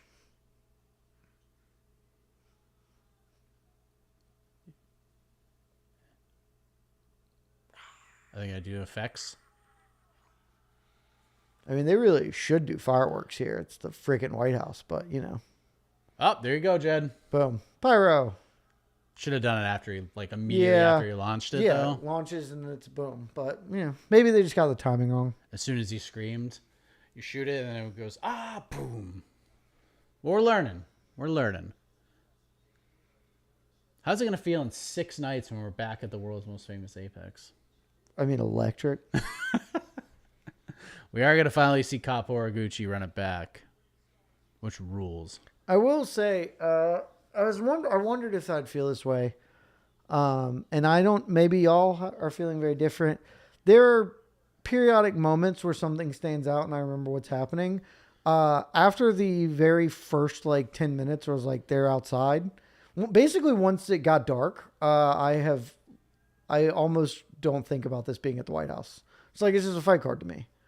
And then there are specific moments where something happens, but it's more so in the walkouts and all that stuff where you really notice it. It's I don't even I'm noticing it very because otherwise it's okay, they've got a Medal of Honor guy walking out with them, but that could just be a thing that's not germane to the location. That could just be a me thing though, but I acclimated to this very quickly of all right, we're here. Now it's all about the fights. And also we're doing this and talking to you guys.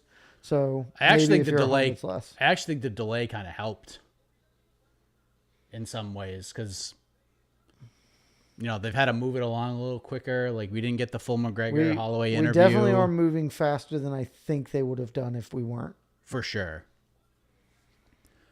Pereira getting the hug. More hugs.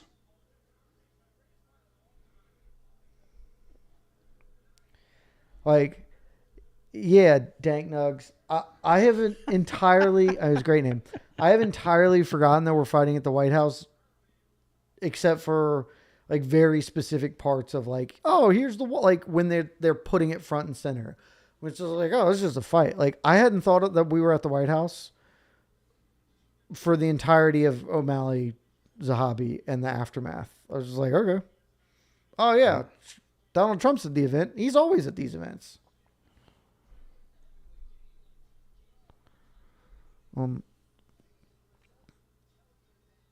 There's the props to There's watch. a big man. It's a large dude. Slowly walking up the steps, making sure the feet feel right. And he's in the cage. He is in the cage. Shama! The octagon. Shama lama ding dong. Shama shama shama shama shama shama. No. Comes and goes. It comes and goes. All right. Let's get that tail of the tape.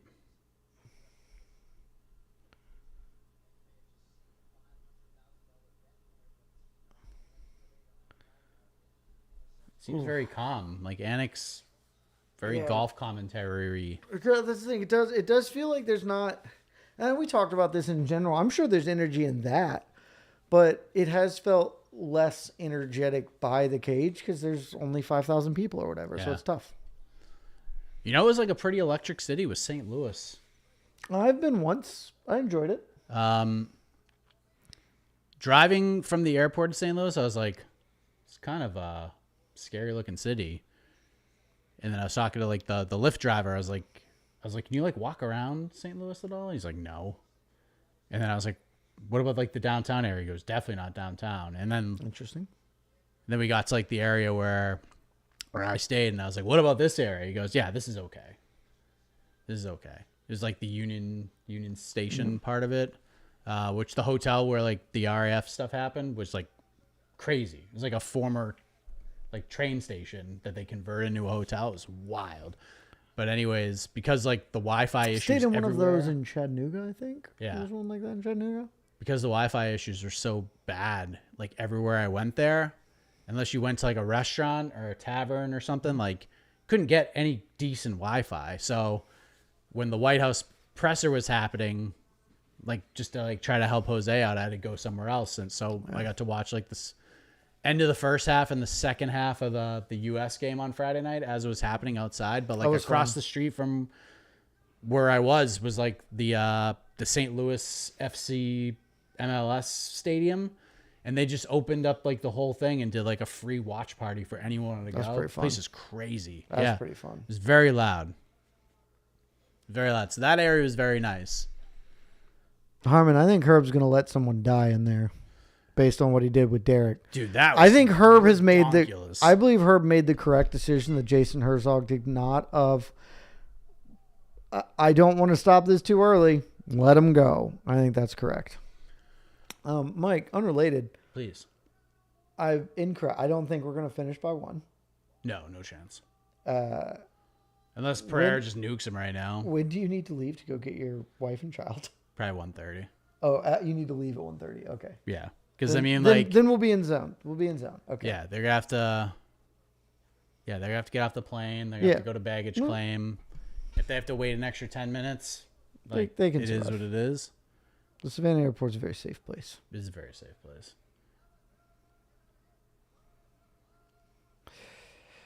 Getting close, baby. We are getting close. This going 25 would not be great for that. But there are the bets, everybody. Jed's got Gane over 65.5 strikes at -115. He's got the over 2.5 at -150. I could cap off the mega parlay here if this goes over 1.5 rounds. But I did the old double chance. Oh, nice. Pereira by KO or Gane by decision -200. Nice. So I actually felt really good about that bet too. Face off. Get ready with the shot clock, Mike. Yep.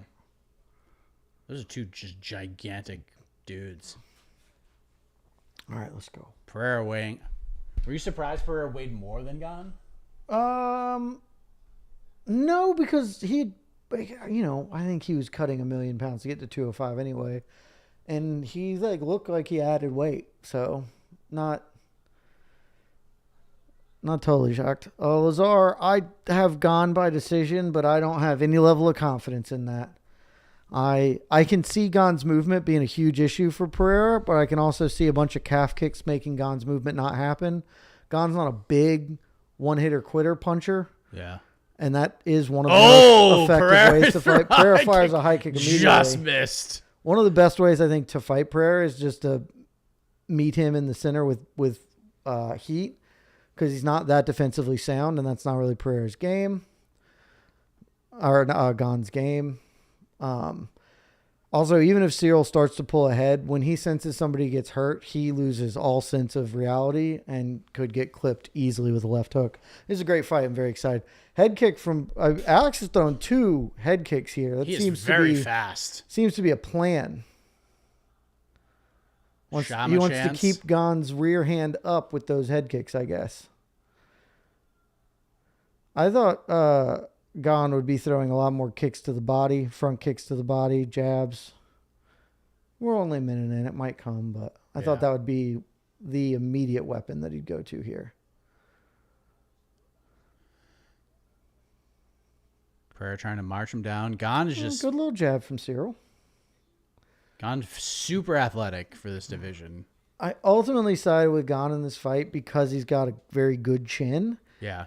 And he does work more than Alex does, especially Alex moving up in a weight class where he's added some weight. I'm not 100% confident in his output, though he's started quite high.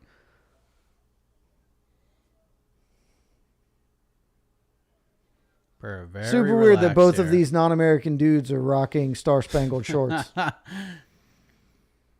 Decent little low kick from Gane. Kind of checked by Pereira. Oh, there's the teep. Yep. Just put them toes into that man's belly. I haven't seen any extended fingers from Gane so far. Nice jab. I mean, Gane, you can cheat. We accept cheating. We expect it. In the Gane hive, we support cheats. A lot of kicking from Gane. Nice jab. Gane's lead jab has been quite a scoring punch early. It's not like scoring big, but it's landing. It's getting in past the lead hand of... Oh, Gane with a little takedown. Right. He didn't commit to it, but he was like, hey, man, you're going to have to think about it, too. I like it. Gane, I think that's good tactics. Yep. I had wondered if maybe Poatan would shoot a takedown because Gane is so susceptible on the ground.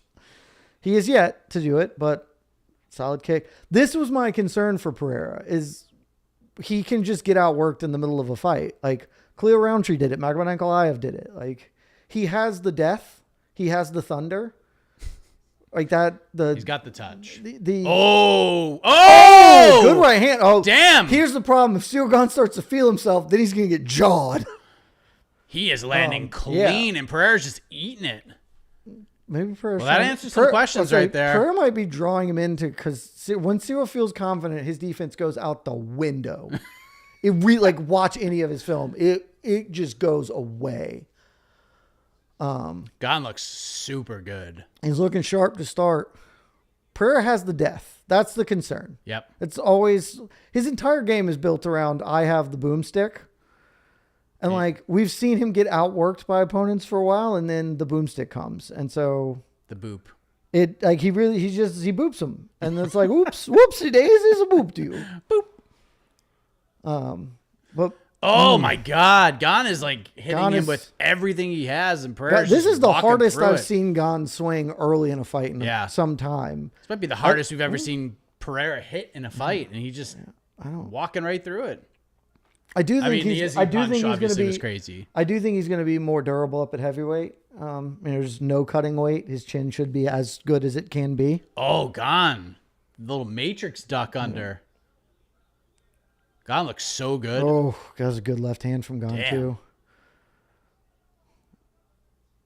Ooh, again, Gane fakes the knee tap. And or then maybe not really fakes, but he's not really committing. He's just getting his hands out. God, Gane looks just this is one of the best rounds of his career. Pereira started very well, and then he just sort of dropped off a little bit, and then Gane came alive. Pereira needs to get back to the low kick is the straw that stirs the drink for him. The left hook makes his game operate, but the low kick is how the game gets built. It's basically his jab because he doesn't jab that much. Gane, just move away. You've won the round. You don't have to. You don't have to commit to fighting for 3 seconds. Pereira with a couple big shots. 2 good right hands that Gane ate pretty cleanly. So it's got to be 10-9 Gane pretty easily. But interesting end to that round. I talked about this all week on various shows. I think this is the most difficult fight for me to call this year because there are 2 competing ideas in my head that I simply could not square. One is Pereira is the more dangerous guy, and I almost always support or back a guy who's the more dangerous guy in a 25-minute fight because Gane has to win 25 minutes. Pereira needs to win 1 second. That's true. And so that is always just sort of a calculus that I make where I'm like, okay, I'll pick the dynamic guy. I've never seen Ciryl Gane lose a stand-up fight. I've just never seen it. It's not saying it can't happen. I've watched him fight dudes who hit hard in Francis Ngannou. I've watched him fight guys who are quick and agile, and I've never seen him lose. So it's like, I don't know how to pick him. Very interesting first round. Gane could not be breathing easier. He doesn't even have a bead of sweat. He is doing nothing. Pereira took a couple of deep breaths in the corner. Pereira's looks like the guy who's been in a fight. Put on a little bit of weight. That's the other thing. I was like, how does he look with the weight? Maybe he looks great. Maybe the extra weight's fine, but plenty of other fighters I don't know. I think it was Eddie Alvarez was like, oh, good I leg don't kick. think he should have added weight. Good high kick. Pereira keeps going to that high kick, just trying to keep Gane honest, I guess. Oh. Decent right hand from Gane. Combinations. Oh, now that was an actual takedown attempt from Gane. He didn't drive through it. Oh! Gane dropped him! It's over. It's over. It's all up. Oh, no. Big elbows. Good elbows. Good elbows. I mean. Oh, my God. Herb is absolutely going to let him die in there. Yep. This big is shots so from dumb. Gane. Pereira's still up, and we're still going. Oh, big right. Oh, my Here's gosh. the problem. Gane is going to swing so wildly. Oh, Pereira. Gane is going to swing so wildly, and he might get dead. I can't believe Pereira's up. Herb Incredible effort from Poatan there. He is in so much trouble. Look at his face. He can barely stand up without any. Oh, what an elbow. Oh, my gosh. Dude, Gane is going to get. Oh, big shot. Oh. Herb, I think we could stop it, man. Oh, good uppercut. Oh. Oh. Ciryl Gane is the interim heavyweight champion. 2 times. Batters Alex Pereira. Oh, my God. Pereira's jacked up. Pereira has he's no so idea where hurt. he is. Pereira's on his feet, which is a testament to him to being on his feet. Oh, my. I don't think I got my 60 strikes landed there. Actually, I might have. You might have gotten it. That was a lot. You might have gotten it. And I lost that bet, and I'm fucked, right? Did I lose the over head? Oh, you almost certainly lost the over 1.5. Oh, fuck me, dude. Maybe not. I gotta see. It was close. Had he took gone a down beating the for a first while. time, he did take a beating for a while. Again, I'm okay with, in these circumstances, letting things go a little longer. I think Pereira probably took 2 more shots than was necessary, but I would err on the side that he got. Oh, I mean, genuinely the best performance of Ciryl Gane's career. By a mile. I didn't even see really what. Oh, it was just a jab. Yeah. He caught him with a jab as Pereira stepped in on one leg, and then a lot of shots here. Bam. That right hand was good. That left hand sent him. That right hand sent him. Bam. Boom. The left hook was. Actually, I'm not unhappy with that stoppage, Herb. That was good stoppage. I mean, like, maybe you could have argued a little earlier, but Pereira was up. He was trying. Credit to Pereira. I did not think Poaton's chin would have taken that barrage as well as he did. Damn. Hey, Mike, we don't have to worry about him being the GOAT now. Yay! I don't have to concern myself with that. Maybe Jana will say Ciryl Gane's actually the GOAT because he beat Pereira. Harmon's right. I actually don't know that a bunch of back of the head shots were landed. It is totally possible that some were, but most of those look like that elbow was coming across. I don't give a lot of truck to the back of the head thing. If you are throwing real weapons in live fire and the hit, and you're not like actively targeting that, I think that's fine, but I'd love to see it. Shit, man. That was A+ shit from Ciryl Gane. Unreal. I in the end picked Gane. I did not think it would look. I just didn't think. I think my official pick on our thing was 4th round because I thought he'd wear him down to the body and then Pereira would slow and then Gane would do it. Got it much earlier than I thought. The best performance I've ever seen from Ciryl Gane. Well, now we can get Pereira Hokit. There you go. I think. What did he say on the time? I don't know. We'll see it on the screen. I heard 27 seconds. It better have. We need a 3 in front of that. Gets both belts. Oh, I didn't realize that the belt for this is just a nonsense belt. Yeah. I thought that was the interim belt too. No, it's a nonsense belt. Well, then why didn't they give every fighter a nonsense belt? Yeah, That's dumb. Fuck, man. 127, yeah. Yeah, I'm screwed. That hurts. That stings. I mean, I had a great read on Ciryl Gane, but except I didn't think he'd go out there and just kill Alex Pereira. Yeah. God, what a performance, man. Yeah. Man. I mean, Pereira Hokit now does maybe make some sense. Yep. Now we get Gane Aspinall for the undisputed belt, end of the year. Yeah. I told her, I firm agree, but had Pereira won, there would have been a lot of people saying it. I mean, there's just a power jab as Poatan stepped into it. Damn. I mean, most people felt like they put Hokit on this card to be like a bargaining chip against Aspinall.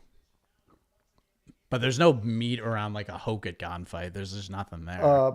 Bob Summer, no question, the performance of the night. That was the question best showing. in my. If they don't give it to him, it's total garbage. Yeah, this bullshit. is so much better in a dead pick'em fight. Like, sure, Ruffy beat the brakes off Michael Chandler's minus 800 favorite. Yeah, no question. That's a scary Ciryl Gane, man. Look, Because the big question with me is never his skills. His skill was never an issue with me. It was there's a question. No, it was Like, the skills of his grappling. Well, I've never seen him lose. But honestly, fight, but Pereira's not going to tackle him. Yeah, but honestly, like a lot of the Gane stuff is up here.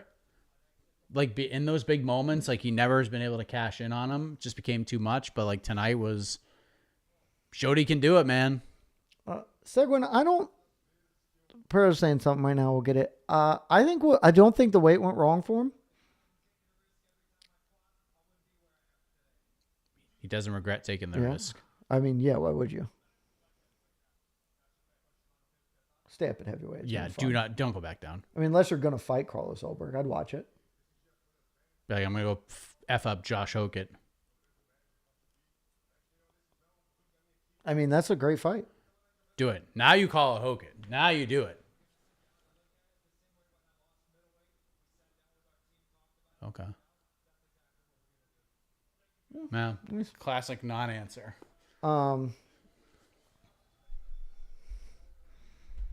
Seguin, I don't think the weight was a huge problem. It could be some, right? Like, we would have to see. He did not look unnatural in there. He maybe looked a little more tired than normal after that first round. Like, he breathing a little bit, but that also could be that it's outside, it's humid, different conditions. There could be a number of things.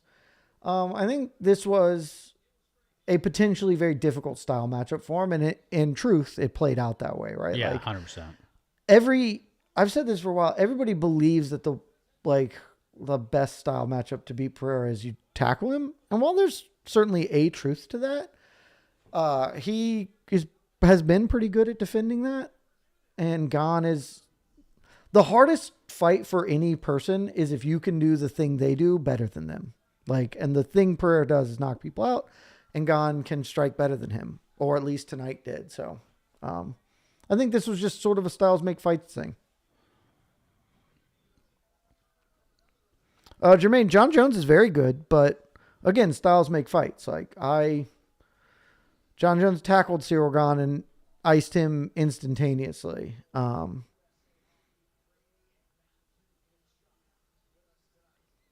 there you go. The Kachuk brothers. Also, now we are going to have 7 finishes. 100%.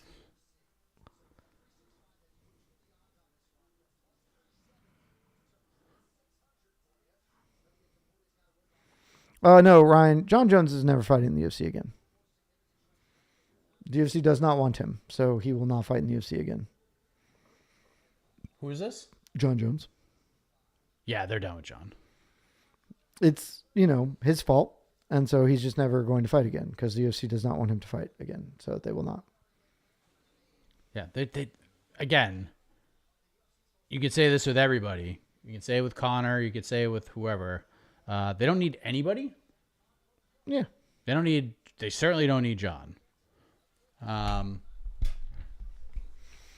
be a friggin' hero.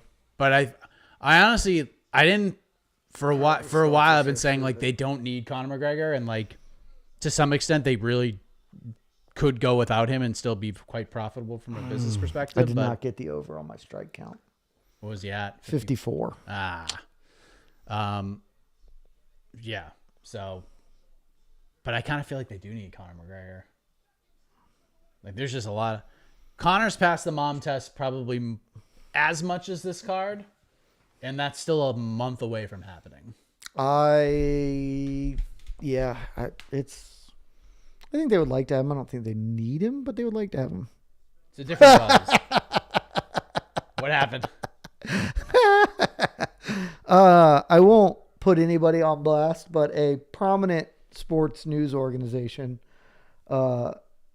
incorrectly posted a tweet about Alex Pereira being a 3-division champion. Oh, Jesus Christmas. It's funny. Would a nickname? Oh, good. John Jones tweeted. Who could have guessed that John Jones would be tweeting? Yay. God, what a fucking the worldwide leader. Fucking loser. Let's see. Weekend City been having a surprisingly good time tonight, and the live band walkout songs are awesome. Time for some title fights, boys. The fights were what they were hoping for, and the fights have delivered exactly what the plan was. Herman, we got 6 out of 6 finishes so far. How funny would it be if this ends in a decision? Actually, hysterically from funny. A personal perspective, it would not be that funny to me. It was hilarious. Overall in the sport, also, if all was normal in the world, it would be quite funny. But if this ends in a decision, it's the fight of the year, because if Justin Gaethje goes to a decision, it's the fight of the year. That sometimes he gets fight of the year when it doesn't go to a decision, but it will be the fight of the year if this goes to a decision. God, that's so funny, the Pereira tweet. Just dang it. Yeah.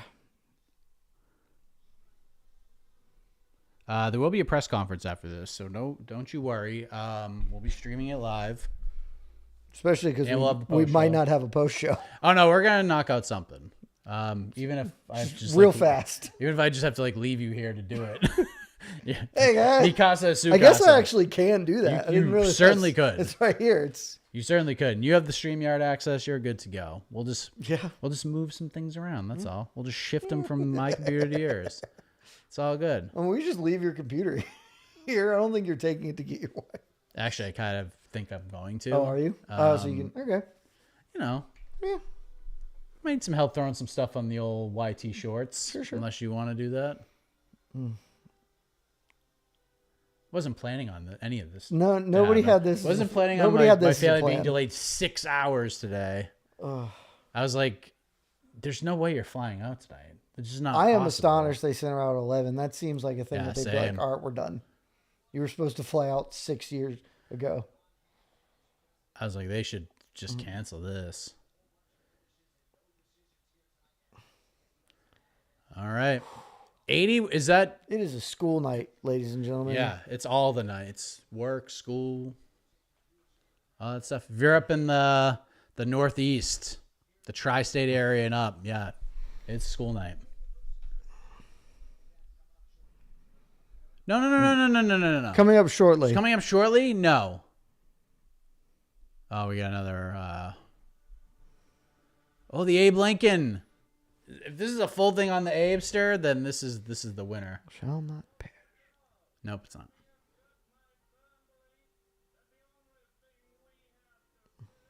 Fair itself. Oh, we're just going famous quotes. Apparently.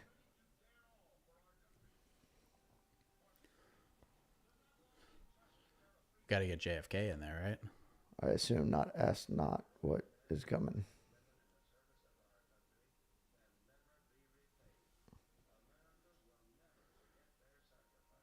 Harry, yes.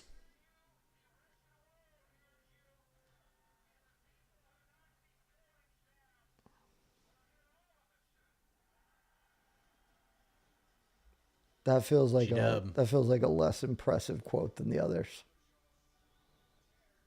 That wall. Yeah. Which Donald Trump quote do you think they're going to put on this? Oh, here's the JFK. Fake news.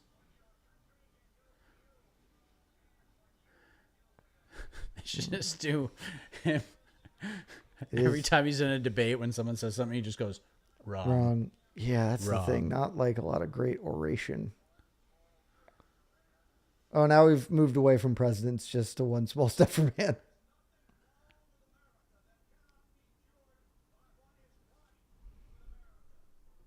I didn't think we'd see Bill Clinton up there, but we Damn got him. sure. I damn sure did not think we were Did getting not Barry see that O. coming. I did not think Barry O was coming. There's no way, bro. No, we're not No, getting they Joe. Oh, We're not getting Sleepy. Are we getting Biden? If we get Biden, I'm going to lose it. 0% chance Sleepy Joe's coming. Oh, they skipped right over Biden. Like Yeah, he didn't exist. that was never happening. They skipped. They went to like every president. And then they skipped Biden and went to close with Trump with a bloody ear.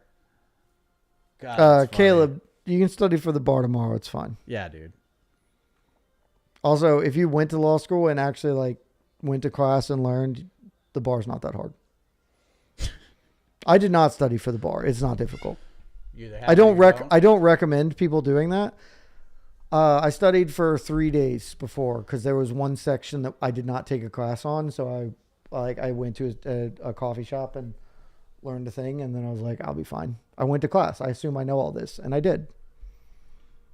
For the final time tonight, let's put up the bets. Jed, Topuria inside the distance as the climb bet, minus 350. Step 5, baby. And I have double action on Ilya Topuria. Topuria by knockout, minus 200. Topuria with at least one knockdown, minus 260.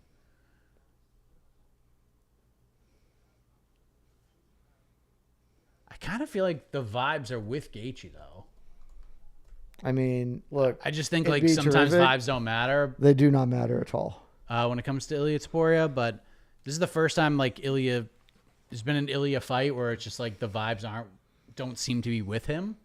They seem to be more Nothing would Gaethje. make me happier. I think I genuinely believe that This they be better than Sean Strickland Yeah, beating Israel 100%. Adesanya. Oh my gosh. I don't think it would be bigger actually, but it'd be bigger for me. I think Will you laugh harder? Yes. I think I probably won't laugh as long, but I will laugh harder. I think they should have actively been sabotaging Ilya all day. They should have not poisoned him because Like that would Oz, be bad. where they just like dump stuff in his water. But yeah, they should be dehydrating him. They should be working to make him not bad enough to pull out, but not be good. They should have brought a lot of kids with pneumonia to just cough on him. Be sign this little kid's lunchbox. You just sneeze in your face. That's what they should have been doing to him. That is warfare right there. Kyle, I let my license lapse.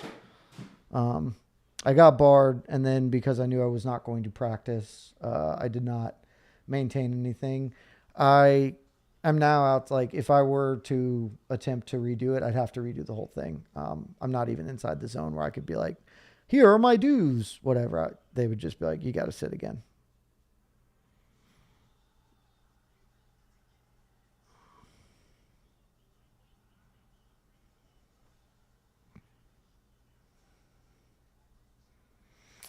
If Justin wins, it would make this card an all-timer. Right now, it's an all-timer in the sense that it's so unique and strange and different. But ultimately, because Pereira didn't make history, we probably won't think too much about that fight. And the rest of these fights have been fun, but you need something. You need a Max Holloway, Justin Gaethje capstone to make this stand out in that sort of round.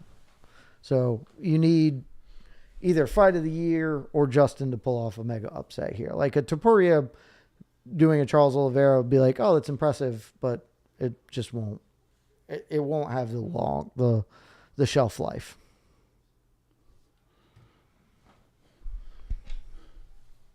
So many fun Gaethje highlights. Blaine, I was also promised bugs. I don't know if they maybe they've been there all the time and we just don't know. The locusts are in there, but we can't see. They have a little vacuum, a little bug vac. I mean, that would be just a AI eagle being angry. Yeah, the problem is Ilia Topuria is an extremely smart fighter, and Justin Gaethje is wildly predictable. I strongly anticipate that Ilia is going to kick Justin in the head when Justin dips his ass down like he does 80 times a fight, and that will end up leading to the end here. I honestly think Justin's best chance is just to go full banana. The second that thing goes, just go crazy. I think eventually that has to be how the fight is won. I would like to see him jab and low kick to start because Topuria, I've seen Topuria losing fights by people just having good fundamental. Max and Volk were both chewing up his legs and kind of winning those fights. And then he was like, oh, well, I'm going to get really close and hit you really hard. And if he does that against Gaethje doesn't usually get put out with one shot. So then once he gets hit hard, they can go into the zombie swing mode and see what happens. I have genuinely wondered if Topuria just tackles Gaethje here. Because that is the most consistently successful plan to beating Justin Gaethje. Tackle his ass. And Topuria is a very good top position grappler. Yeah.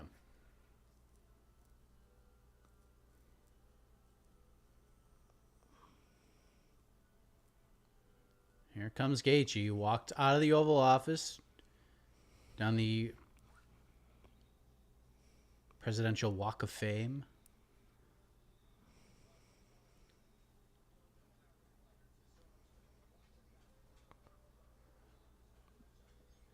Hello.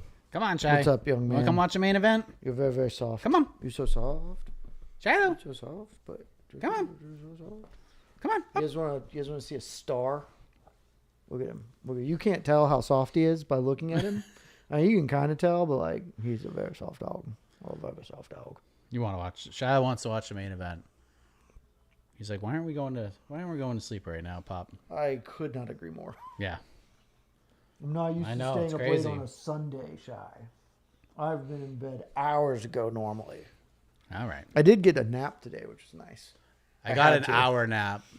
Yeah, I got like 45 when I got home before I came over here. And then we decided we were going to do it an hour later than we thought because the weather. I was like, damn it, I could have had a real good one. I could have had a real good one. Yeah. All right. I don't think Justin's going to use his wrestling. He might do like a Gane thing where he like attempts it, but Gaethje has spoken pretty openly and I think correctly about like he's not built for that.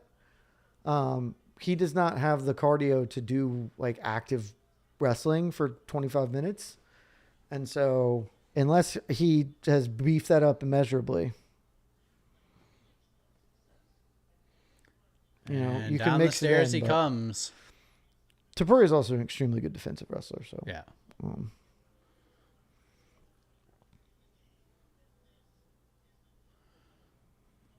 And Eric, live well, music. I'm not driving back to Atlanta tonight. The same as all the things we do. I go back to my parents' place and I'll spend the night there, and then tomorrow I'll head back up. My parents are actually not home, so it's weird. I honestly think it's the first time I've been in my parents' place without them there. They're on vacation this week, and they're like, "Are you coming down? Because we're not going to be here." It's fine. I have a key.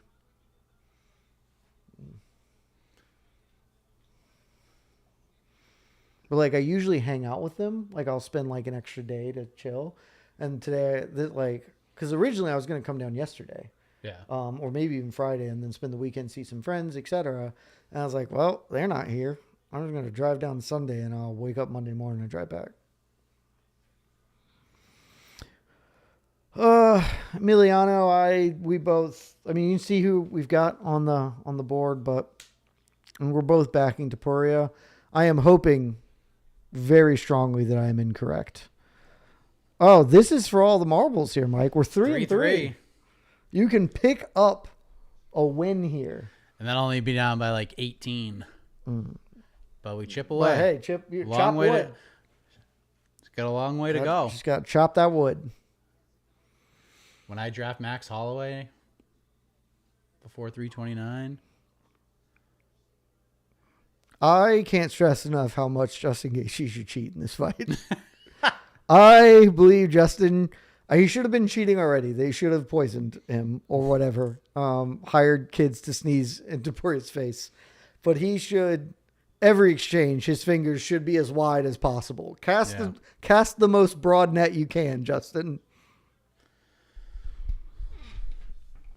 Niner and probably know my parents have absolutely horrific Wi-Fi. It's a nightmare, but it's good enough for our post work, so it's fine. It's less good when we used to do post shows and I would do it at their place. It's actually way worse for that. So this is better when we do our post shows here. Yeah, their Wi-Fi is treacherously bad. I have not been able to fix it despite working on that for they've lived there 20 years and I can't get them to have better Wi-Fi. It was under on Seguin. That's good. It was under on eye pokes for Gane. 0 eye pokes for Gane. Because we were saving them all for Gaethje. He should cheat. Cheat so there hard. Is. No, your fists are closed, Justin. Gaethje, I need this to be the best performance of your life. It still might not be enough. It might not, but like, if this could just be a really fun fight, like a classic Justin Gaethje, and not like Topuria blows the doors off him, that would be a win. Right? Like, give me the Gaethje Oliveira fight, something like that. Just a 1-round gangbusters war. Give me Gaethje Fazeev, you know, but like then Topuria can win at the end. I mean, still I would like Gaethje to win, but like Gaethje Chandler, I'd take that too. Like I just don't be a 3-minute massacre because Gaethje's washed. Yeah, I don't want a 3-minute massacre, which we could get. It's very possible. I think not. I'd rather give me a 3-minute just absolute slugfest. My official prediction is Topuria in round 3. Then can sort of zombie his way through. So.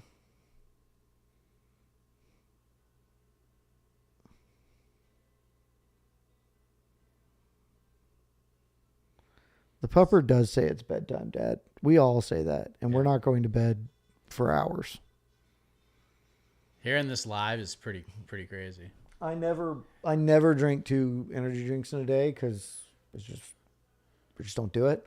And I was like, I'm gonna have to have 2. There's no chance like I'm gonna be rocking hard here. I had 2 black iced coffees and an energy drink. I can't open the 4th one. That is the most caffeine a human should imbibe in a day. Yeah.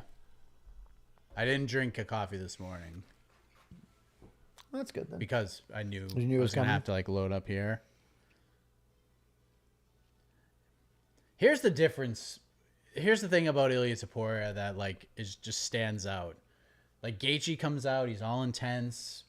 Like Topuria's just like basking in all of this. Like he's walking out like he knows what's He's not a man with a lack of confidence. That is absolutely true.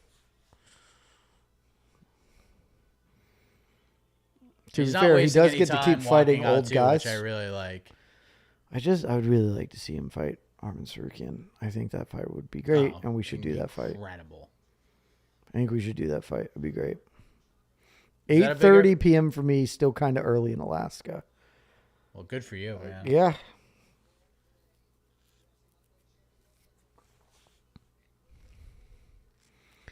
Blaine, that's just bad for you, man. What? He said 2 energy drinks in a day is baseline. That's just bad for you. I mostly don't drink them except for specifically like I need a... I drink them when I'm specifically attempting to accomplish things. Because I don't need one to wake up. Like I don't drink coffee to wake up.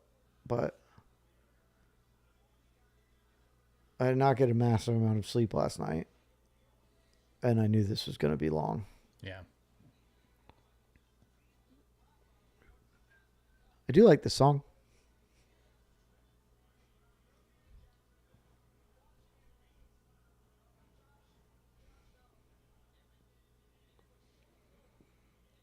T. Hernandez, I cannot stress to you enough. I couldn't disagree with this more. I have an immense amount of self-confidence. I do not want the self-confidence that Ilya Topuria has. I'm not even saying that his confidence is not earned, but I do not want that level of confidence. And Topuria made his way from the balcony, and he is coming down the stairs, and he's moving with a little bit of swiftness, which is good. That's all we're asking for. Is our audio bad, or is Texalicious the only person with this concern? I don't know. He just sounds audio good several times. No, I think they want the audio of the fight. Harmon says no audio at the moment. What? Look at Harmon's comment. No audio at the moment. I mean, it's coming through on my end. I can't speak to what's happening. Let's see. Hello, buddy. You're doing great.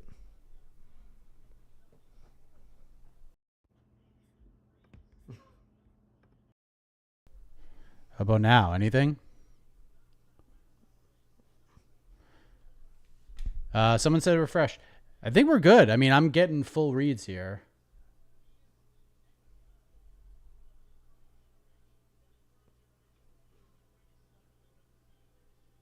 How about now? Anything?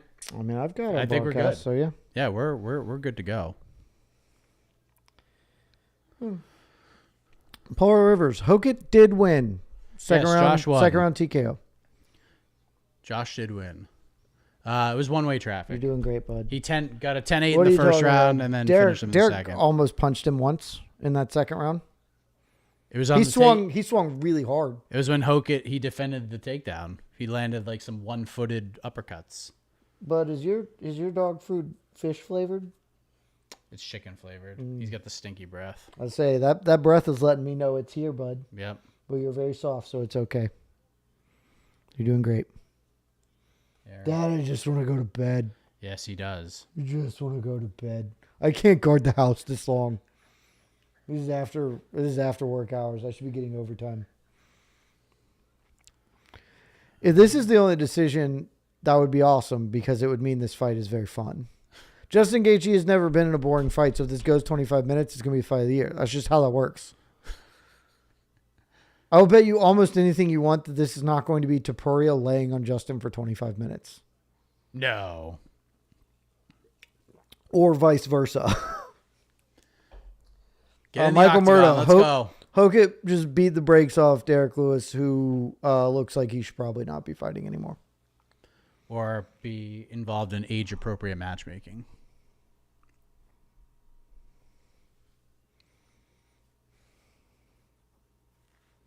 All right, Topuria's in the octagon.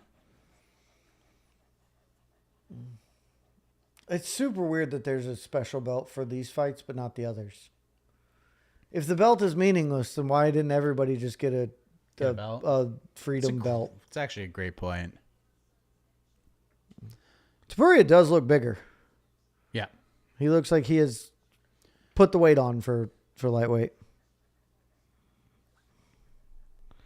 Again, I think y'all are misremembering the Max Holloway-Justin Gaethje fight. That fight was extremely competitive. Max was winning. That fight was extremely competitive, and then Max put him out. Yeah.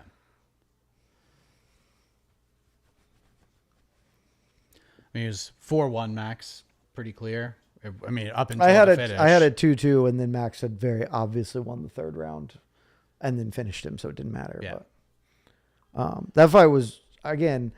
people had that all last year too. They were like, that wasn't the fight of the year. I was like, I think it is. It wasn't, you could have chose something else. It was like, go watch it again. You're just remembering that the KO's maybe the KO of all time, but that fight is very good. Senor Pepe giving you I don't want it. Kudos. Good luck on the climb. I do not want it. I would very much like to lose this climb because if I lose, it means Justin Gaethje has won. So we should say bad luck on the climb? Yes, I would love for this climb. And that was absolutely part of it. I was like, look, if I climb, at least I'll have something. Mark Goddard is the ref. And not only was Mark Goddard the ref, but as they showed him on the screen, there were bugs flying around him or flying past him. The bugs have showed up. Is that what? Blaine, the like bugs are here. We found them. Oh, it wasn't text lists? You know what's really fun? You can have opinions, but if they disagree with me, I can just time your ass out. You penalty box them for disagreeing with you? If you're going to disagree with me like a dick, yeah. If you're going to be like, I disagree, I don't think it was, but like, it wasn't 2-2. Shout out to Get the gate, my Ronald. guy. Put him in the box. It's awesome. I can't tell you how much fun it is to have total control over the chat. There you go. Fireworks over the octagon.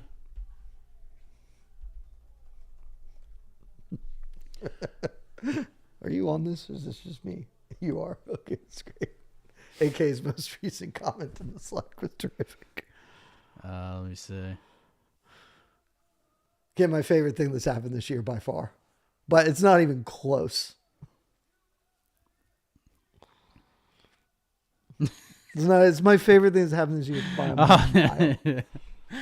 The Gilbert Burns thing? Yeah, I genuinely think it might be one of the 4 funniest things a fighter has ever said. And he was not trying to be funny, which makes it even better. Oh, yeah. He's, dead serious.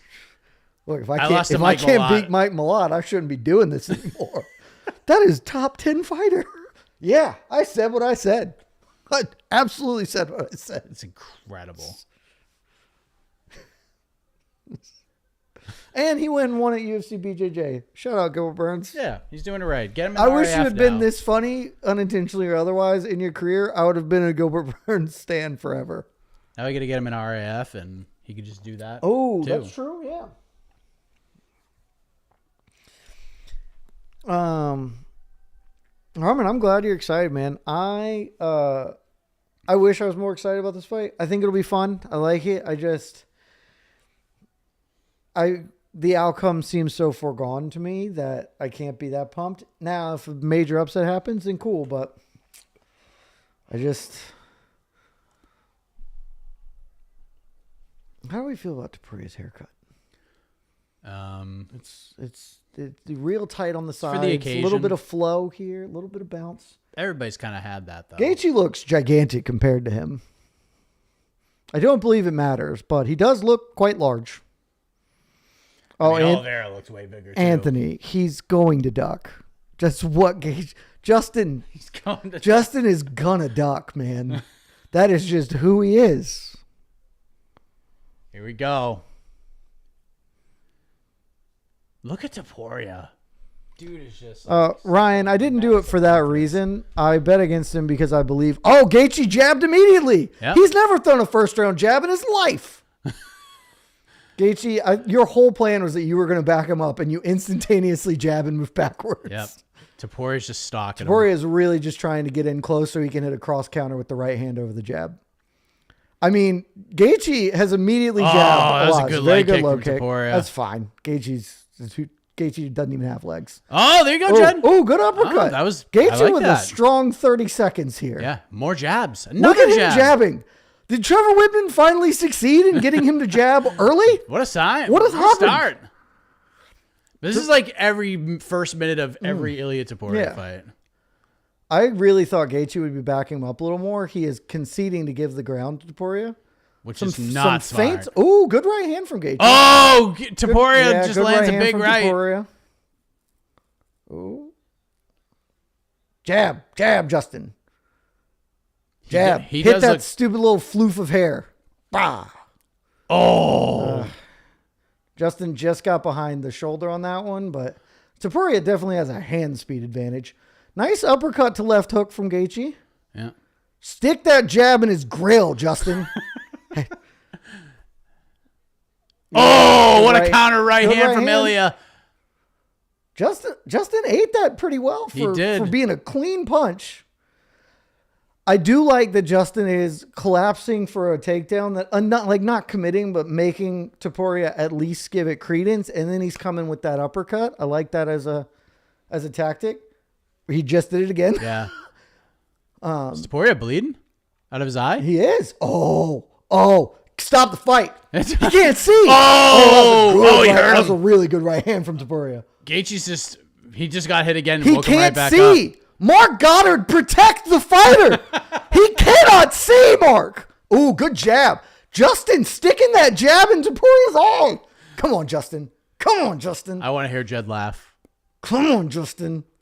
I would never be happier to lose it. Oh, good left. Justin's jab, the fact that he came out and immediately started jabbing is good. Topuria feeling a little more urgency to put the hammer down. He is not. Ooh, good uppercut. That was nice. Keep jabbing him, Justin.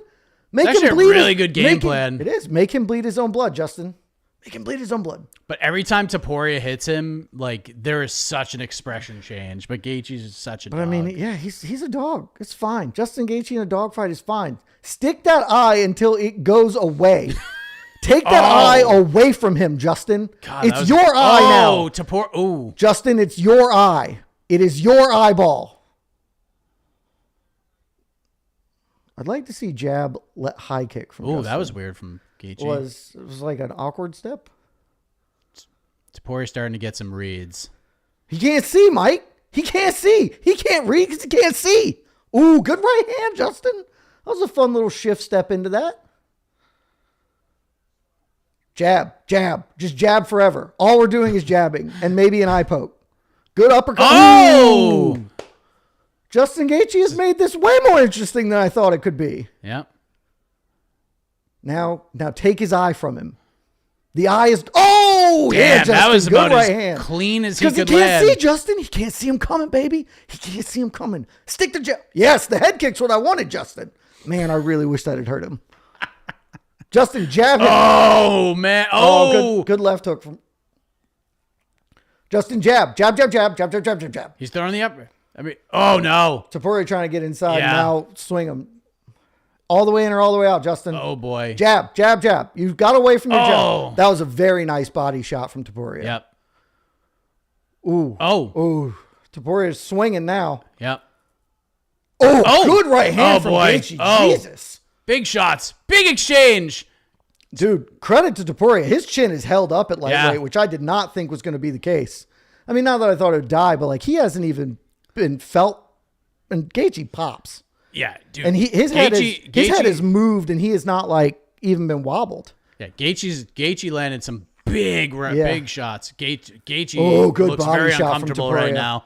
He looks very uncomfortable right now. Good body. He does, but this is also maybe exactly the kind of fight Justin Gaethje can. Oh my God! Great body shot from Topuria. Gaethje now starting to look a little ugly. This is exactly kind of what I thought was going to happen. This is Topuria doing the body shots is good, but Topuria may still. What a round! It was a hell of a round. That was a sick round. I genuinely believe you can give that to either fighter. I'm going to go with Topuria because I think he landed bigger down the stretch. Yep. Oh, no. But Gaethje had such an early lead, and the physical damage is extremely apparent for Gaethje. If you want to give it to him, I think that's fine. I think I'm going to go Ilya. I'll go Ilya. Here's the thing. It doesn't matter. Yeah. 10-9 all of us, because that round was doesn't awesome. matter. Yeah, I had wondered if Ilya would do a lot of body shots, because those have historically been the best way to fight Justin Gaethje other than tackling him. And he didn't early, but as they started to get into more exchanges, he really started to go for the body. And that you can break Justin down that way. Great round for Justin. I think the fact that Topuria can take his shots is probably really bad news for Gaethje, because I thought that might be, but he can't see, Mike. I would stop the fight. Look at that eye. He might lose it. Stop the fight. If Gaethje can cut open the eye and win on a cut, that would be the freaking best. I kind of just feel stick the jab again, bud. Ilya's got to get him in this round. There's going to be next round. Gaethje's just not... He got away from the jab, which I think is a problem. You need to go into the jab again. You were easily winning the fight when you were jabbing, and when you stopped jabbing, you started to lose the fight. Also, 0 leg kicks from Justin. Leg kick from Ilya. DC agrees with you. He said put the jab out there. When Justin Gaethje jabs, he is one of the best fighters in the world, and he doesn't do it so often. He did it. Like, clearly it was a trained thing, and so when it was the start of the fight and fresh, he did it. And then as they got into who he is, F that jab, baby. I don't need it. Jab, jab, jab, jab, jab, jab, jab, jab, jab, jab, jab, jab. I mean, I guess it's left hand. Jab, jab, jab, jab. Oh, he punched him in the throat.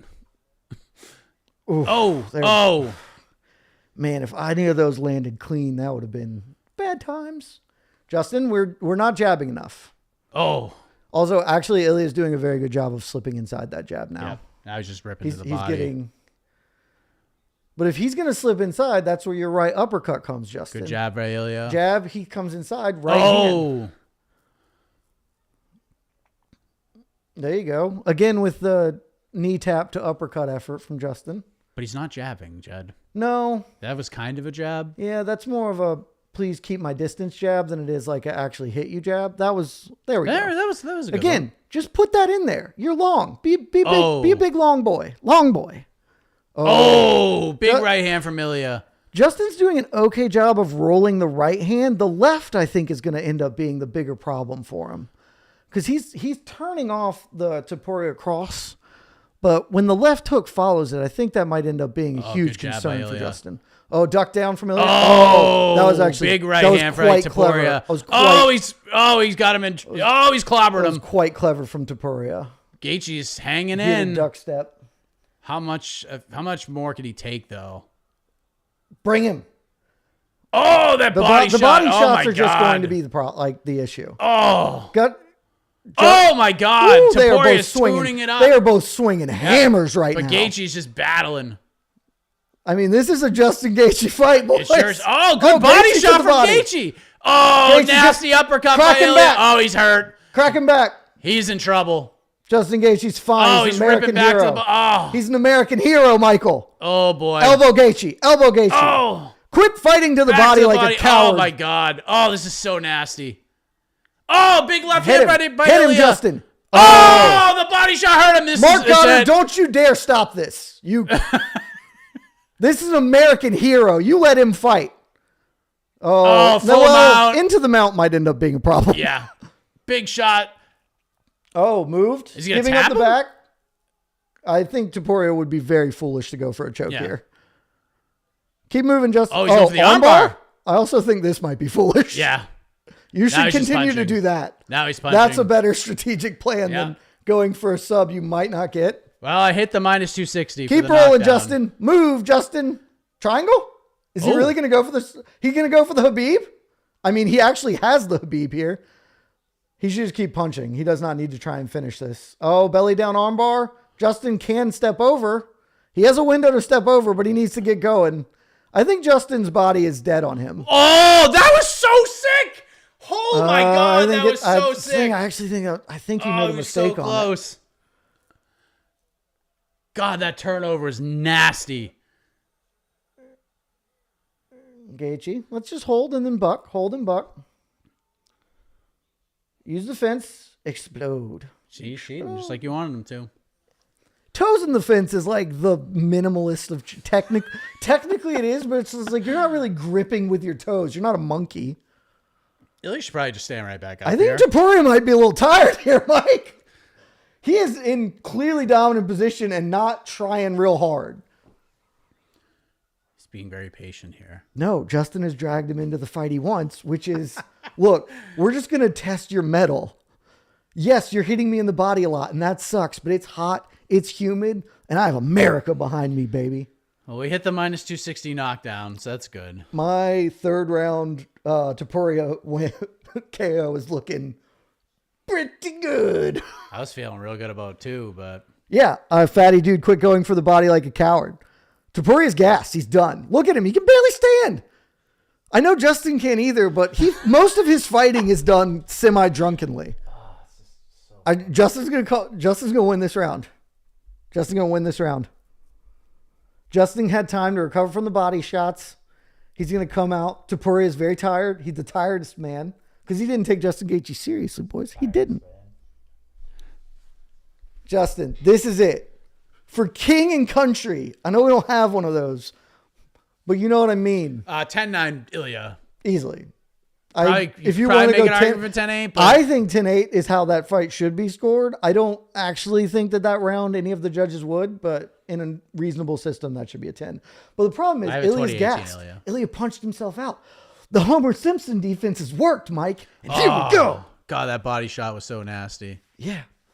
For Ilya, because he's too tired. He burnt his tires, boys. I respect Foxy Scorpio's 2-0 Justin score. Look at him. That man's never beat him. No, he don't want it. Look, Justin. America, baby. These colors do not run. One time. Also, yet another fight where Justin Gaethje is putting down a possible fight of the year because it's the only... Dude, Topuria genuinely is gassed. This is actually a really good strategy. Topuria is genuinely gassed. Oh, good knee to the body. Dude, he just let Justin clinch him. He actually might be cooked, Mike. This isn't even a bit anymore. He's not moving. Justin, you just put the hammer down. Mike. No one, but Justin might be cooked too. Justin's ribs don't work, but he'll figure it out in a moment. Dude, Topuria has not thrown a punch. We are almost a minute into this round. There you go. He threw one. Dude, look at him. Look at him, Mike. Justin, this is the miracle on ice. That's fine. Kick that leg again. That was a nasty counter. That's fine. Again, Justin's head is made of concrete and bits of old rock. Justin, he's so done. Oh, yeah. Get him, Justin. Get him. Mike, he's going to do it. Mike, he's going to do it. He's jabbing, Jed. Mike, he's going to do it. I cannot believe this. He's going to do it, man.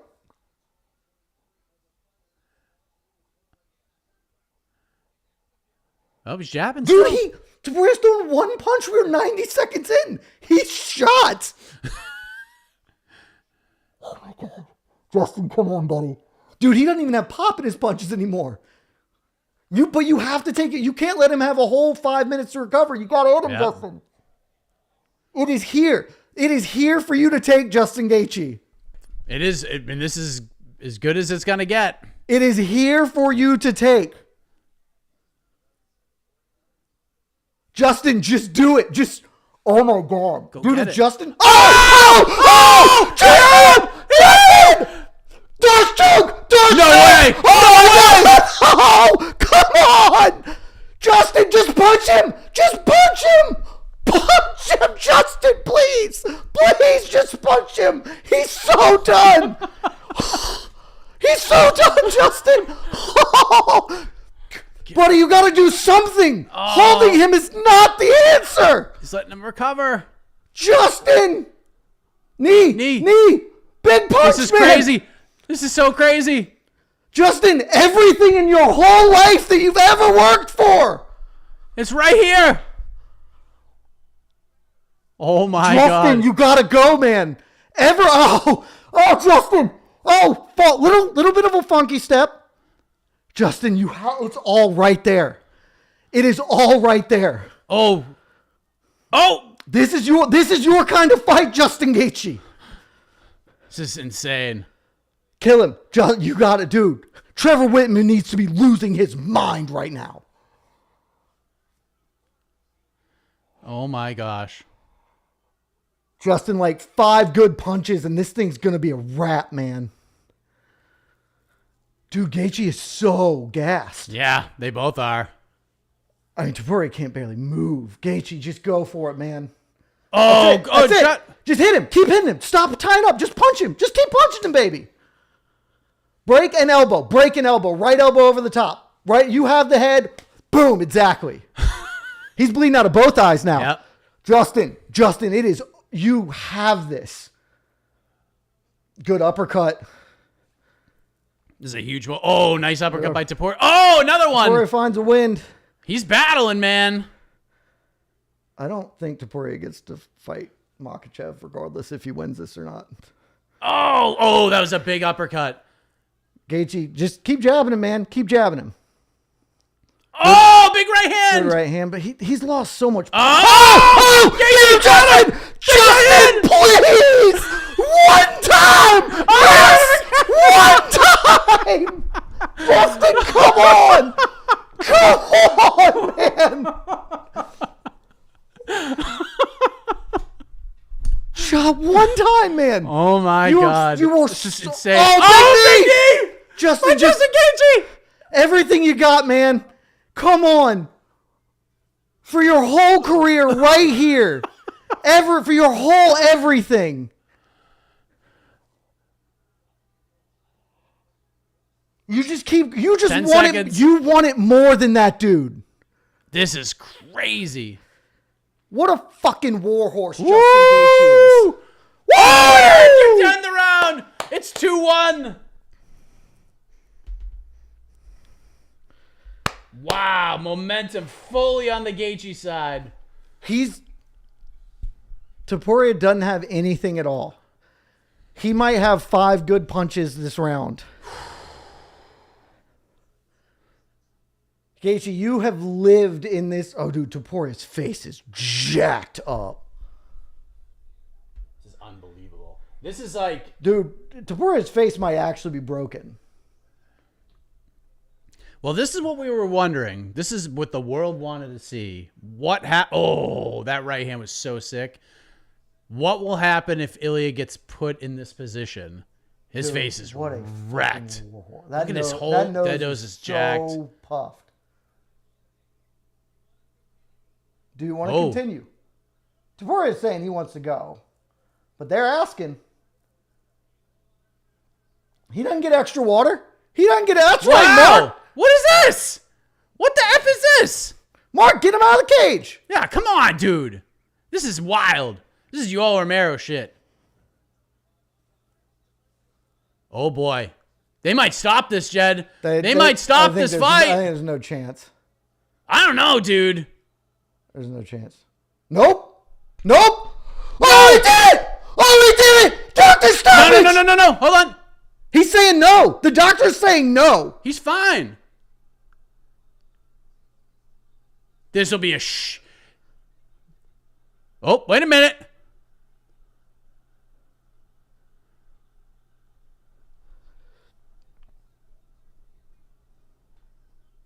Oh, did he turn him? How is that? He turned him! I mean, Topuria's about to give everything he's got, and Gaethje has to know that he's so close to getting it. This is going to be the last round of the fight. I can't. One way or the other, this is going to be the last round of the fight. Dude, if Gaethje doesn't win, that's going to be massively controversial. Holy shit. The doctor shit. said no, and then they lobbied for that not to be the case. Wow. Topuria's going to throw everything he has right now. Yeah, he's got to. Gaethje just needs to get inside and hit him. They're hockey fighting. I mean, Topuria also got a lot of arrests, but so did Gaethje. Justin, just stick the jab in his face, man. Jab him. There you go. Jab him. Oh, my.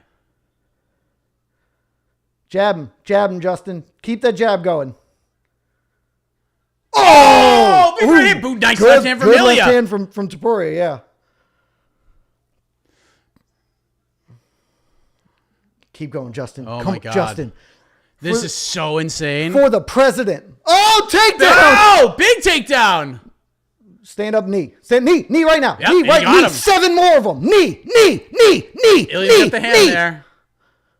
Now he's going to the legs. This is very smart. There we go. You don't have to hit him hard. Just hit him with your knee. His face is already jacked up. Oh, my. Now, get out. Topuria's going to throw. Good rip to the body. Head kick. Gets Oh! God Gaethje with the damn, big combination. Justin. Ilya's still up. Dude, Topuria got a chin on him. Yeah, he Because does. he's eating some fucking shots.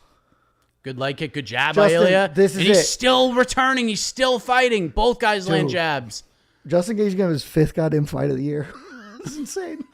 The most exciting fighter who's ever lived. Topuria, dog, man.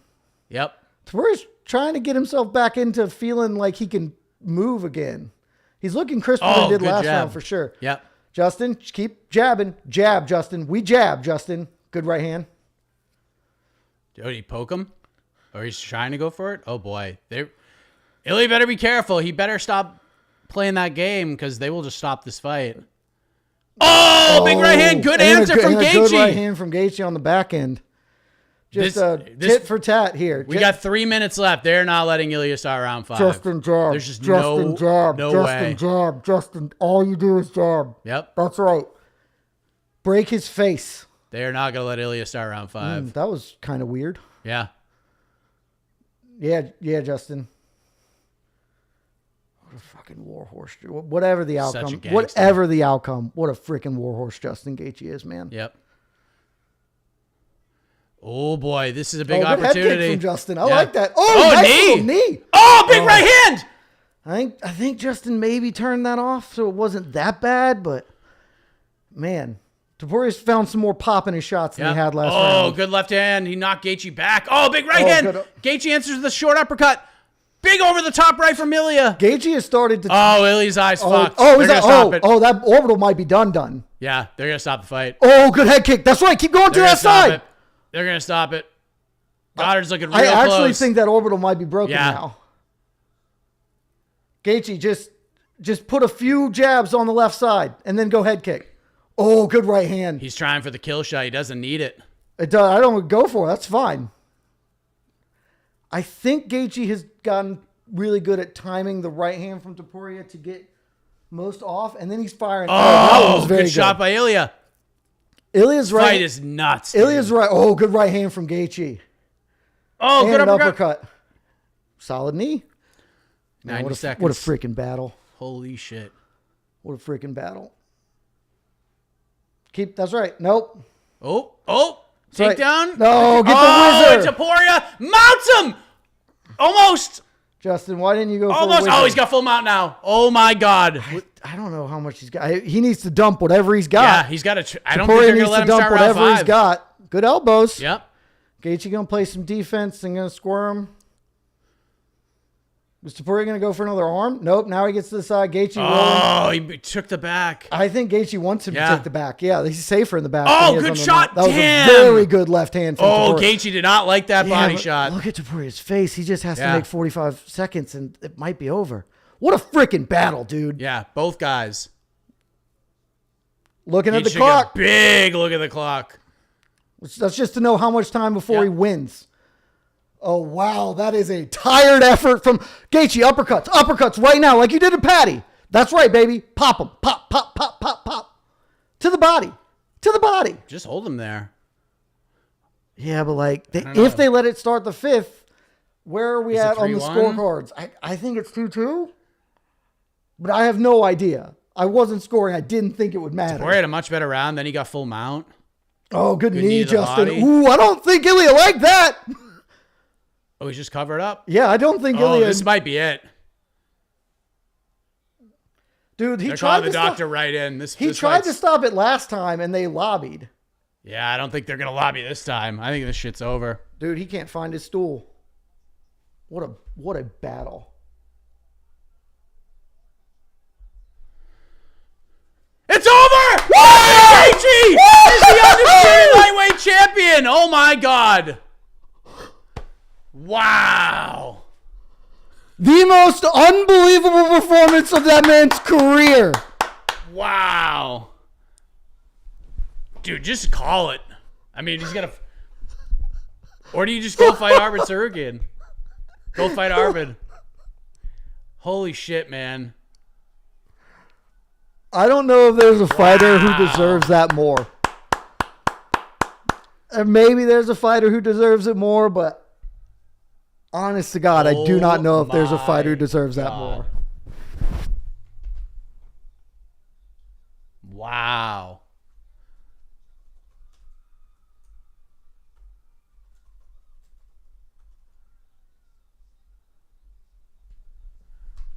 That's fuck, man. Unreal. A genuine, unlike an American sports story for the ages. I can't wait for the highlight movie to come out. That man's the most exciting fighter who's ever lived. Maybe there's one or two guys you could put above him, but he's the most exciting fighter who's ever lived. And he spent his career getting right there.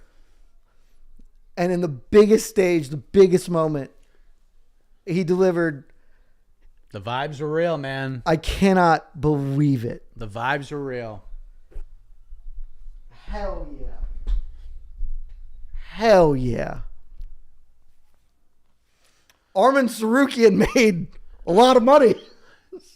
Arman's getting a title. Arman's fighting Justin Gaethje in September. He shouldn't fight him. Justin just won him $5 million.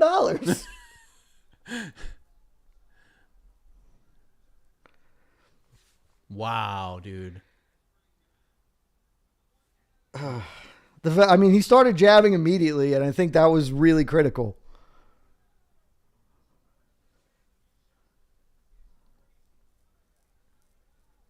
Did he quit? Or did did the corner throw in the towel? I do not think it's wrong for the corner to throw in the towel. I believe his orbital is broken. Yeah, 100%. So nobody, dude, if you watch that fight and your takeaway is that Ilia Topuria is a pussy, you're very stupid. Like that's it. You're just very stupid. No one's saying that, are they? I hope not. This was actually like... This is genuinely the most impressive performance of Topuria's career to me. Maybe not the most impressive, but like, I feel like I learned by far the most about him because I got to see him really battle. This is awesome, man. That's good for Justin Gaethje, man. I mean, like I said before this fight, a Gaethje upset turns this into a legitimate all-timer, and it did. Like, this is an all-timer of an event now. 7 fights, 7 finishes, and Topuria beat the shit out of him, man. Topuria tried to get a little too fancy with that. So I genuinely thought the knee to the body really hurt him because his immediate reaction was, oh shit. Like, look, he eats this and one, super clean. Instantly, his left elbow drops to cover and he sits back.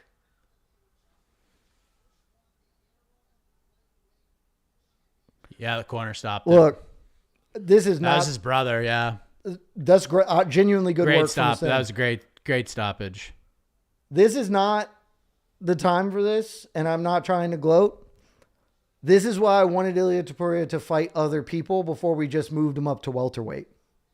Like, I think that's fair. 3 weight classes is very difficult, as we just saw in the co-main event. Good God.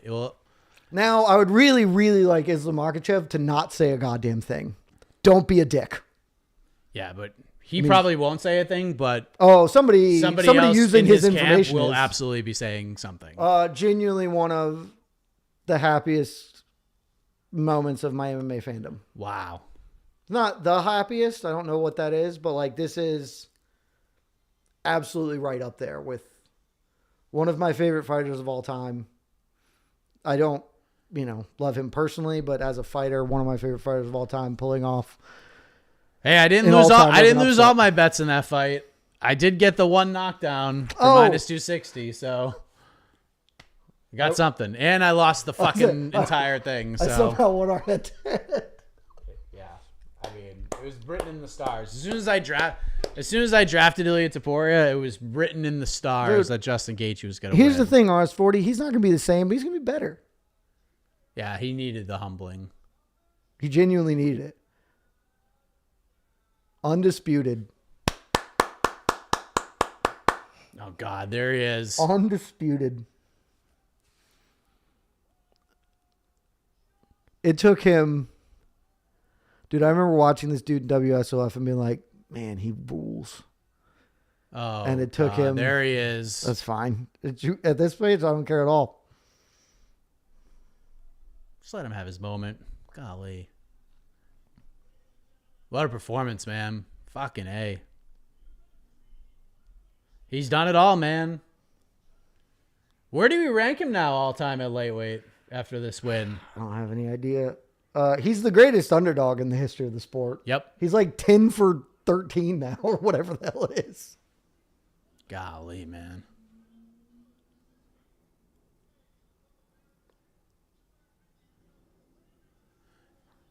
And now we're going to get Justin Gaethje. I'm now like uberly fascinated. Did they do Charles Oliveira? Fuck no. It's got to be Armin, dude. Look, I agree. It should be. That's not how the world has worked. Dude, Gaethje versus Armin Tsarukyan is a gigantic fight right now. Armin versus anybody is a gigantic fight right now. Gaethje, go up and fight Islam. Oh my God. Dude, please don't do that. That would be that would be the funniest thing that has happened in years. If he calls, you know what? I'll go fight Islam. I never thought I'd see the day. Unfucking disputed. Incredible. That was the thing I said that was the big difference. Is like, he's way bigger than Max and Volk. And he's much more durable than Charles is.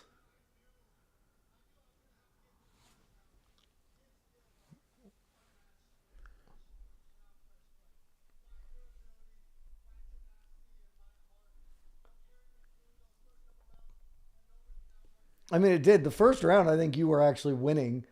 The second round, he started beating the shit out of you and immediately got tired because he swung everything he could to get you out of there and he couldn't.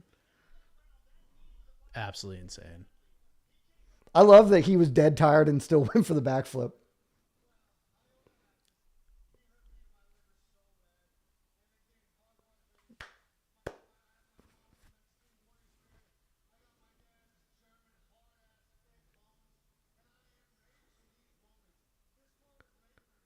Is that fight of the year? Yeah. Was this better than Hogan Blades? I think so. I think because of everything that it signified, moment. There's an extra round of it too. I think it's better than Hogan Blades. I think it's fight of the year again. Only card in UFC history with all knockouts. But I mean, it was only 7 fights, so.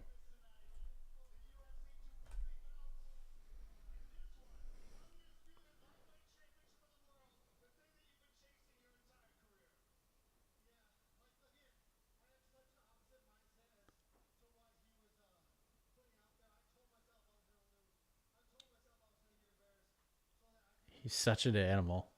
I told myself I was going to lose and get embarrassed. Like, look, all he did was say he was going to beat me and all this. And I was like, I'm going to lose. And what is dead may never die, baby. And it fucking didn't. Again, I have absolutely nothing but respect for the performance Ilya Topuria put on tonight. Oh, my God. You will not hear me say a bad thing about him tonight. Fucking, what a warhorse. What a warhorse, man. great. One of the greatest fights in the history of the sport. Justin was definitely going to retire if he lost. He made that pretty clear beforehand.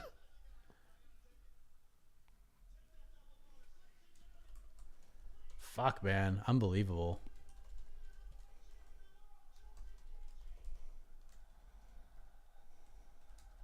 He did it.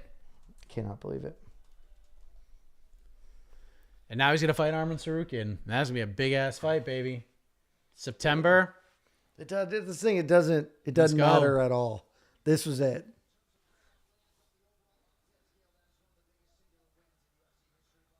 What a moment. I mean... All right. Dude, well, listen. A lot about to happen here. Post-fight press conference is coming up. And you're going to get everybody up there. I believe you're getting the entire, all the winners. Style. Yeah, I think that's right. The old school style presser. Here forever. So we're going to wrap here. We're going to jump on, do a quick post show. I think I'm just going to like hop on for the first like 15 minutes and then like and then I got to roll.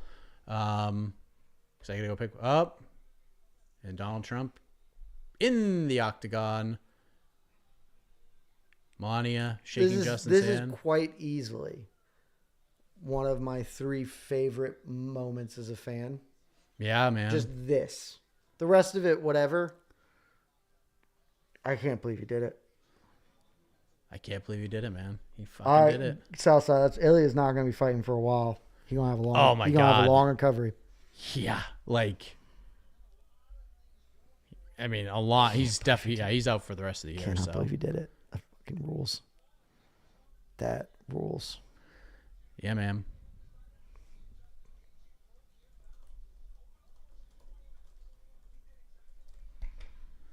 Now we get Arman Gaethje. Now, pretty crazy. I am not going to have a working voice tomorrow. Yeah, none of us will. I screamed so much during that. Yeah. Ilya Topuria deserves a shit ton of credit. Massive amount. Shit ton of credit. Massive amounts of credit. Yeah. I'll tell you what. Just a gutsy ass performance. I, in general, do not want to hear Ilya Topuria speak. I would, at some point in the next week or two, like to hear him come out and be like, it's pretty hot out there and I wasn't used to that. That would be fun. Because then the whole weather thing would have been like, oh, maybe that was involved. Lamellis, I will be straight up flabbergasted if somebody takes Fighter of the Year off Justin Gaethje. I mean, if Sean Strickland gets another win, it's a competition. Nope. That's it. He did it. If Gaethje fights again and then gets mowed down, if he fights Arman and beats Arman, this is one of the best years in the history of the sport. If he beats Arman, it's not remotely close. But like, I think he should just be like, I'm not fighting until January, and I will be giving him my vote. He's not gonna do that though. I'll be giving him my vote should he not lose again this year. This is prime money making time. Crazy.